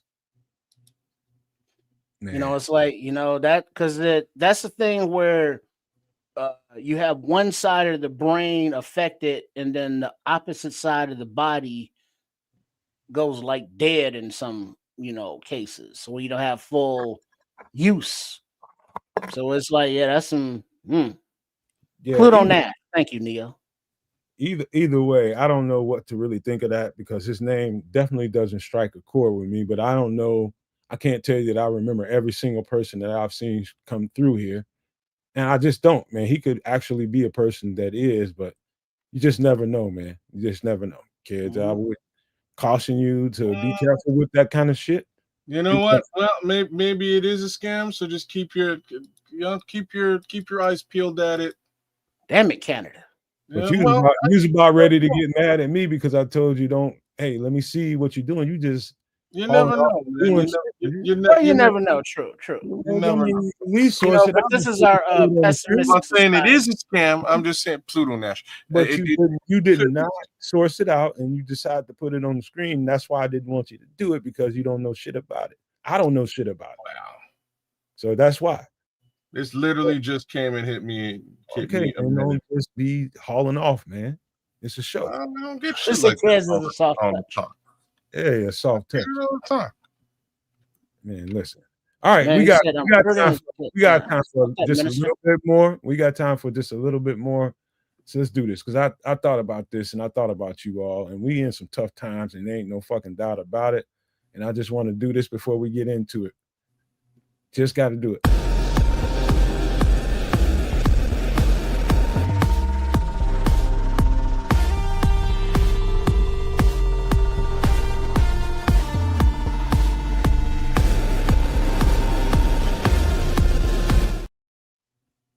This right here, I don't know if we gave enough energy to this part of the conversation once we were showing you like the to-go pack, or I forgot what you call it, the bug out kit and all that kind of stuff, all the stuff that you need to get.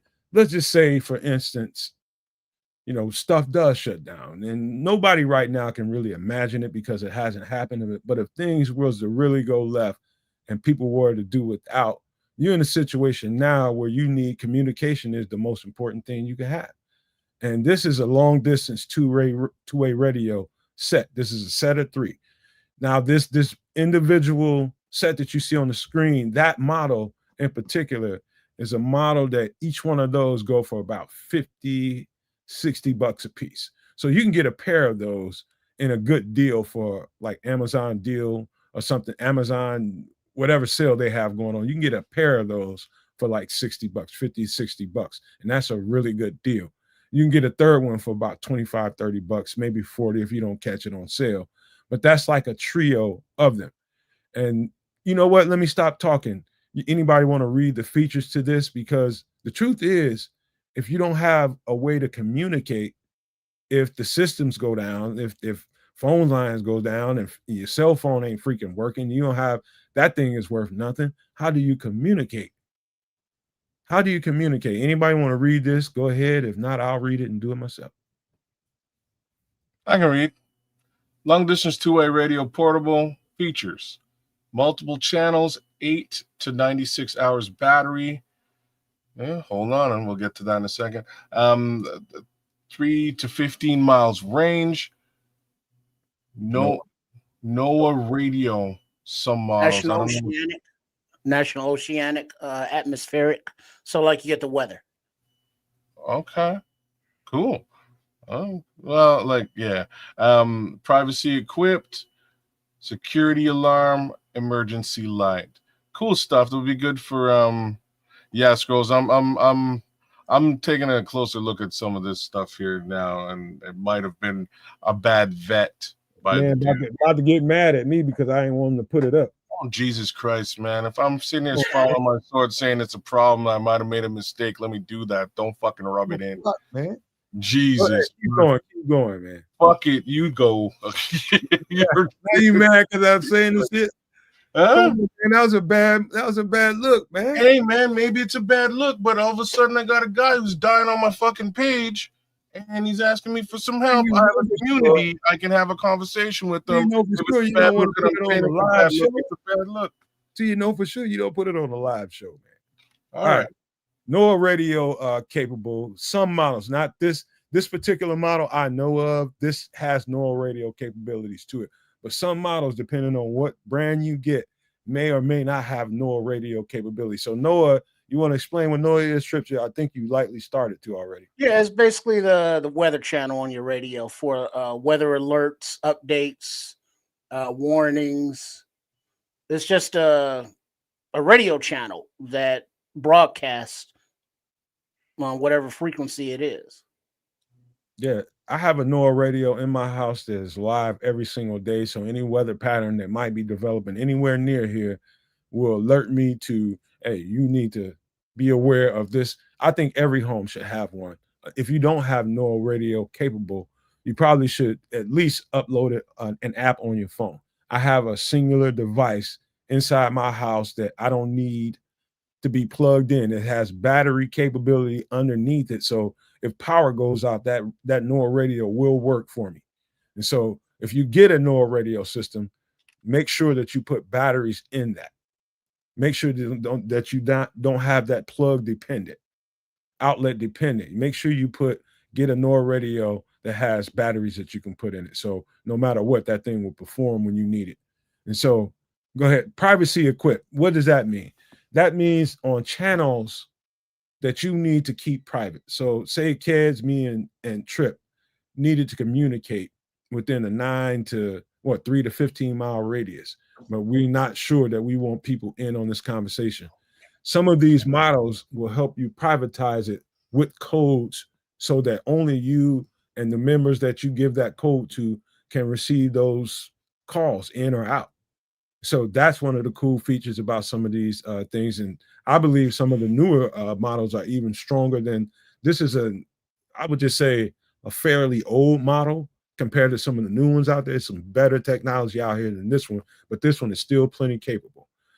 Security alarm, anything, you can set that thing up so that anything within the radius of that antenna that you have on there, that you can set that thing up in a way that anything that comes within a certain circumference of where you got that thing set up, it will alert you.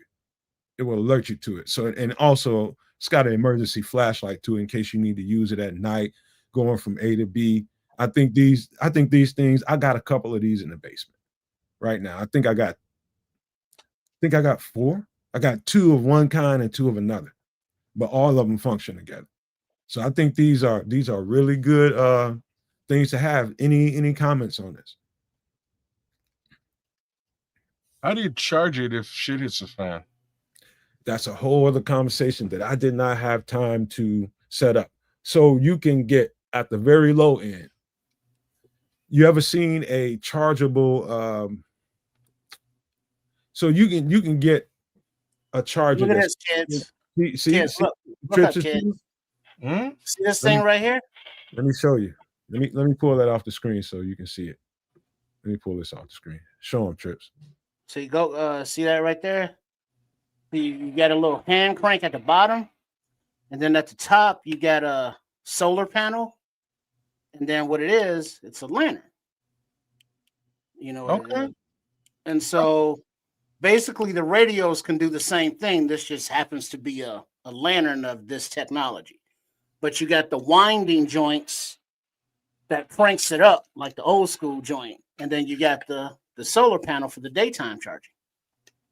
No, so you don't need batteries. So you're saying the walkie-talkie has that functionality? Well, maybe not that model, but walkie-talkies do have those functionalities. Really? Okay. Yeah. Now I don't know what that is. A Trip has. I haven't seen that. I have seen that, but I haven't seen somebody with it. Like the one that I have, it's got a radio connected to it, AM, FM, ham radio. You can plug in USB plugs into it. You can charge your phone up or any USB device portable. I mean, does that lantern have any of that going on, Trips? Not this one, but it's just a basic model. But what you described, there are, those power banks that include lanterns and radios and NOAA channels and charging ports for all different kind of USB plugins, Android, iPhone.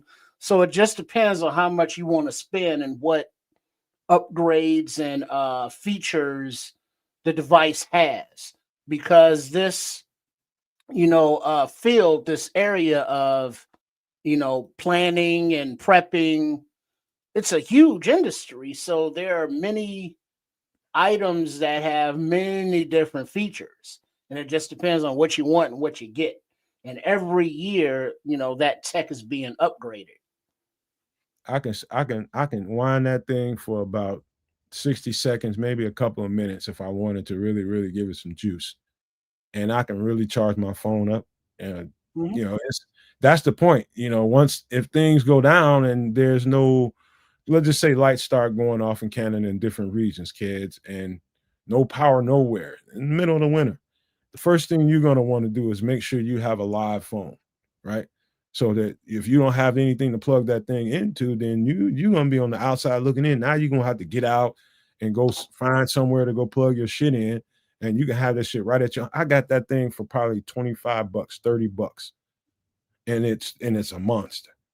And so just to point out that kind of thing, I think people think that the way things are is the way they are gonna be, and ain't nothing gonna change about that. And things can change on your ass in a minute. Well, if a phone ain't gonna help you, man.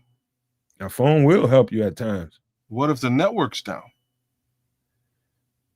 The phone can help you if for nothing else you have a light on that motherfucker.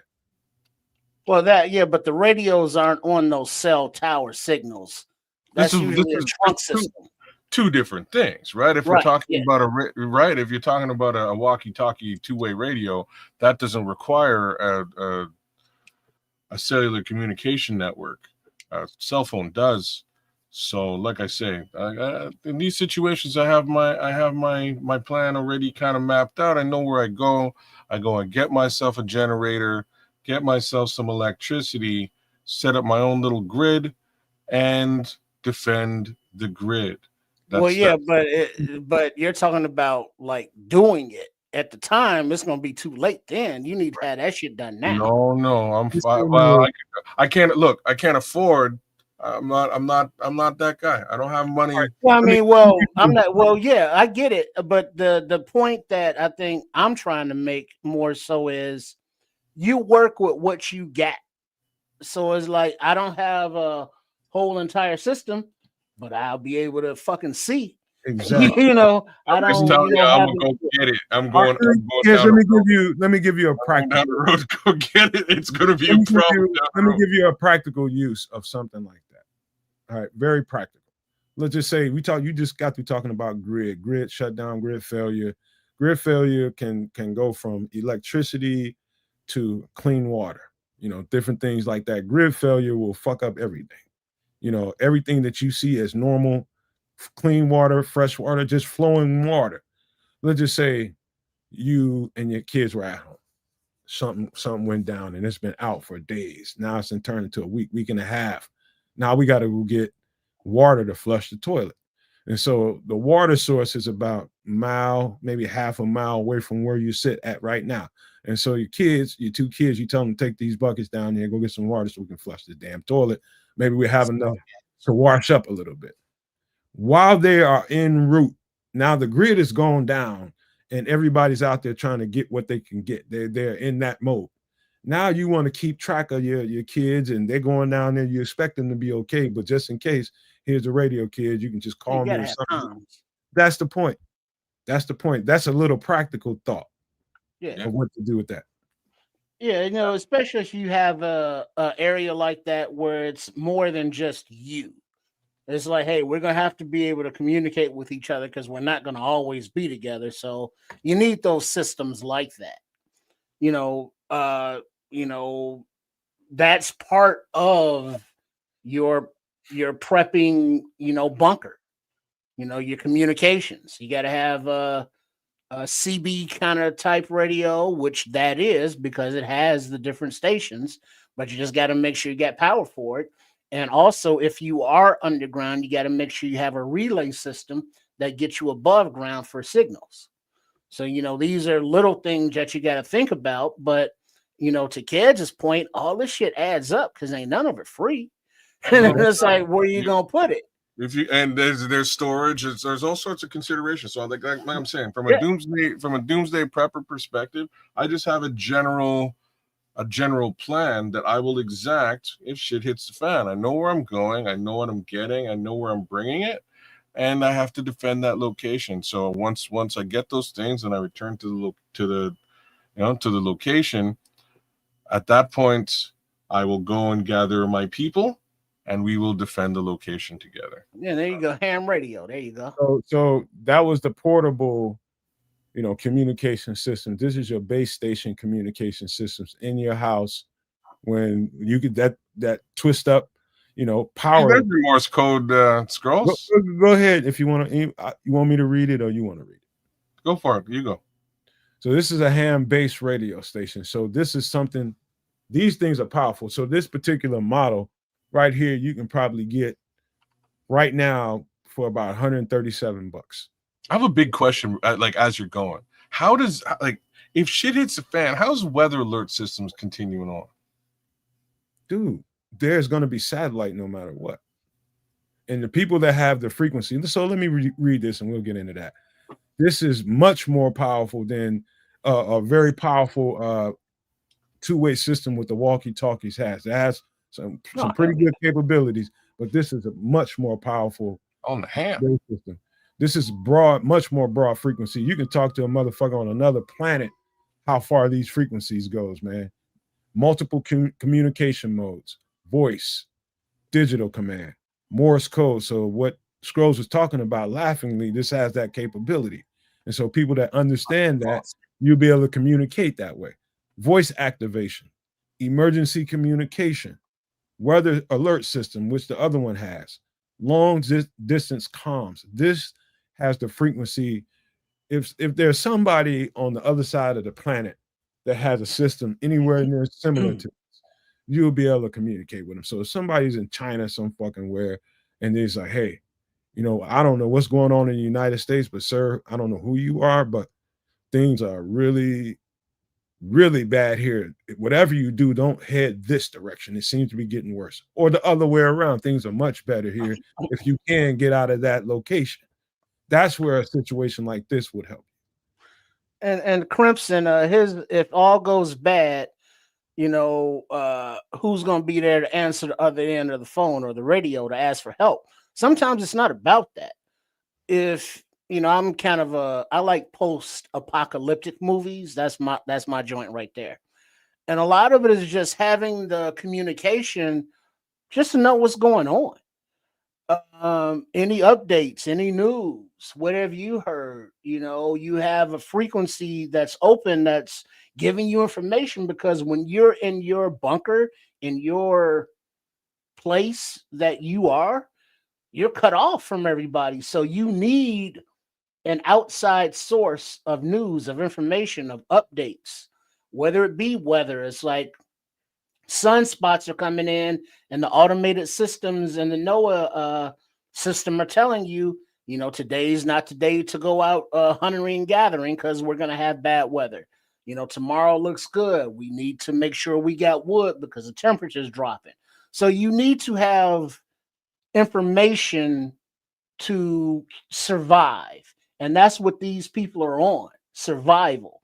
So it won't be a whole lot of people on these radios. It may be a few thousand, but there's a few, 100 million people.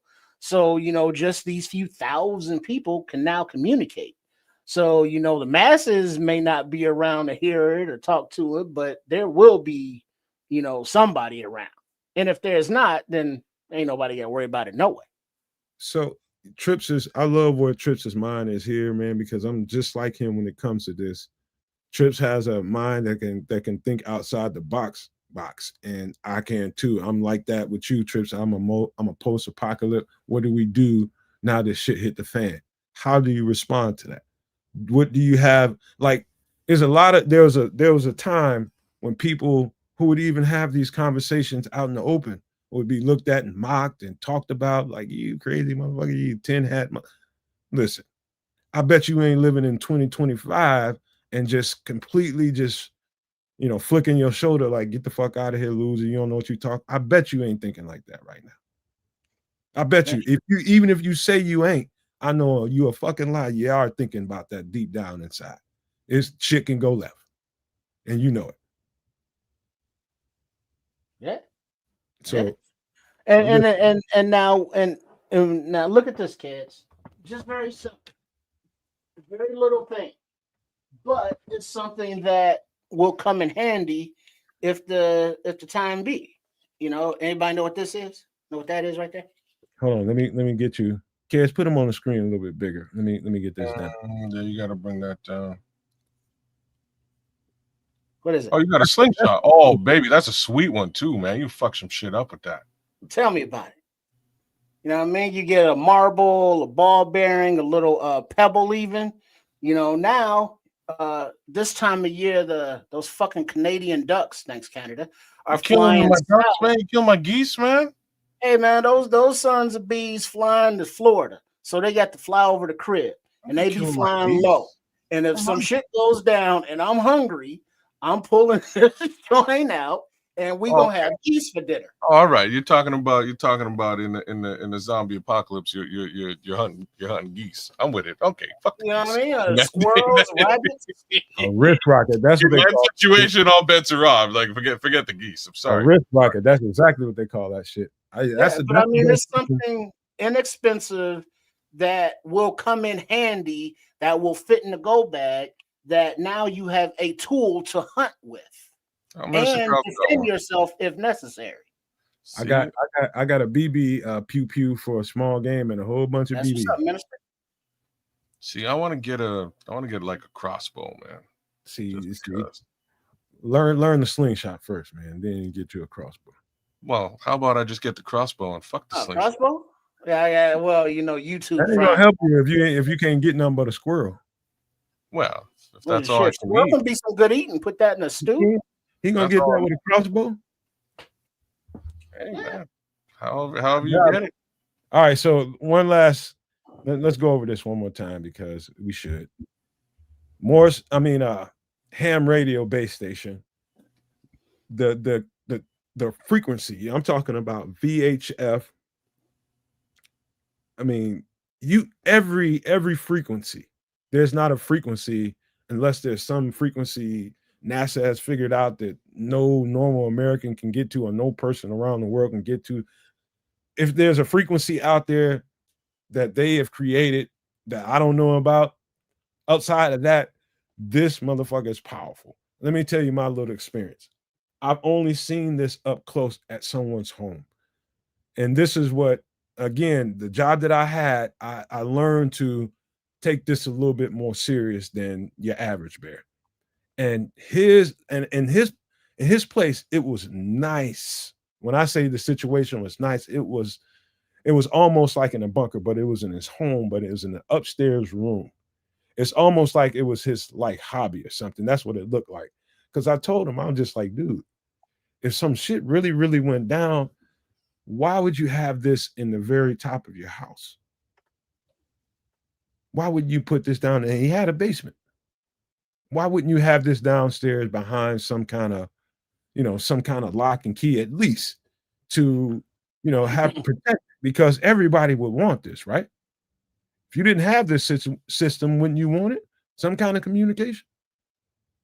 So I thought that was the only flaw, but beautiful system. What I liked about his, and this is what I prefer, to find an older used system that has actual knobs for the frequency spin.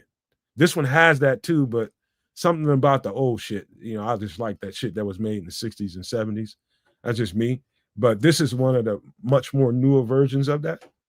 So, again, man, high frequency stuff, man, and the different ways that this thing can be activated by voice, by digital, Morse code. This shit is dope.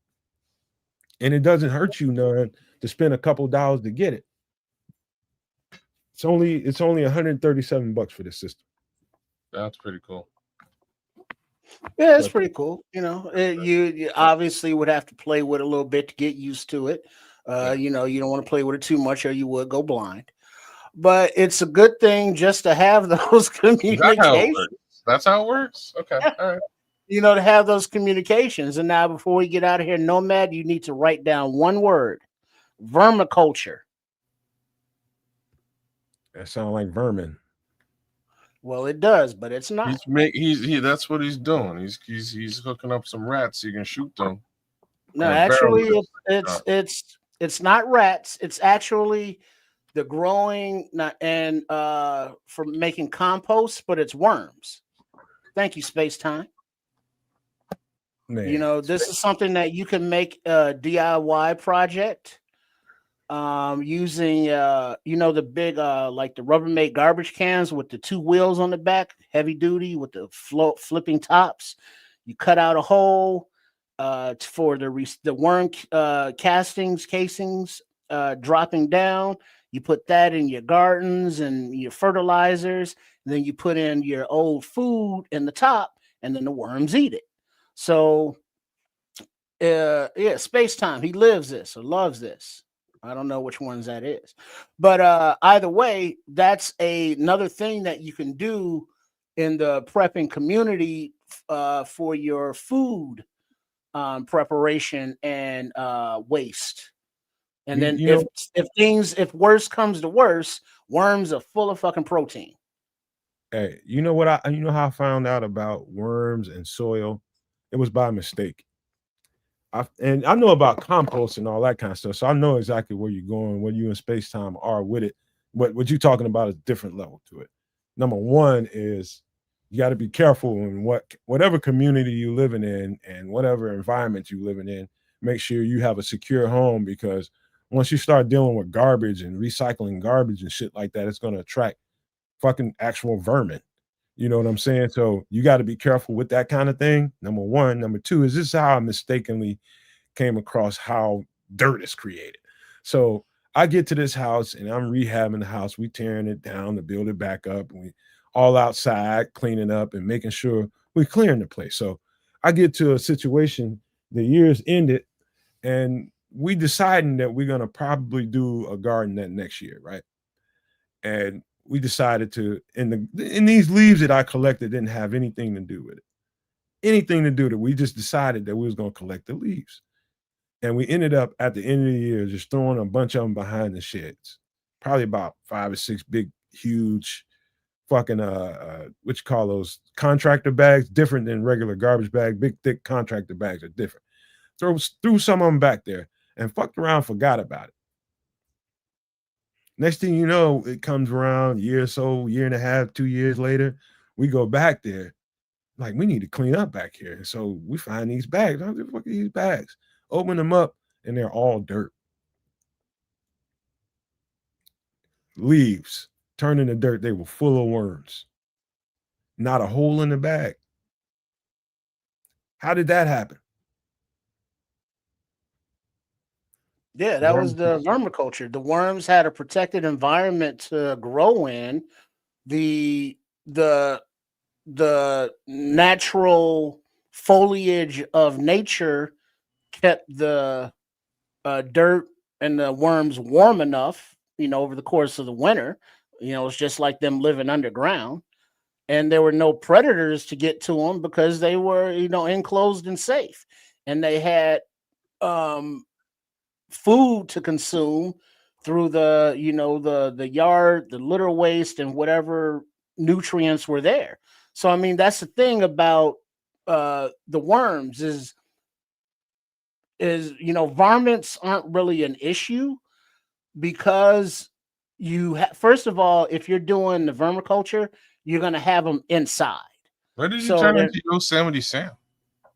excuse me. Varmints? Well, he was saying varmints and such. I heard know, verm. He said verm. So vermin, varmints, whatever the fuck. that's where I went. That's Just just so, somewhere else in Yosemite. Sam. but you have it inside because you got to keep them, somewhat warm. So you're not going to have things like that in your abode. And even if you do, because they are enclosed in basically this trash container, with a top, they're not, able to get in and out. Any mice or anything that would get in there. Then the food that's in there, it's consumable food for the worms, but you also cover it up with a layer of dirt and wet card paper or news paper in there to keep the pests down, the insects and such like that. But it's just like when you have a garden, you got to keep the insects out, you got to keep the pests out. There's certain things that you just have to do. Nature. This is the same thing, but once you get it going, now you can enhance your own ecosystem, and it's something that you can do in your garage, in your basement, but in your own preparatory environment, especially if you got a garden. Hey, Space Time, if you're interested, man, because these conversations are going to continue, just for the record. And I don't want to come across like I'm this all-knowing prepper guy. I'm what you want to call a new booty to this. And I'm not that big prepper like I might come across when I talk. I'm not. I would love to have somebody on here that really, really lives this for, I've just got my basement. Probably if you walk down there, you would think, oh, he's a prepper, because I have a little grocery store down there. That's just something we did intentionally to make sure that we have the storage space and the shelving to put away some things in case of a emergency. There's all kinds of stuff down there. It's like, it really is like going down to a mini grocery store and getting items that you would get from a grocery store. And so that's the way I started. And again, I would love to have somebody on here that can really take this thing to another conversation that I can't have. Now, this whole thing is interesting to me because not very many people take it serious enough for me. And that's kind of alarming for me, man, because I don't think here in the United States in this month in 2025, I don't think anybody should be thumbing their nose to these conversations whatsoever, because shit happens. It really does.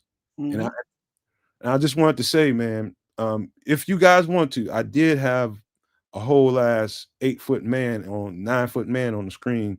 But if we can't get to it today, we can't get to it today. We can save it for another week if y'all want to. It's up to y'all. Yeah, we can save it because I just want to real quick space time. Glad to have you. I see another name that is new to the Nomad Network. Welcome. Or if you have been here before and I just haven't seen your name, my bad. Welcome. But he was talking about that the vermiculture with the worms is actually pretty neat and clean. And at the bottom is a spout for the liquid. That's the fertilizer tea, if you will, which is a like liquid gold that you can use because it's a natural waste product that you can flip back into other things. But also the levels of dirt are occupied by different worms because what is it? The red wigglers and night crawlers, and there's another kind, but they all operate at different depths in the soil. and they eat different foods, and then they poop it out. Then that goes by, and then some of those worms eat that poop and then re-poop that out. So it's a whole ecosystem within that can. It's a very interesting scientific thing to do, just like if you got kids or something, like a project. It can be fun and beneficial, in your preparatory endeavors. Hey kids, how you think, how enlightened would you be? Because I probably forgot more than I, retained as far as what I learned in high school. Like say for instance, in high school, all the basic learning you learn in high school when you're going through grade school, middle school, high school, all the stuff that you learn. And some people took it a little more serious than me and can retain a lot more than I. And some of the stuff comes up and I'm like, yeah, I remember that. And it's like, okay, this is, and then you use it. It's like most of the shit a lot of the stuff that I learned really had no use for my regular life. And so all the stuff that I learned about the ecosystem, photosynthesis and all that kind of shit in science class, I forgot that you can take things from the earth, leaves from a tree, put them into something, and it decomposes and turns into actual dirt. So I'm sitting back there with like 6 big bags of dirt, fresh dirt from my garden, not even realize how. I'm like, what the fuck? These was, and so I just wanted to make a point of some of the things that we learn. You never know when you're gonna have to activate some of the things that you learn and use them. That was one good example of it. Mm-hmm. Oh, and space time, don't forget the crushed eggshells. They need that roughage or some sand. Yeah, I didn't know we were going.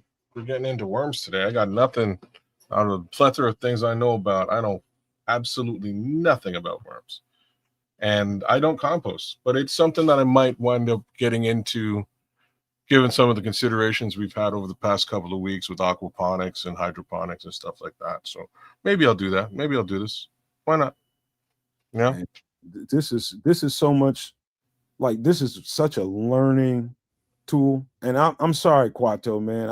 I had a whole Where's other. Quantum? He tell us to go to Mars? Yeah, he Get wanted your us ass to go to to Mars. Mars. I'm sorry, Oh. Quato. We kids put a scammer on the screen, and no, that's not the reason. We just got carried away Yeah, tonight. you know what? They I'm mad. just fucking with you, man. Don't get mad. Don't get mad. No, I'm not mad. I'm saying they're mad. They're saying it's not a scam, and they actually responded within 2 minutes of me saying, I think this, maybe it's a scam. They don't. Quattro? Either way, just touch that shit out. Quattro And wants us to go to Mars. if it's not a scam, we will make it up to him. Oh, cool. If it's not cool, that's what I want to hear. Yeah, we'll make it up to him. But hey, Quato, I'm sorry, and all the people that came here for the for the extraterrestrial talk, I had a doozy for you all. And part of what we were talking about was that big motherfucker on the screen. But guess what? We'll be here next week to do that again. I promise you, we will get to it and more with that, man. So I did a lot of work to get to that tonight, but obviously we don't have time because we've been on here for almost 4.5 hours. So, oh Lord, that's the way it is, man. Trust me, I got some shit for y'all. So make sure y'all here next week. I'm just gonna tell you that. The boobity pop. Kes knows a little piece of it. A little piece of that boobity pop. Yeah, that'll be fun. But look, are we getting out of here? Are we shutting it down, or what are we doing? It's some pleasantries, man, so we can get up out of here. Pleasantries, fine. Big shout out to my guy Space Time who jumped in. Yeah, he's holding it down the chat. You know what I mean? Become a super no maniac and a no maniac. Space Time. Shout out to Catfish Polly. Always big love for It's Crimson. He's holding it down with us all night long. Quatu sending us to Mars as per normal, but today we'll stay on the planet Earth. We'll go. We'll do some Mars stuff, I assume, next week when the chef is visiting. So I may not be here next week. I'll give you guys a little caveat there. I may not. Let's just say I might be a little bit late. Might be late to the dance. I'll let you guys know how things go, but I wanted to let the No Maniacs know. Dante Purify, shout out to you. Thanks for coming. Again, Dante is a super No Maniac. You should be as well. Big ups to the minister, the good minister, Charles Johnson, for holding it down with us right until the bitter end of the night. Big ups to Neo Anderson, obviously the Scrolls for sure. Red Baron. Red Bear, the Immortal Nodge, Louis Cardio, or Louis Claudio, if you will, or Louis Claudio, depending on how you pronounce it. The G-Man was holding it down. PlayStation Indeed. enthusiast. Melon Smasher been smashing the chat up and down all night long. My guy Ricky. Shout out to you, Ricky. Always good to have you. Big Canadian love to you, my brother. Who else we got out there? We definitely had AC Adam. We definitely had Mr. Mayhem holding it down with us today. Sean jumped in. Who else we got out there? Am I missing? And I saw Aunt Mas. Oh, yeah. Aunt Mas was definitely holding it down with us. So was FFG. FFG was in here for a minute. Meant to give him a shout out, and somehow we forgot. But always big love for FFG style. Crooked Commish, Mr. Mayhem. Crooked Commish for sure. And this is sort of what I'm saying. I may wind up spend a little bit of time on Wednesday with the Crooked Commish. I do owe him a little bit of love over on his channel. So I may do a little bit of double duty, go hang out with those guys, and then jump back over. Shout out to Tim Basemore again. Prayers to your mom, man. Hopefully all works out well. Indeed. You know, Belizean Bear jumped in with us. Thank you for coming. Anybody else that yeah, okay. Yeah, I guess that just about rounds it out. But hey, man, thanks for another episode of Extra Sauce and spending it with us. Big ups to all of you guys. By all means, give us a like, share, subscribe on our respective channels, the Nomad Network, Sports Chicago Style, right here on Kez the Canuck. We would appreciate that. You will catch us again here, same bad time, same bad channel next week, Wednesday. The good chef will be holding it down with us, cooking up some goodness. Can't wait to see what it is. And thank you for the warning. I will bring my own food. Hey, before you go, Trips, let me real quick. Hey, Crimson, I've been waiting. Man, I already told you the door is always open. All you have to do is say you want to jump in here. You're there. Whenever you say you want to be in there, you're in there. Don't worry about it. So if you want to be here next week, we getting you on here. Hey, there you go. You know, you can do a little pitch hit. Come on in, Crimson, by all means. There you go. Oh, shout out to Big Truth 9 and Alan Kennedy and D Nice. All those guys for jumping in, man. Respect to all y'all. One of us, man. All you have to do is say, hey, send me a damn invite. And Ron seeing the place to be. But yeah, Crimson, come on in. That's simple. Just say send an invite and it's gone. All right. Shout out to everybody who has been watching us and will watch us on the triple stream on the Nomad Network, on @Kids the Canuck, and @Sports Chicago Style. You know, it's weird because it's like @RRSCS. That's like the technical name for it. But it's like, I'm confused. I don't know. But just make sure you are subscribed to Sports Chicago Style, which can be found @RRSCS. Hold on, Trip. You forgot something. Huh? Oh, I gotta get those baby kids. Oh, he's been updated. Look at this guy. Look at this. It's the Rasta kids. Rasta baby kids with the still messed up. But you got a flag and a guitar. That looks a little bit more commensurate. Oh, he in the room like he Prince or somebody. What's going on? His ass got bigger. He got bigger than the furniture and the guitar. Wow. Okay. He's growing. We know baby kids getting bigger. Oh, baby kids is growing. That's good. That's good. Oh, I still get those baby kids Zerberts. I still get those Zerberts. But yeah, @Sports Chicago Style, Chef Trips for those healthier recipes. And, you know, as mentioned, Chef Trips will be live and direct next week, last Wednesday of the month on Extra Sauce. See him do his thing, but not with the ladies. You hefty heifers, you know, just with the food. That's a different, you know, we're not promoting Chef Trips OnlyFans channel, not yet. But then there's @Trip Kundo. So please subscribe, like, and all that fun stuff. Thank you for your support. Come again. Hey, tell Chef they must have caught him in the summertime when he was down a little bit, a couple of pounds. Shit. Caught him when he looked in. You know, Chef, he he takes it off during the summer, to I guess what do you call that? The banana hammock bod, if you will. And then in the wintertime, he puts it back on because laying up under these hefty heifers, you got to have a little body to yourself so you don't get crushed. So that's the way Chef Trips do though. It's hard living like he does, but you can eat like he does. No Diddy. You gotta love her. You gotta love a lady that with this much stomach and wideness, she ain't scared to get one out there. Love her or run from her. You just have to be a mature person enough to find stretch marks sexy. Yeah, she got several of those. That's mature. Don't forget about this. Don't forget about this little fella here. A young Trip. Look at it. Did we figure that eating that raw potato? Then talking about yes, Miss Jenkins. Every time I see this dude with them suspenders pulled all the way up over his stomach, man, I just be dying on the inside. Mm-hmm. That's I see you at a Bible study, Miss Jenkins, Sister Jenkins. Baby Trip. All right. Hey, man, listen.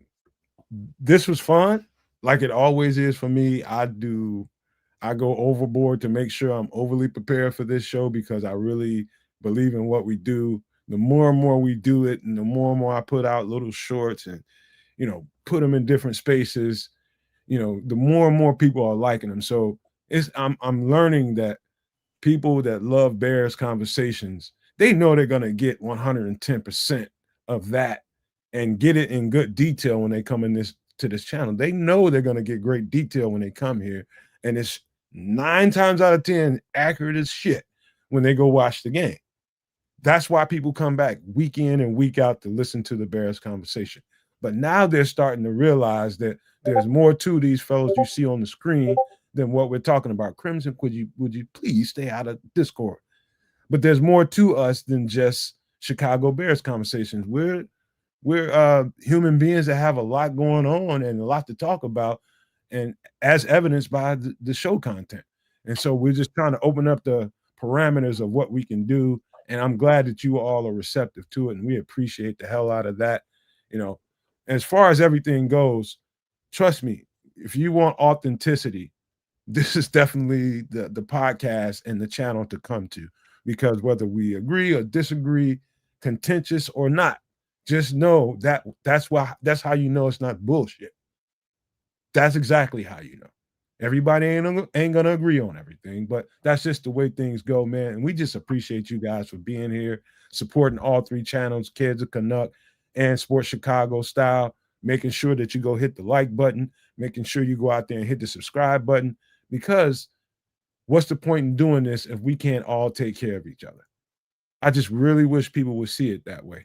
You see podcasters, you see personalities out here in the space on YouTube.